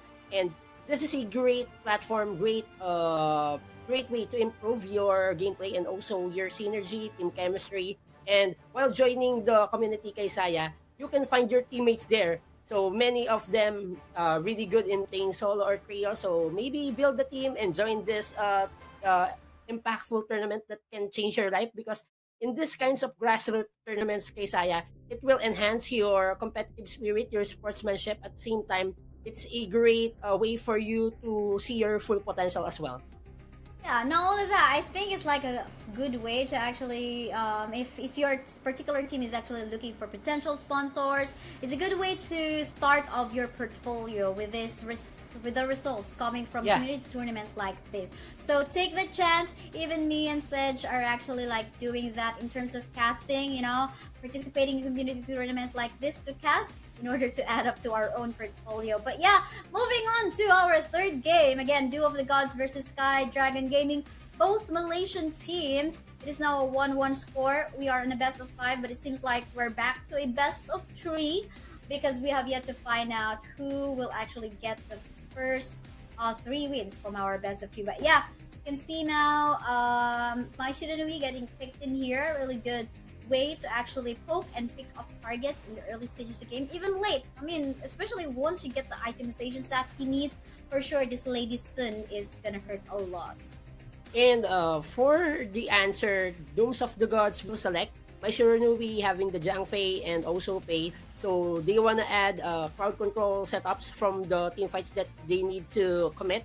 At the same time, you have the mobility with the Fei, and you have the Tiger form just to have some deadly scratches against those squishy heroes against the Sky Dragon. And you have the knockback coming from this Mai Shiranui. But discussing the first 3 picks as well for the team of our Sky Dragon Gaming, having the Lady Sun, you have projectiles. Nesha is one of those heroes that can be versatile on your team composition because you have initiating prowess with the usage of your ultimate, specifically the Skyfall. Oh, that's true, but okay, usually in ranked games you would see Ming being partnered by like that of the Garo or like that of the Hoi. But Lady Sun is not bad because we did see a while ago that the Garo had a hard time actually in dealing with mobile heroes, especially if we're talking about a Pei, who is mobile. Mai Shiranui, who is also mobile. You don't want to deal with that or have a hard time just joking out from them. So I guess it's also okay. I mean, maybe even better if, I was like thinking about Arlie, but they have banned out the Arlie up against Doom of the Gods, so it's not something that they can do. Although this is still available for taking for Sky Dragon Gaming, as they have not picked that as of yet from game 1 and 2 from this game. But yeah, Nuja being picked in here. I'm not sure if they're going to be using Nuja as the jungle or the Clash lane. We'll have to find out. But regardless, that is a way for actually trick out the members of Doom of the Gods. Is it going to be Sun Tzu who's going to go onto the jungle, or Clash, or is it going to be Nuja? So it's a mind game for Doom of the Gods for now. Versatility and adaptability on the current meta. That's the main idea here for the Sky Dragon, just implementing those heroes that they can rely to somewhat create confusion against the Dooms of the God, but having the Byron for their team composition, I think they want to match the possible threat of Neja or maybe Sun Tzu for the Clash lane. So because of the extra shield that he gains with the first wind suppression, he can win a 1v1 situation for this Byron as long as he maximizes the potential of the shields that he gained, and as well as providing all the pressure, especially on the side lane, because long lanes is hard to defend. But at the same time, if you manage to win your lanes it will give big props and big advantage on your side as well. Yeah, that's true. But been a while on this Milady. It's nice to see her again. Milady quite tricky to use now. I mean, we've been seeing like I think that was yesterday. I forgot. Like when we saw Joyu being utilized as well, but to no afford in terms of like going for tower pushes because. I mean, like several heroes that we have here in Honor of Kings that can actually go for tower pushes. We have Fang, we have Milady. So I think that's the reason why they have picked out the Milady in here to at least match up what the Fang can do in taking down towers. So it's nice to see Milady back in action again. So was his Fang. Again, this is Team of the Gods versus Sky Dragon Gaming. We are now on game 3 on this best of 5 match. I wonder how it is gonna be on this third game. And discussing the team composition for the both teams. For the SDG, they will select Neja for the jungle. So we will expect that this will be a brutal Skyfall that he needs to connect against the OTG. And meanwhile, for the team of the OTG, they will settle for the pay for fast advancement and also trying to get some small camps, small objectives, especially on jungle or objective for the team of our DOTG and SDG, receiving a lot of damage and Atrium being pressured as of the moment. Yeah, they're trying to take down the life of Atrium in there, but Byron will actually fall down and even a double kill. Oh my, in Tagalog we actually call it maasim. It's very maasim, like they're very overconfident on actually trying to take down the life of Atrium in there, and now they got punished, and they even gave that lead onto the hands of Atrium this time. I think they should have not done that. And I mean, if we're talking about the composition of SDG as well, they have even more ways to actually go for backup. But for the meantime, let's take a look at what's happening into the Reaper's side. Ming will fall down, but that's okay. That's just one way for the OTG to actually try to catch up. But yeah, no Frayed on the Nuja as well as Atrium on the Sansa. We can see that, you know, in terms of providing backup, they have the fast response, right? In comparison to what TOTG can do. So I think TOTG needs to be very careful on choosing the fights that they want. And also, the OTG needs to have that surprise attack, most probably not to show their positioning during the fights. Because if the SDG will locate them, the set sail will be a problem for the SDG. Meanwhile, Atrium will be scratched by A for our DOTG. Meanwhile, onto the bottom lane, we will be seeing some pressure moments. So 1v1 trade for our both Clash laners for the DOTG and SDG. And this is a close fight for the both teams as we will take on another series of matches here for our season number 2. For the Clash on Air Cup, but for the both teams, it's more on controlling the tempo, and you will see the deadly boat just looking forward to sink and also to punish the members of the opponents, which is the DOTG. So true. I think there was like some overconfidence coming from Atrium a while ago on the top side. But for the meantime, in here we can see Nuja making use of the Skyfall already, trying to target the rest of the members of the OTG. But that's a 2-for-2 trade, if in case, and they are under tower, so might as well just back off a little bit. Could have been better if they have maybe someone else together with a set sail of Sansa, but no one was there. You know, a pretty 3v1 could have happened, but I think it was like quite untimely, and I think maybe PHY could have joined the lady just to add some sources of damage, but that did not happen. Yup, exactly, and they need those additional sustained damage from the Mid-AD's ultimate, because if you connect that sustained damage, it can help to somehow crush or maybe punish the members of the OTG in this game. And for our gold difference, it's close to 400 gold lead in the hands of SDG, so we will be seeing some little advantage from the SDG in the early stages of the game. And for our 2 seconds remaining, the Tyrant and also Overlord has spawned, who will be taking those objectives for the both teams. See, because the rest of the members' pay is actually incoming. I'm not sure if he's gonna make it, but someone's actually waiting in the bush, which is PHY. Gonna be going for that chaos field already. He will fall down. Those are really nice bush play. And the rest of the members of Team SDG is actually trying to go for more kills. Mighty Danui will fall down. Will there be a turnaround? Because we can see, actually, Ming will fall down too. I thought he will actually fall down onto the damage coming from the Fang, but no for Nuja will go for the double kill. Zhang Fei is all alone. And the members of DOTG are super close to wipe out.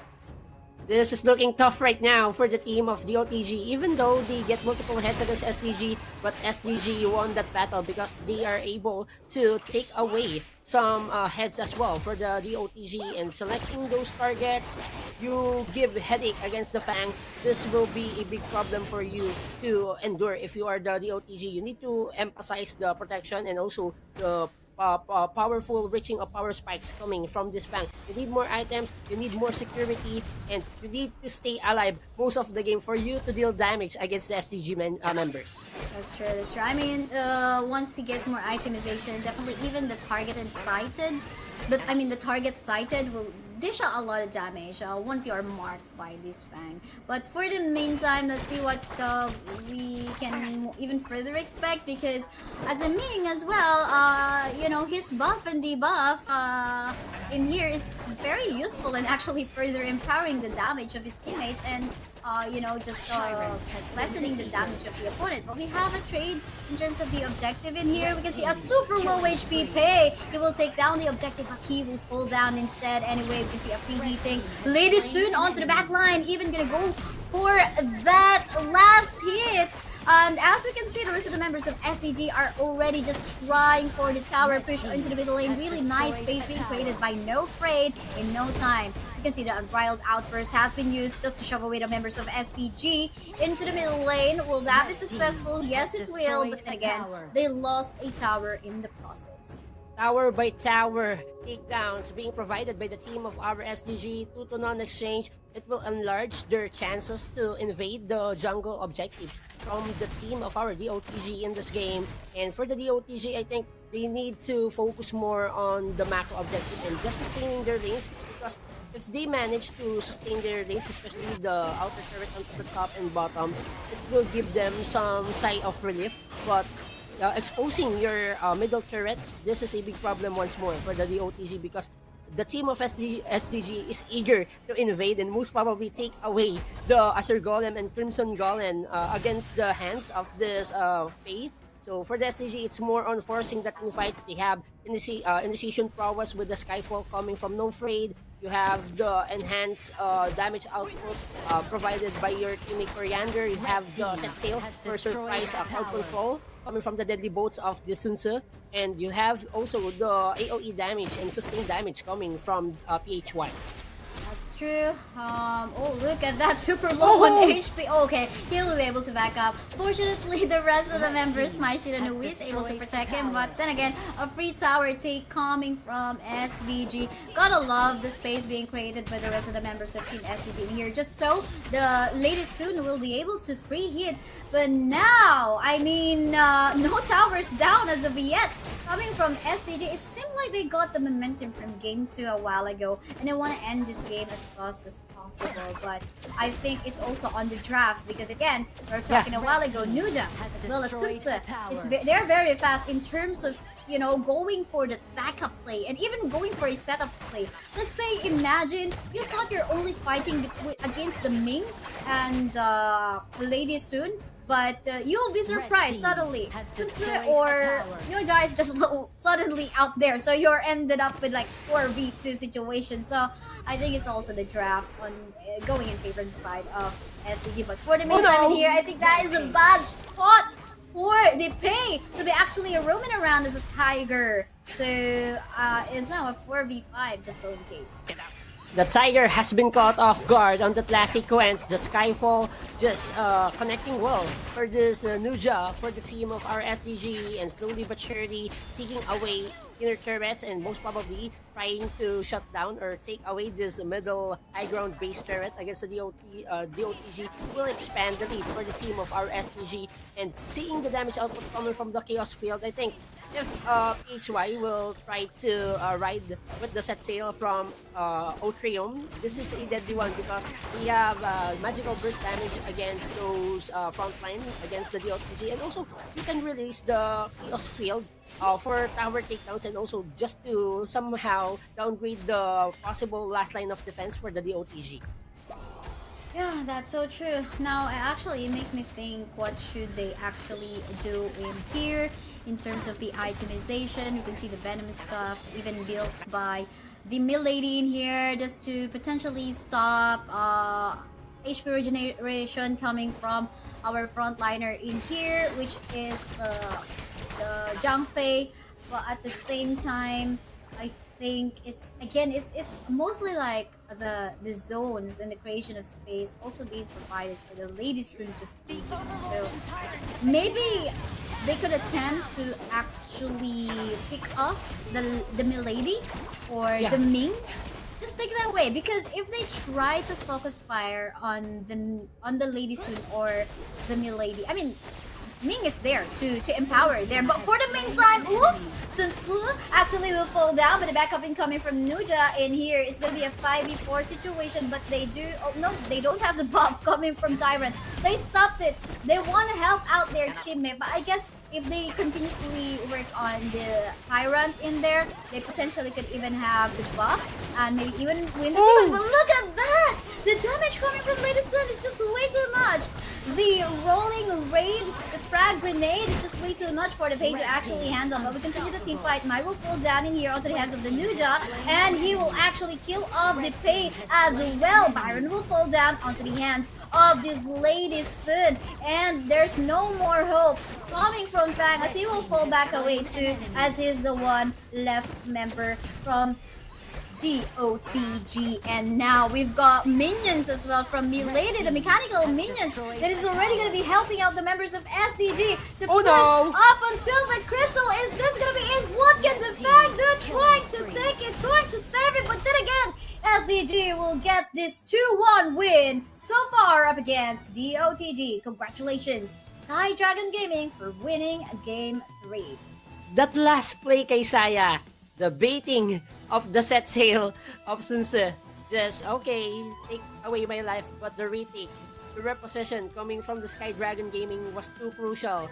They provide all the free hit attacks coming from the ultimate shell. You have the rolling raid and the basic attacks coming from the Lady Sun, and also providing the chaos field of Milady, just giving them crowd control and as well as sustained damage against the area of effect against the members of our losing team. And for the Sky Dragon, I would like to commend the proper assistance of Ming on the team, because he able to sustain the damage and also give some buff against the opponents when it comes on team fights, because you will enhance your teammates' power as well during the team fight. So this Ming plays a vital role to somehow create opportunities to have some upside during the fights, and this is a good signature for them to, just start the fight well and finish it off. Definitely a lot of upsides, more than the downsides, because the carefree time and the glide mastery helped out a lot in buffing up the damage of his teammates. But then again, I think we'll find out who's going to be the MVP of the game. It's going to be Nuja, who is actually super present with the Skyfall Universe Ring, and just, giving all those backup that is very much needed by his teammates. With a KDA score of 605, damage output of 43.7k, and a gold of 7.5k. What a showing in here. And even I think, I want to commend the Sun Tzu as well, because a while ago, while he was in the clash lane, right, he's got the double kill just early game time, but that was mostly coming from the mistake from the Pei as well as the Byron, just being super, bratty or overconfident rather onto the clash lane from a while ago. And that's the importance, kay Saya, of early kills and also controlling the early tempo for our game, and having the multiple kills as early as possible from Otrium sets it all for the team of our SDG, having the right precision usage of the Typhoon then the set sail connecting as well. Then no trade with the follow-up. He managed to set the team fights because of the racing cape that he has. He has tankiness in his pocket and just providing all the spacing in the world for Lady Sun to release those deadly bombs coming from the ultimate shell. And also Milady just trying to be more on pushing ability game changer for the SDG, just releasing the chaos field. You are dealing damage as well as you are dealing tower takedowns or tower threats against the OTG macro objective wise. Tower takedowns and pushing ability, SDG just owned that game against the OTG. Look at the team fight presence of that Ninja, but I mean, gotta commend the team fight presence of the Changfei as well as the Byron, all 83% together with the Fang, but they weren't able to render the Fang super effectively because they weren't able to really go for the tower take that they want. The tower pushing capability of the Milady won better this game, and now it is a match point actually for SDG Gaming. I wonder if our stream director Clay Chef here will actually win the prediction from a while ago. We'll have to find out. So, but let's see if SDG will actually win that one. But before we find out for our fourth game later on, we're just going to be heading on to a really short break. Don't you go away, guys, because more intense action is going to happen here in Clash on Air Cup Season 2. I'm Bisaya, with me is Sejkas. We'll be back after a few minutes break. Clash on Air Cup. Looking scary. The members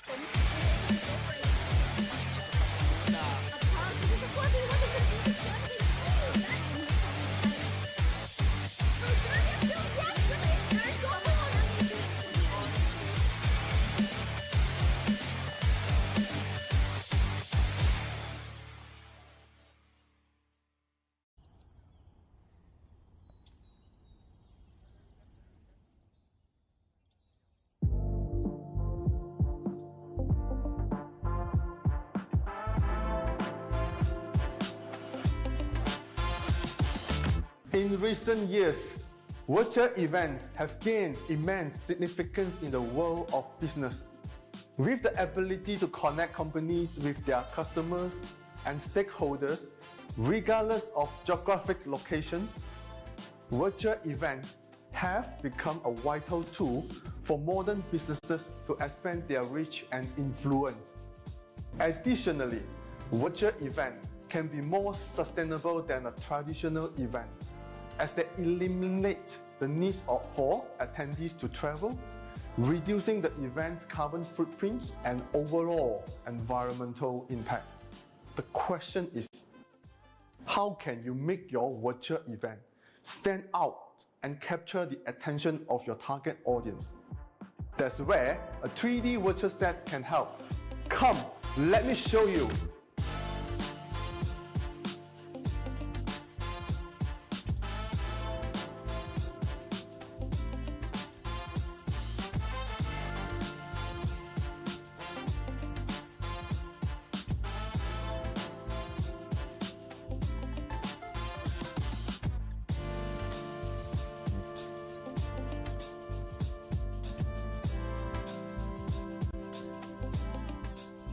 A 3D virtual set can help you create stunning environment that will capture your audience attention and leave a lasting impression.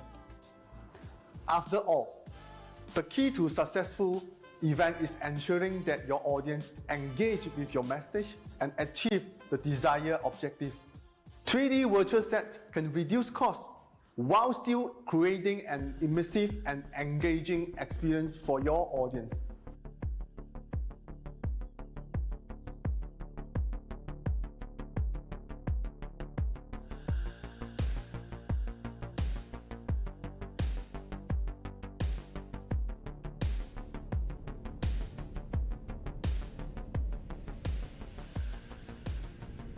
With Virtual 3D Set, you have the complete control over your design and the layout of your virtual space. This means you can create custom backdrop, set up a branding element, that is uniquely set up just for your audience to enjoy. By adding interactive elements and gamifications, you can make your virtual event even more engaging and memorable.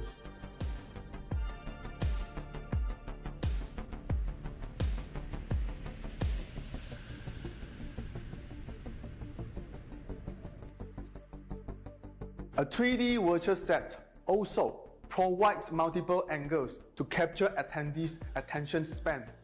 You can easily switch between different angles to highlight the speakers, products, or interactive elements.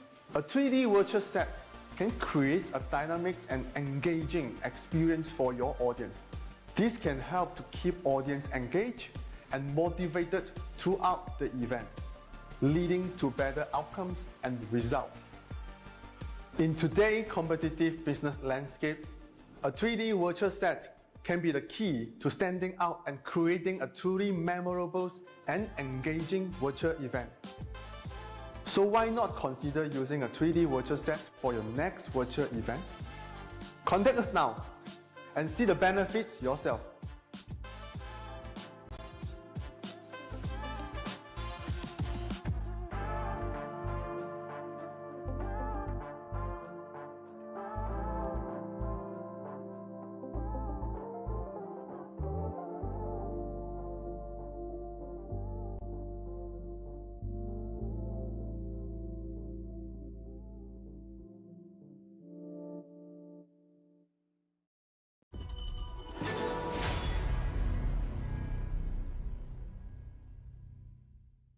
Hi everyone, I'm Jan, lead for global esports products at IAG Global, and I'm here today to share what we have in store for our fans and players around the world. It's going to be an exciting year for Honor of Kings and esports. The game will be launching in phases throughout the year around the globe. Building on our successful launch in Brazil, we'll be expanding and opening game pre-registrations in selected regions, including Clash OnAir Cup. Looking scary. Members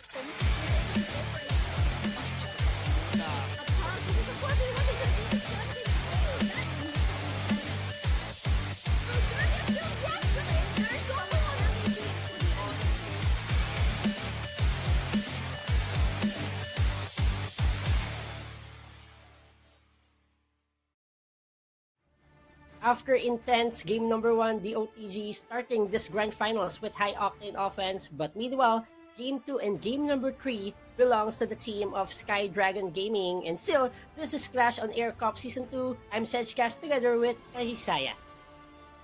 Yes, and now I wonder if Sky Dragon Gaming will be able to keep up the momentum, because they did have that clearing of game 2 and game 3 really fast. I mean, I think it speaks for what experience that they have already. And if they actually take down Doom of the Gods in here, would that mean they can actually even take down XTG? If so, in case that so happened, they were actually bracketed on that one. But we'll only have to find out, because this is not yet even done. This is a best of 3, or rather best of 5 series, and there is definitely some hope for the fans of Doom of the Gods. So make sure you cheer for your favorite team here in the live chat, whether you are currently watching on Facebook, YouTube, or TikTok on our Bahasa Malaysia stream. Let us know in the live chat, so at least we or our players and the coaches and our team managers actually watching will have some light of hope. But I guess we are ready for the draft. Let's head on to our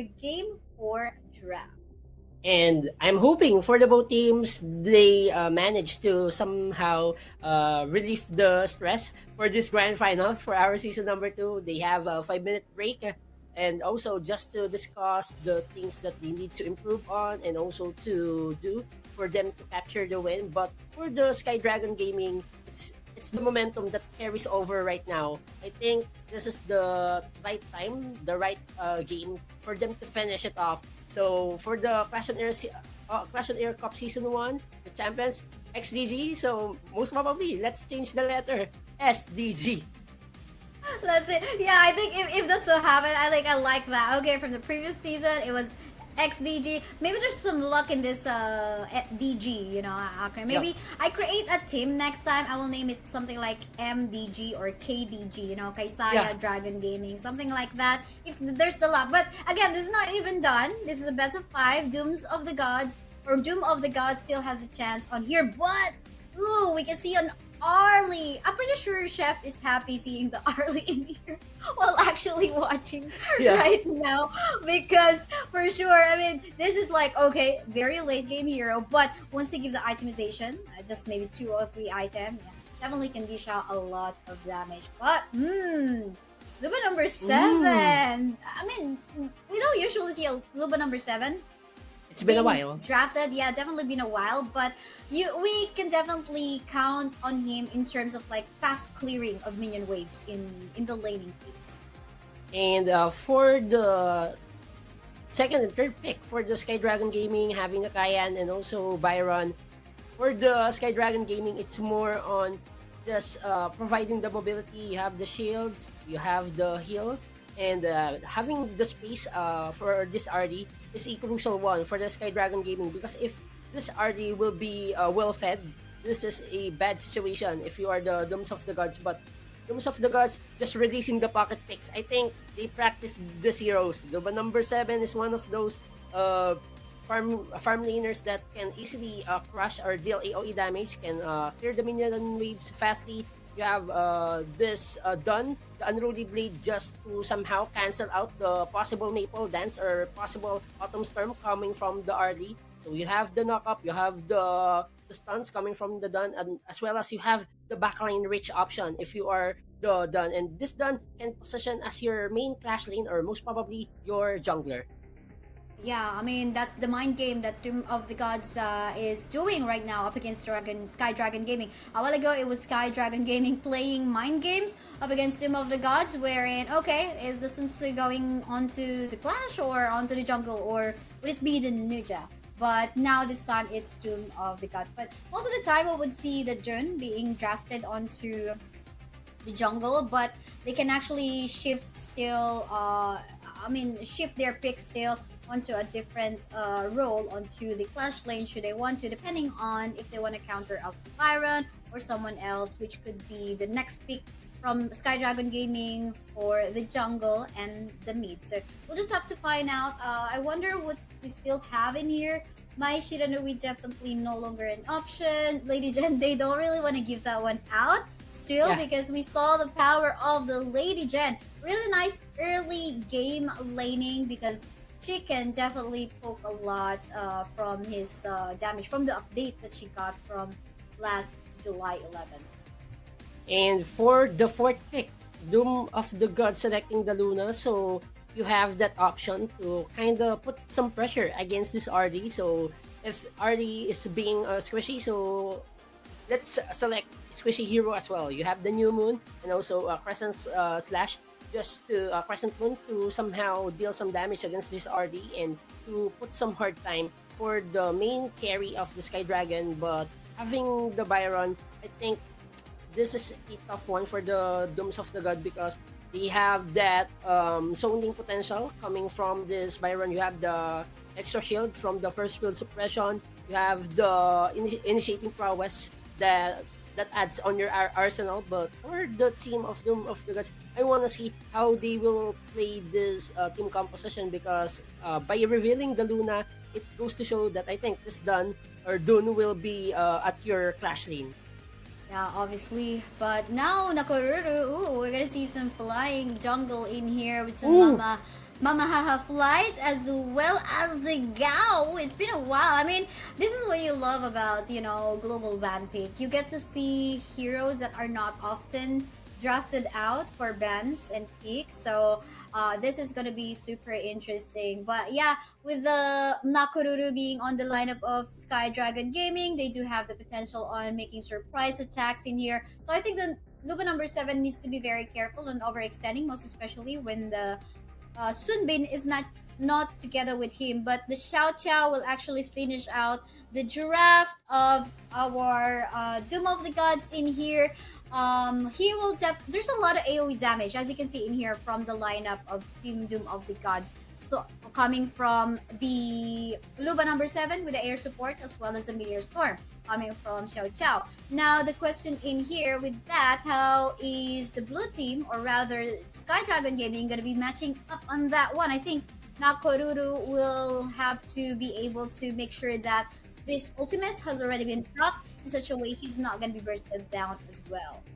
And having this kind of team composition for the both teams, it's all on executing their play styles and also reaching their full potential for their team compositions. And discussing the SDG team composition, it's more on having the burst damage and waiting for the timers of this RD.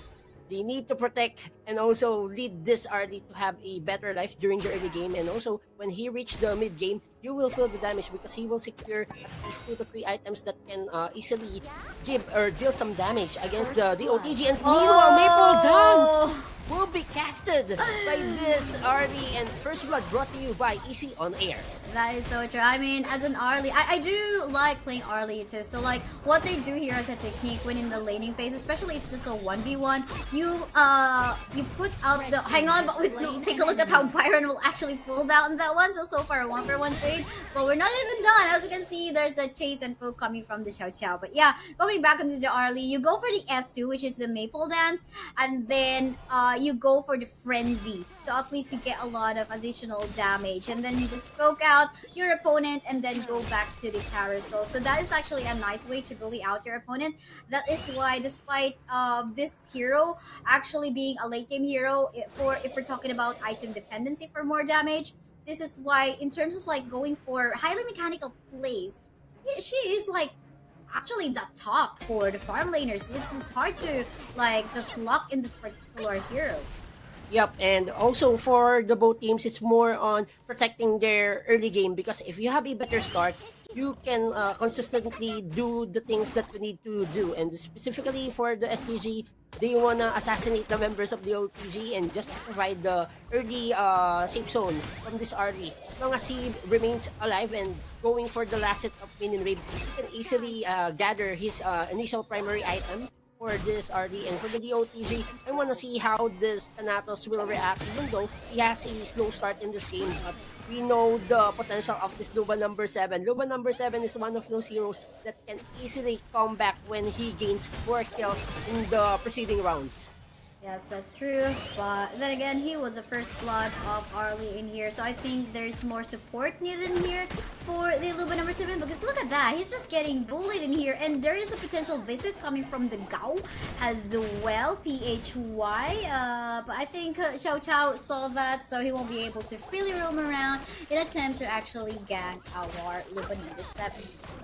And for the SDG, they want to try to find some opening, some space to pressure this Luba number 7 of Thanatos, because if this Luba number 7 being pressured as early as possible, you will be having some advantages during the team fights, and the Nakaruro will go for the fight against the members of our DOTG. Where are you going? And looking forward to this engage. He receives a lot of damage, but too tanky. He remains alive on the classic sequence.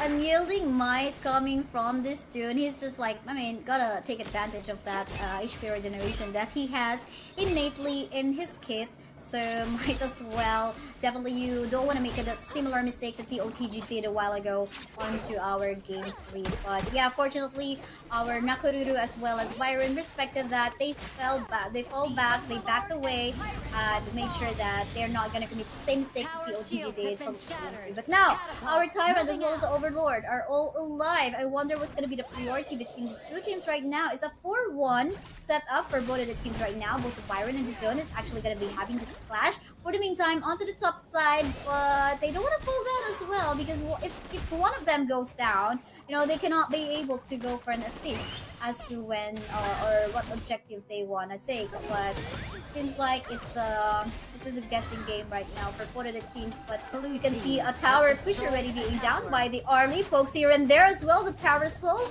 At the same time, even our Sunbis was forced to use the time lapse just to shove the member of SDG, that particular Arlie, in the game. And we can see Luna wasn't able to take the Overlord as well because of the Byron.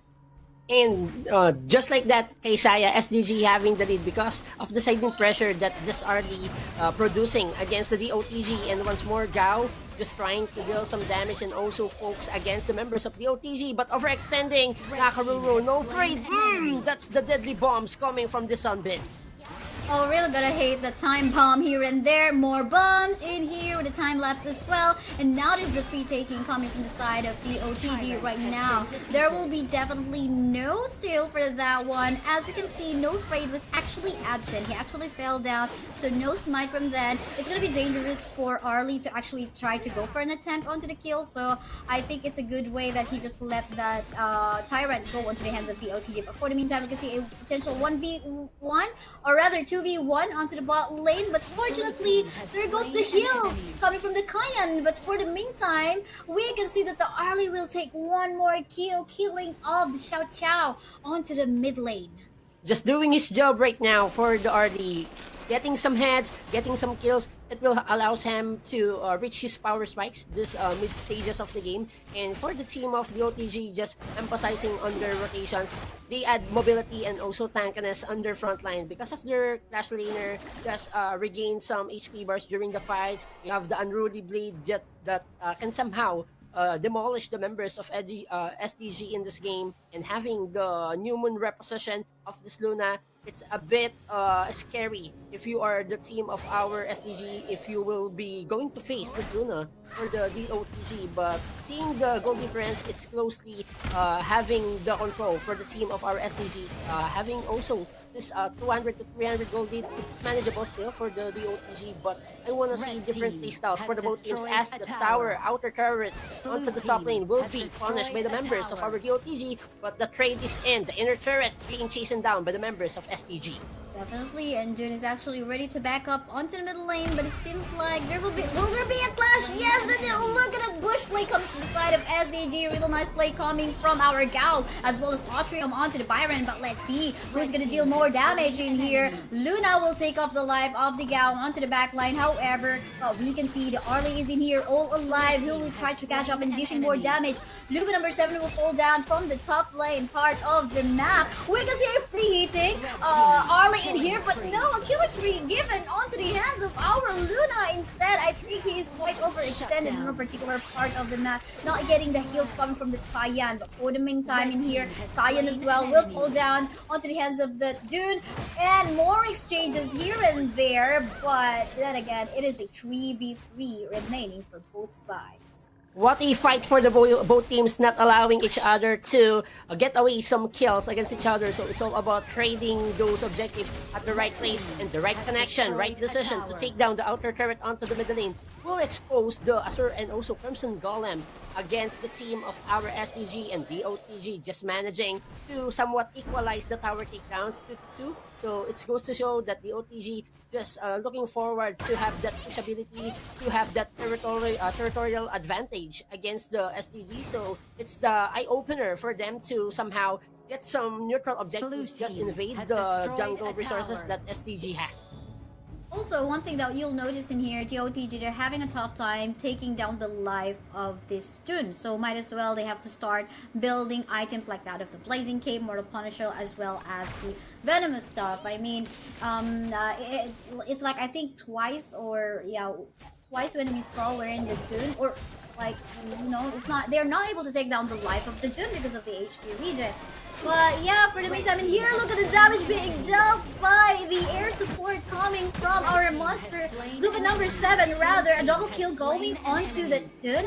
Our Arlie is still, he is already down onto the hands of the OTG as well. And now again, back to 3 members left onto the side of SDG. I guess they need to stop. I mean, they have to be very careful in here when checking on the bushes. They have to check it.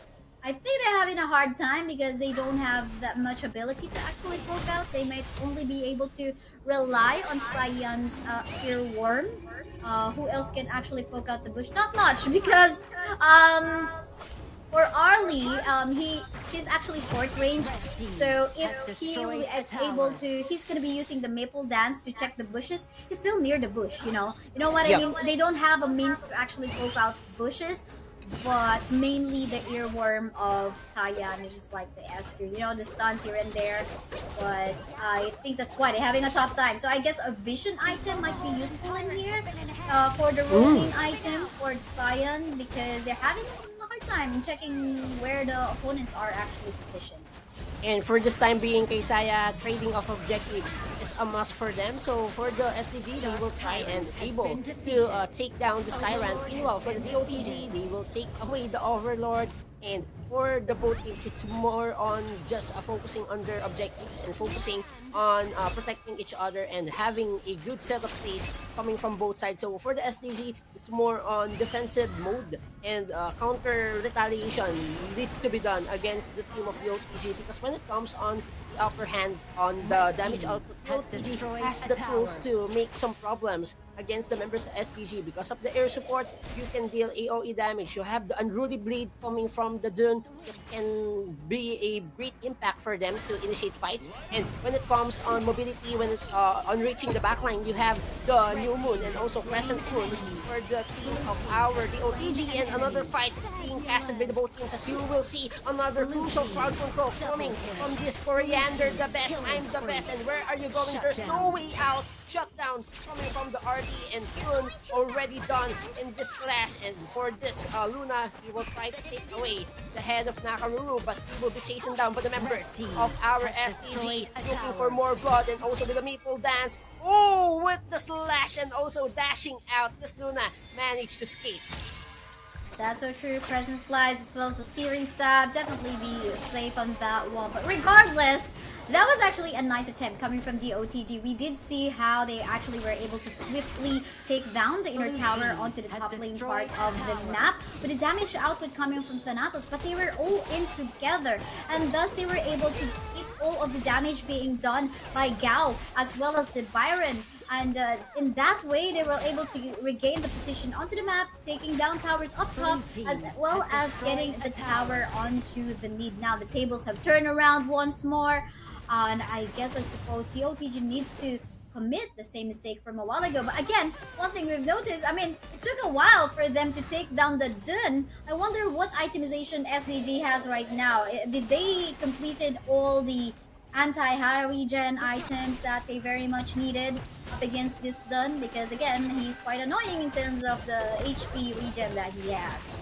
Exactly, and for the SDG addressing the problem, just having that anti-heal items for the SDG will help them to somehow create advancement and problems against the heroes of our DOTG. And meanwhile, for the DOTG, I would like to see how they can respond in this kinds of situation, because at the early stages of the game, they have the lead, and right now the tables have turned. The team of SDG gathering almost 1,300 gold lead in their pockets, so this is a total economy swing for the SDG, and seeing the damage output coming from this RD is a crucial one, so you can't afford to receive those deadly umbrellas coming from the Autumn Storm. You have the quick mobility responses with the Maple Dance, and Coriander being the commander right now for the team of SDG, just providing all the crucial cloud control that they needed for them to capture one by one the heads of the OTG. That's so true. The heals as well, that is annoying from the side of the OTG coming from the Science. True. Tune of Tranquility. But yeah, gotta love the pressure that No Fade is actually doing up top. For the meantime, seems like they have to be very careful here onto the mid.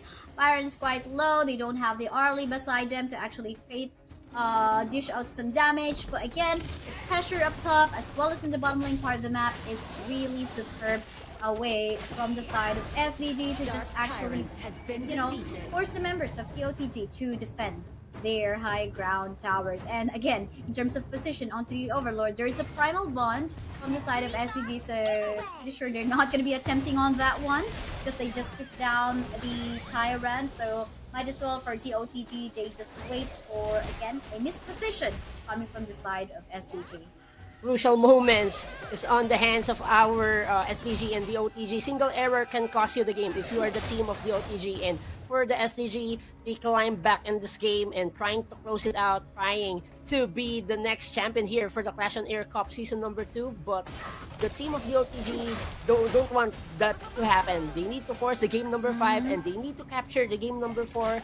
And seeing the damage output for the both teams, I think it's a equal balance. It all boils down to the setups and also the crowd control that they need to provide against each other. But seeing the CC immunity, okay, I have the Tune of Tranquility just to somehow create some separation and HP back for this Kayan.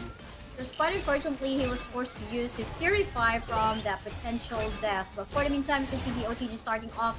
The Overlord right now, Shadow Overlord, Byron is actually going for the backline. Look at that! The Natos will actually fall down. And here, no more Master. Luba number 7, rather, in here from the side of the OTG. But in here, Gao will fall down as well. Will there be an exchange of kills? But not yet, because Xiao Chao instead will actually fall down. 3 members left on the side of the OTG right now. There's the chase coming from our Cyan, actually him wanting his earworm to actually connect the annoying stuns coming from this particular hero. And then again, there was the members of SDG actually going for the Trish onto the middle lane.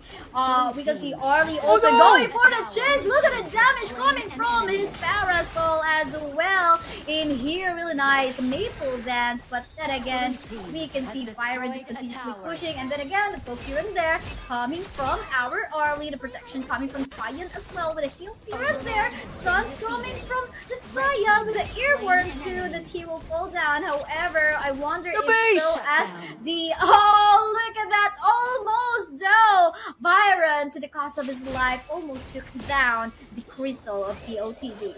That's a close Crystal Crush coming from this trio.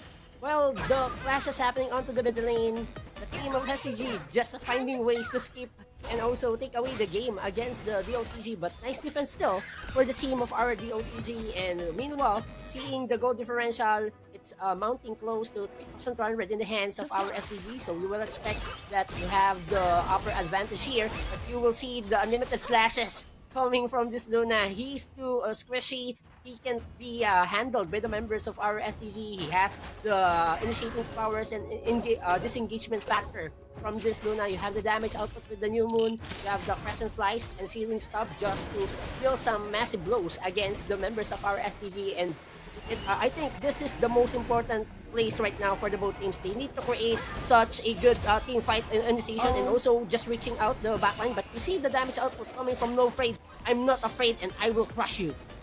Yeah, that's so true. The combination of Amube Yatoro as well as Anu Mutsube with the after the Mama Haha flight, just he can just like burst them. But seems like that's not enough because we did see how he's not actually able to take down the life of the Luna. But for the meantime, a position of taking down the Shadow Tyrant for the side of SDG. This with the Chain Lightning buff definitely gonna be giving some boost of damage from the rock out of Gao, as well as of course the magic damage coming out from Arlie's Maple Dance as well. But we'll see how this one will go because again, we did see, I mean, Luna is quite scary as well for as long as he's alive, as well as the Dune is maintained alive.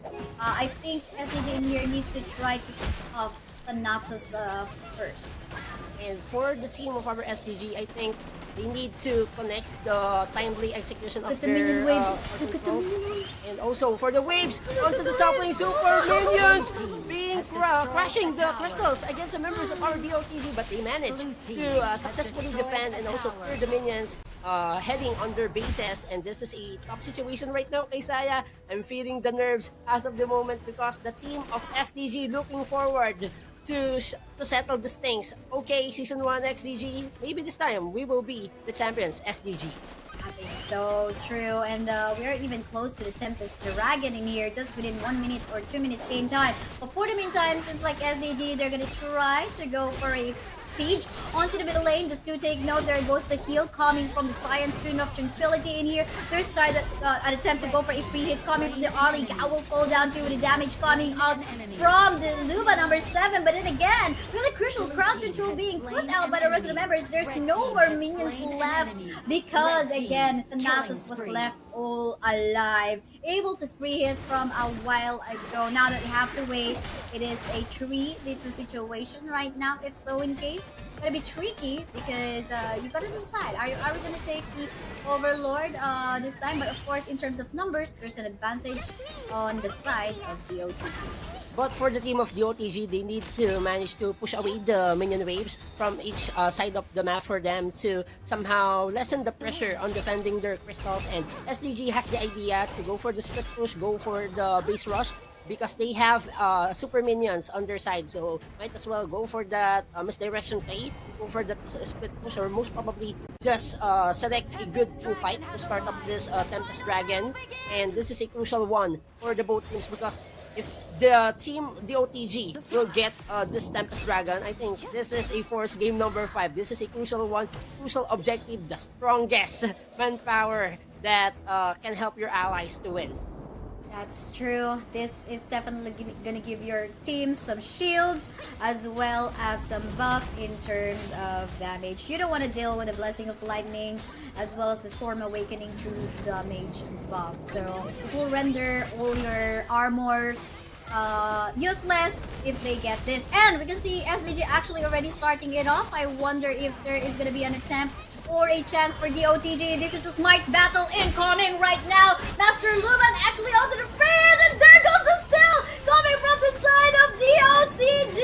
And here we go with the buff. True damage sources in here, but the rest of the members of Team SDG will fall down. Even the Nakoruru will fall, but we can see Byron just attempted to go for a push onto the top side, going for the pressure. That was very risky. You know what? I think SDG should have not started that one off, or at least someone could have zoned out the members of DOTG, even to the cost of his life.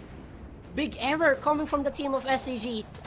The smite was too vital on that last sequence, but Thanatos just creating that opportunity to free hit and last hit the Tempest Dragon, and it will allows them to have some push through, trying to force the game number 5. But this Artrium receiving a lot of damage with the first blue suppression. Kayan will take away the head of this Luba number 7. Where are you going? This is the fight back. This is the counterplay of the SDG. But the Unruly Blade was there just to hurt the members of our SDG, and this Byron looking forward to disengage one by one, punishing in, jumping in, slicing out, and also with the Gao. Where are you going? The guitars just polishing the members of DOTG. Where are you going? 3-man down for the DOTG.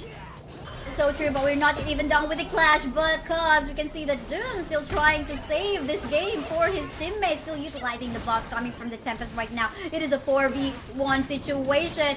Oh, look at this Doom just regenerating his HP all back to life. He's able to manhandle everything, and he's gonna be resurrected, but this time he will fall down. But that really took a while. It's like almost 1 minute, man. So it makes me wonder what itemization SDG has in here currently. But then again, 2 members left onto the side of DOTG right now. They've got the super minions in here. We can see in here Sunbin trying to poke out the members of SDG, but will that be enough for it? The rest of the members are actually back alive, but it seems like SDG will want to go for the focus fire onto the crystal, and this is gonna be it, our new champion, SDG! Sky Dragon Gaming is your Clash on Air Cup Season 2 champions. Congratulations!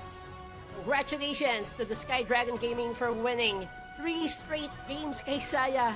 Just to think of it, losing the game number 1, okay, that's a hit check. Then game number 2, game number 3, and finishing and sealing the deal, game number 4. That is a high-octane game that we witnessed. Crucial Tempest Dragon steal for the team of the losing team, but it wasn't enough for them to force the game number 5, and Sky Dragon Gaming securing the Clash on Air Cup Season 2 Championship. For the Season 1, we have the XDG. This time, another DG, the Sky Dragon Gaming, the Sky Kings, reign as your champions for the Season 2. Maybe there are affiliates, I don't know. But a while ago, the crucial team fight that it was very risky, wherein the Tempest Dragon buff was onto the hands of Doom of the Gods, right? But we did see the play that the Byron, as well as the Tyan, as well as the Arlie did a while ago, wherein there was already an attempted push by the Luba number 7, as well as the Sunbin into the middle lane. They were trying to take down the mid lane tower, the inner mid lane tower. But the flank play coming from the Byron was so on point. Okay, I'm gonna go for that electrifying charge as well as the storm strike and forceful suppression. But Cyan, I tell you, you have to back me up with the heals because they have the Tempest Dragon buff in here. So you really have to heal me in such a way that the Arlie will be able to free hit. So I think that was a really good, risky but decisive play that Sky Dragon Gaming fully committed on.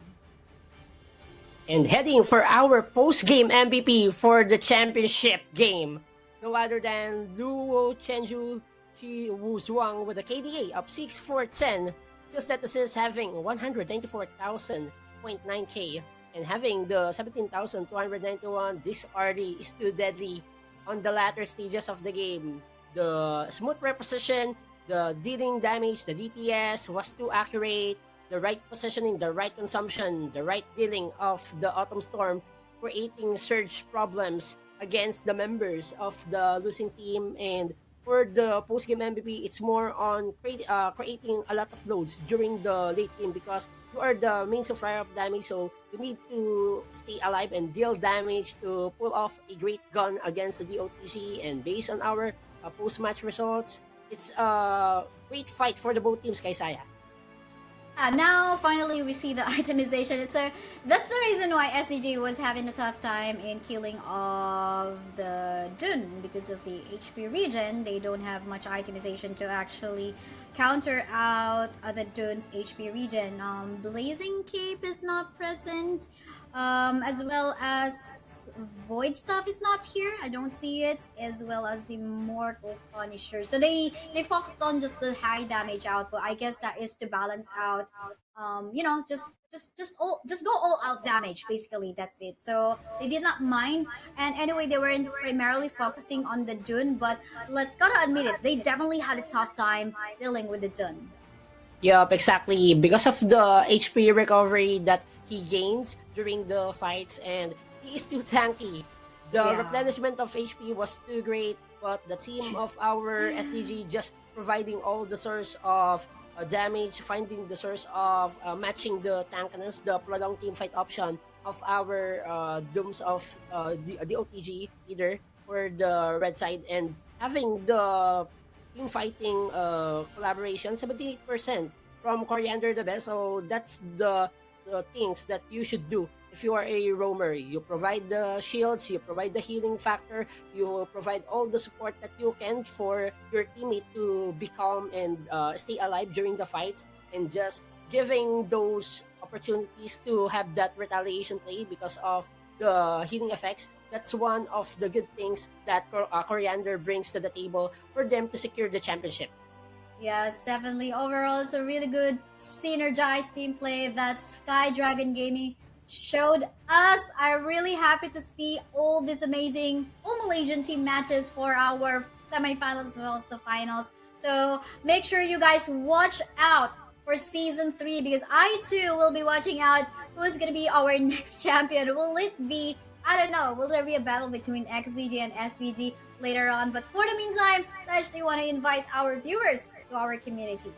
And please, for our viewers out there, scan this QR code below to join our community for you to engage with different people, just building the community on having some fun and competitive scene for the Honor of Kings, and especially just follow and also like the page, share the live of Clash on Air Cup. We have Facebook, we have TikTok account, and also please do subscribe on our YouTube channel, Clash on Air Cup. So true. And again, we're your casters. I'm Kaisaya. You can follow me on different social media platforms too. I'm on Twitter, I'm on Instagram, I'm on TikTok, but I don't usually post in there. Although they say, of course, it's a new platform. And yeah, Sedge, how about you? Where can they follow you? You can follow me at my TikTok account, Sedgecast. I have my Facebook gaming page, Sedgecast as well, and also my IG, that's Sedgecast also. So I would like to send some shoutouts to all the viewers out there, especially on our Bahasa Malaysian broadcast. So shoutouts to Admats and also the K-Catch for a great showing also on that stream, and also for the English broadcast. This is Sedgecast and also Kaisaya here. Yes, we thank you so much and see you guys on season 2. This is your Clash and Air Cup Honor of Kings community. We'll see you guys again in the next season. See you. Bye, guys. Clash on Air Cup. Looking scary. The rest of the members.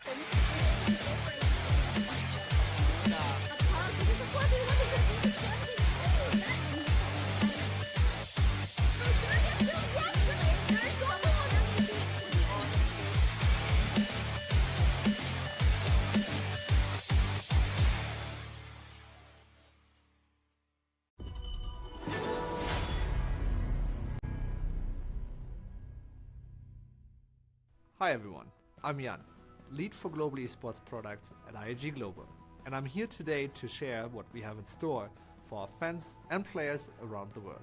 It's going to be an exciting year for Honor of Kings and esports. The game will be launching in phases throughout the year around the globe.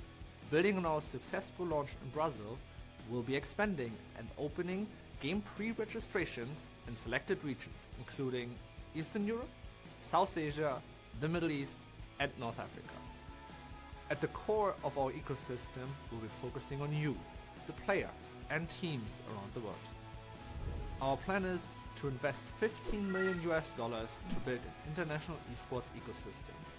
This system will include local and global tournaments specifically designed for our different regions, aiming to give more players and teams the opportunity to participate in our esports programs. We have established our Pro League in Brazil last year, and we will be looking into building more in the other regions following the game's launch plans. For regions without a dedicated product, we'll be hosting other professional tournaments, bringing teams together to compete against each other, to earn a spot for the new global competitions we are introducing. So please let me share with you the exciting news that we will be launching the Global Invitational Series, with the first season kicking off with the Intercontinental Invitational in March in Istanbul, where the world's top team will compete for glory. This will be followed by the second season of the Intercontinental Invitational, where we will share more details soon. Come midsummer, we will host the Mid-Season Invitational with $1 million prize pool, and where the new KPL Dream Team will compete for the first time against the rest of the world for the year's first honor. At the end of the year, the pinnacle of esports, the Honor of Kings Championship Invitational,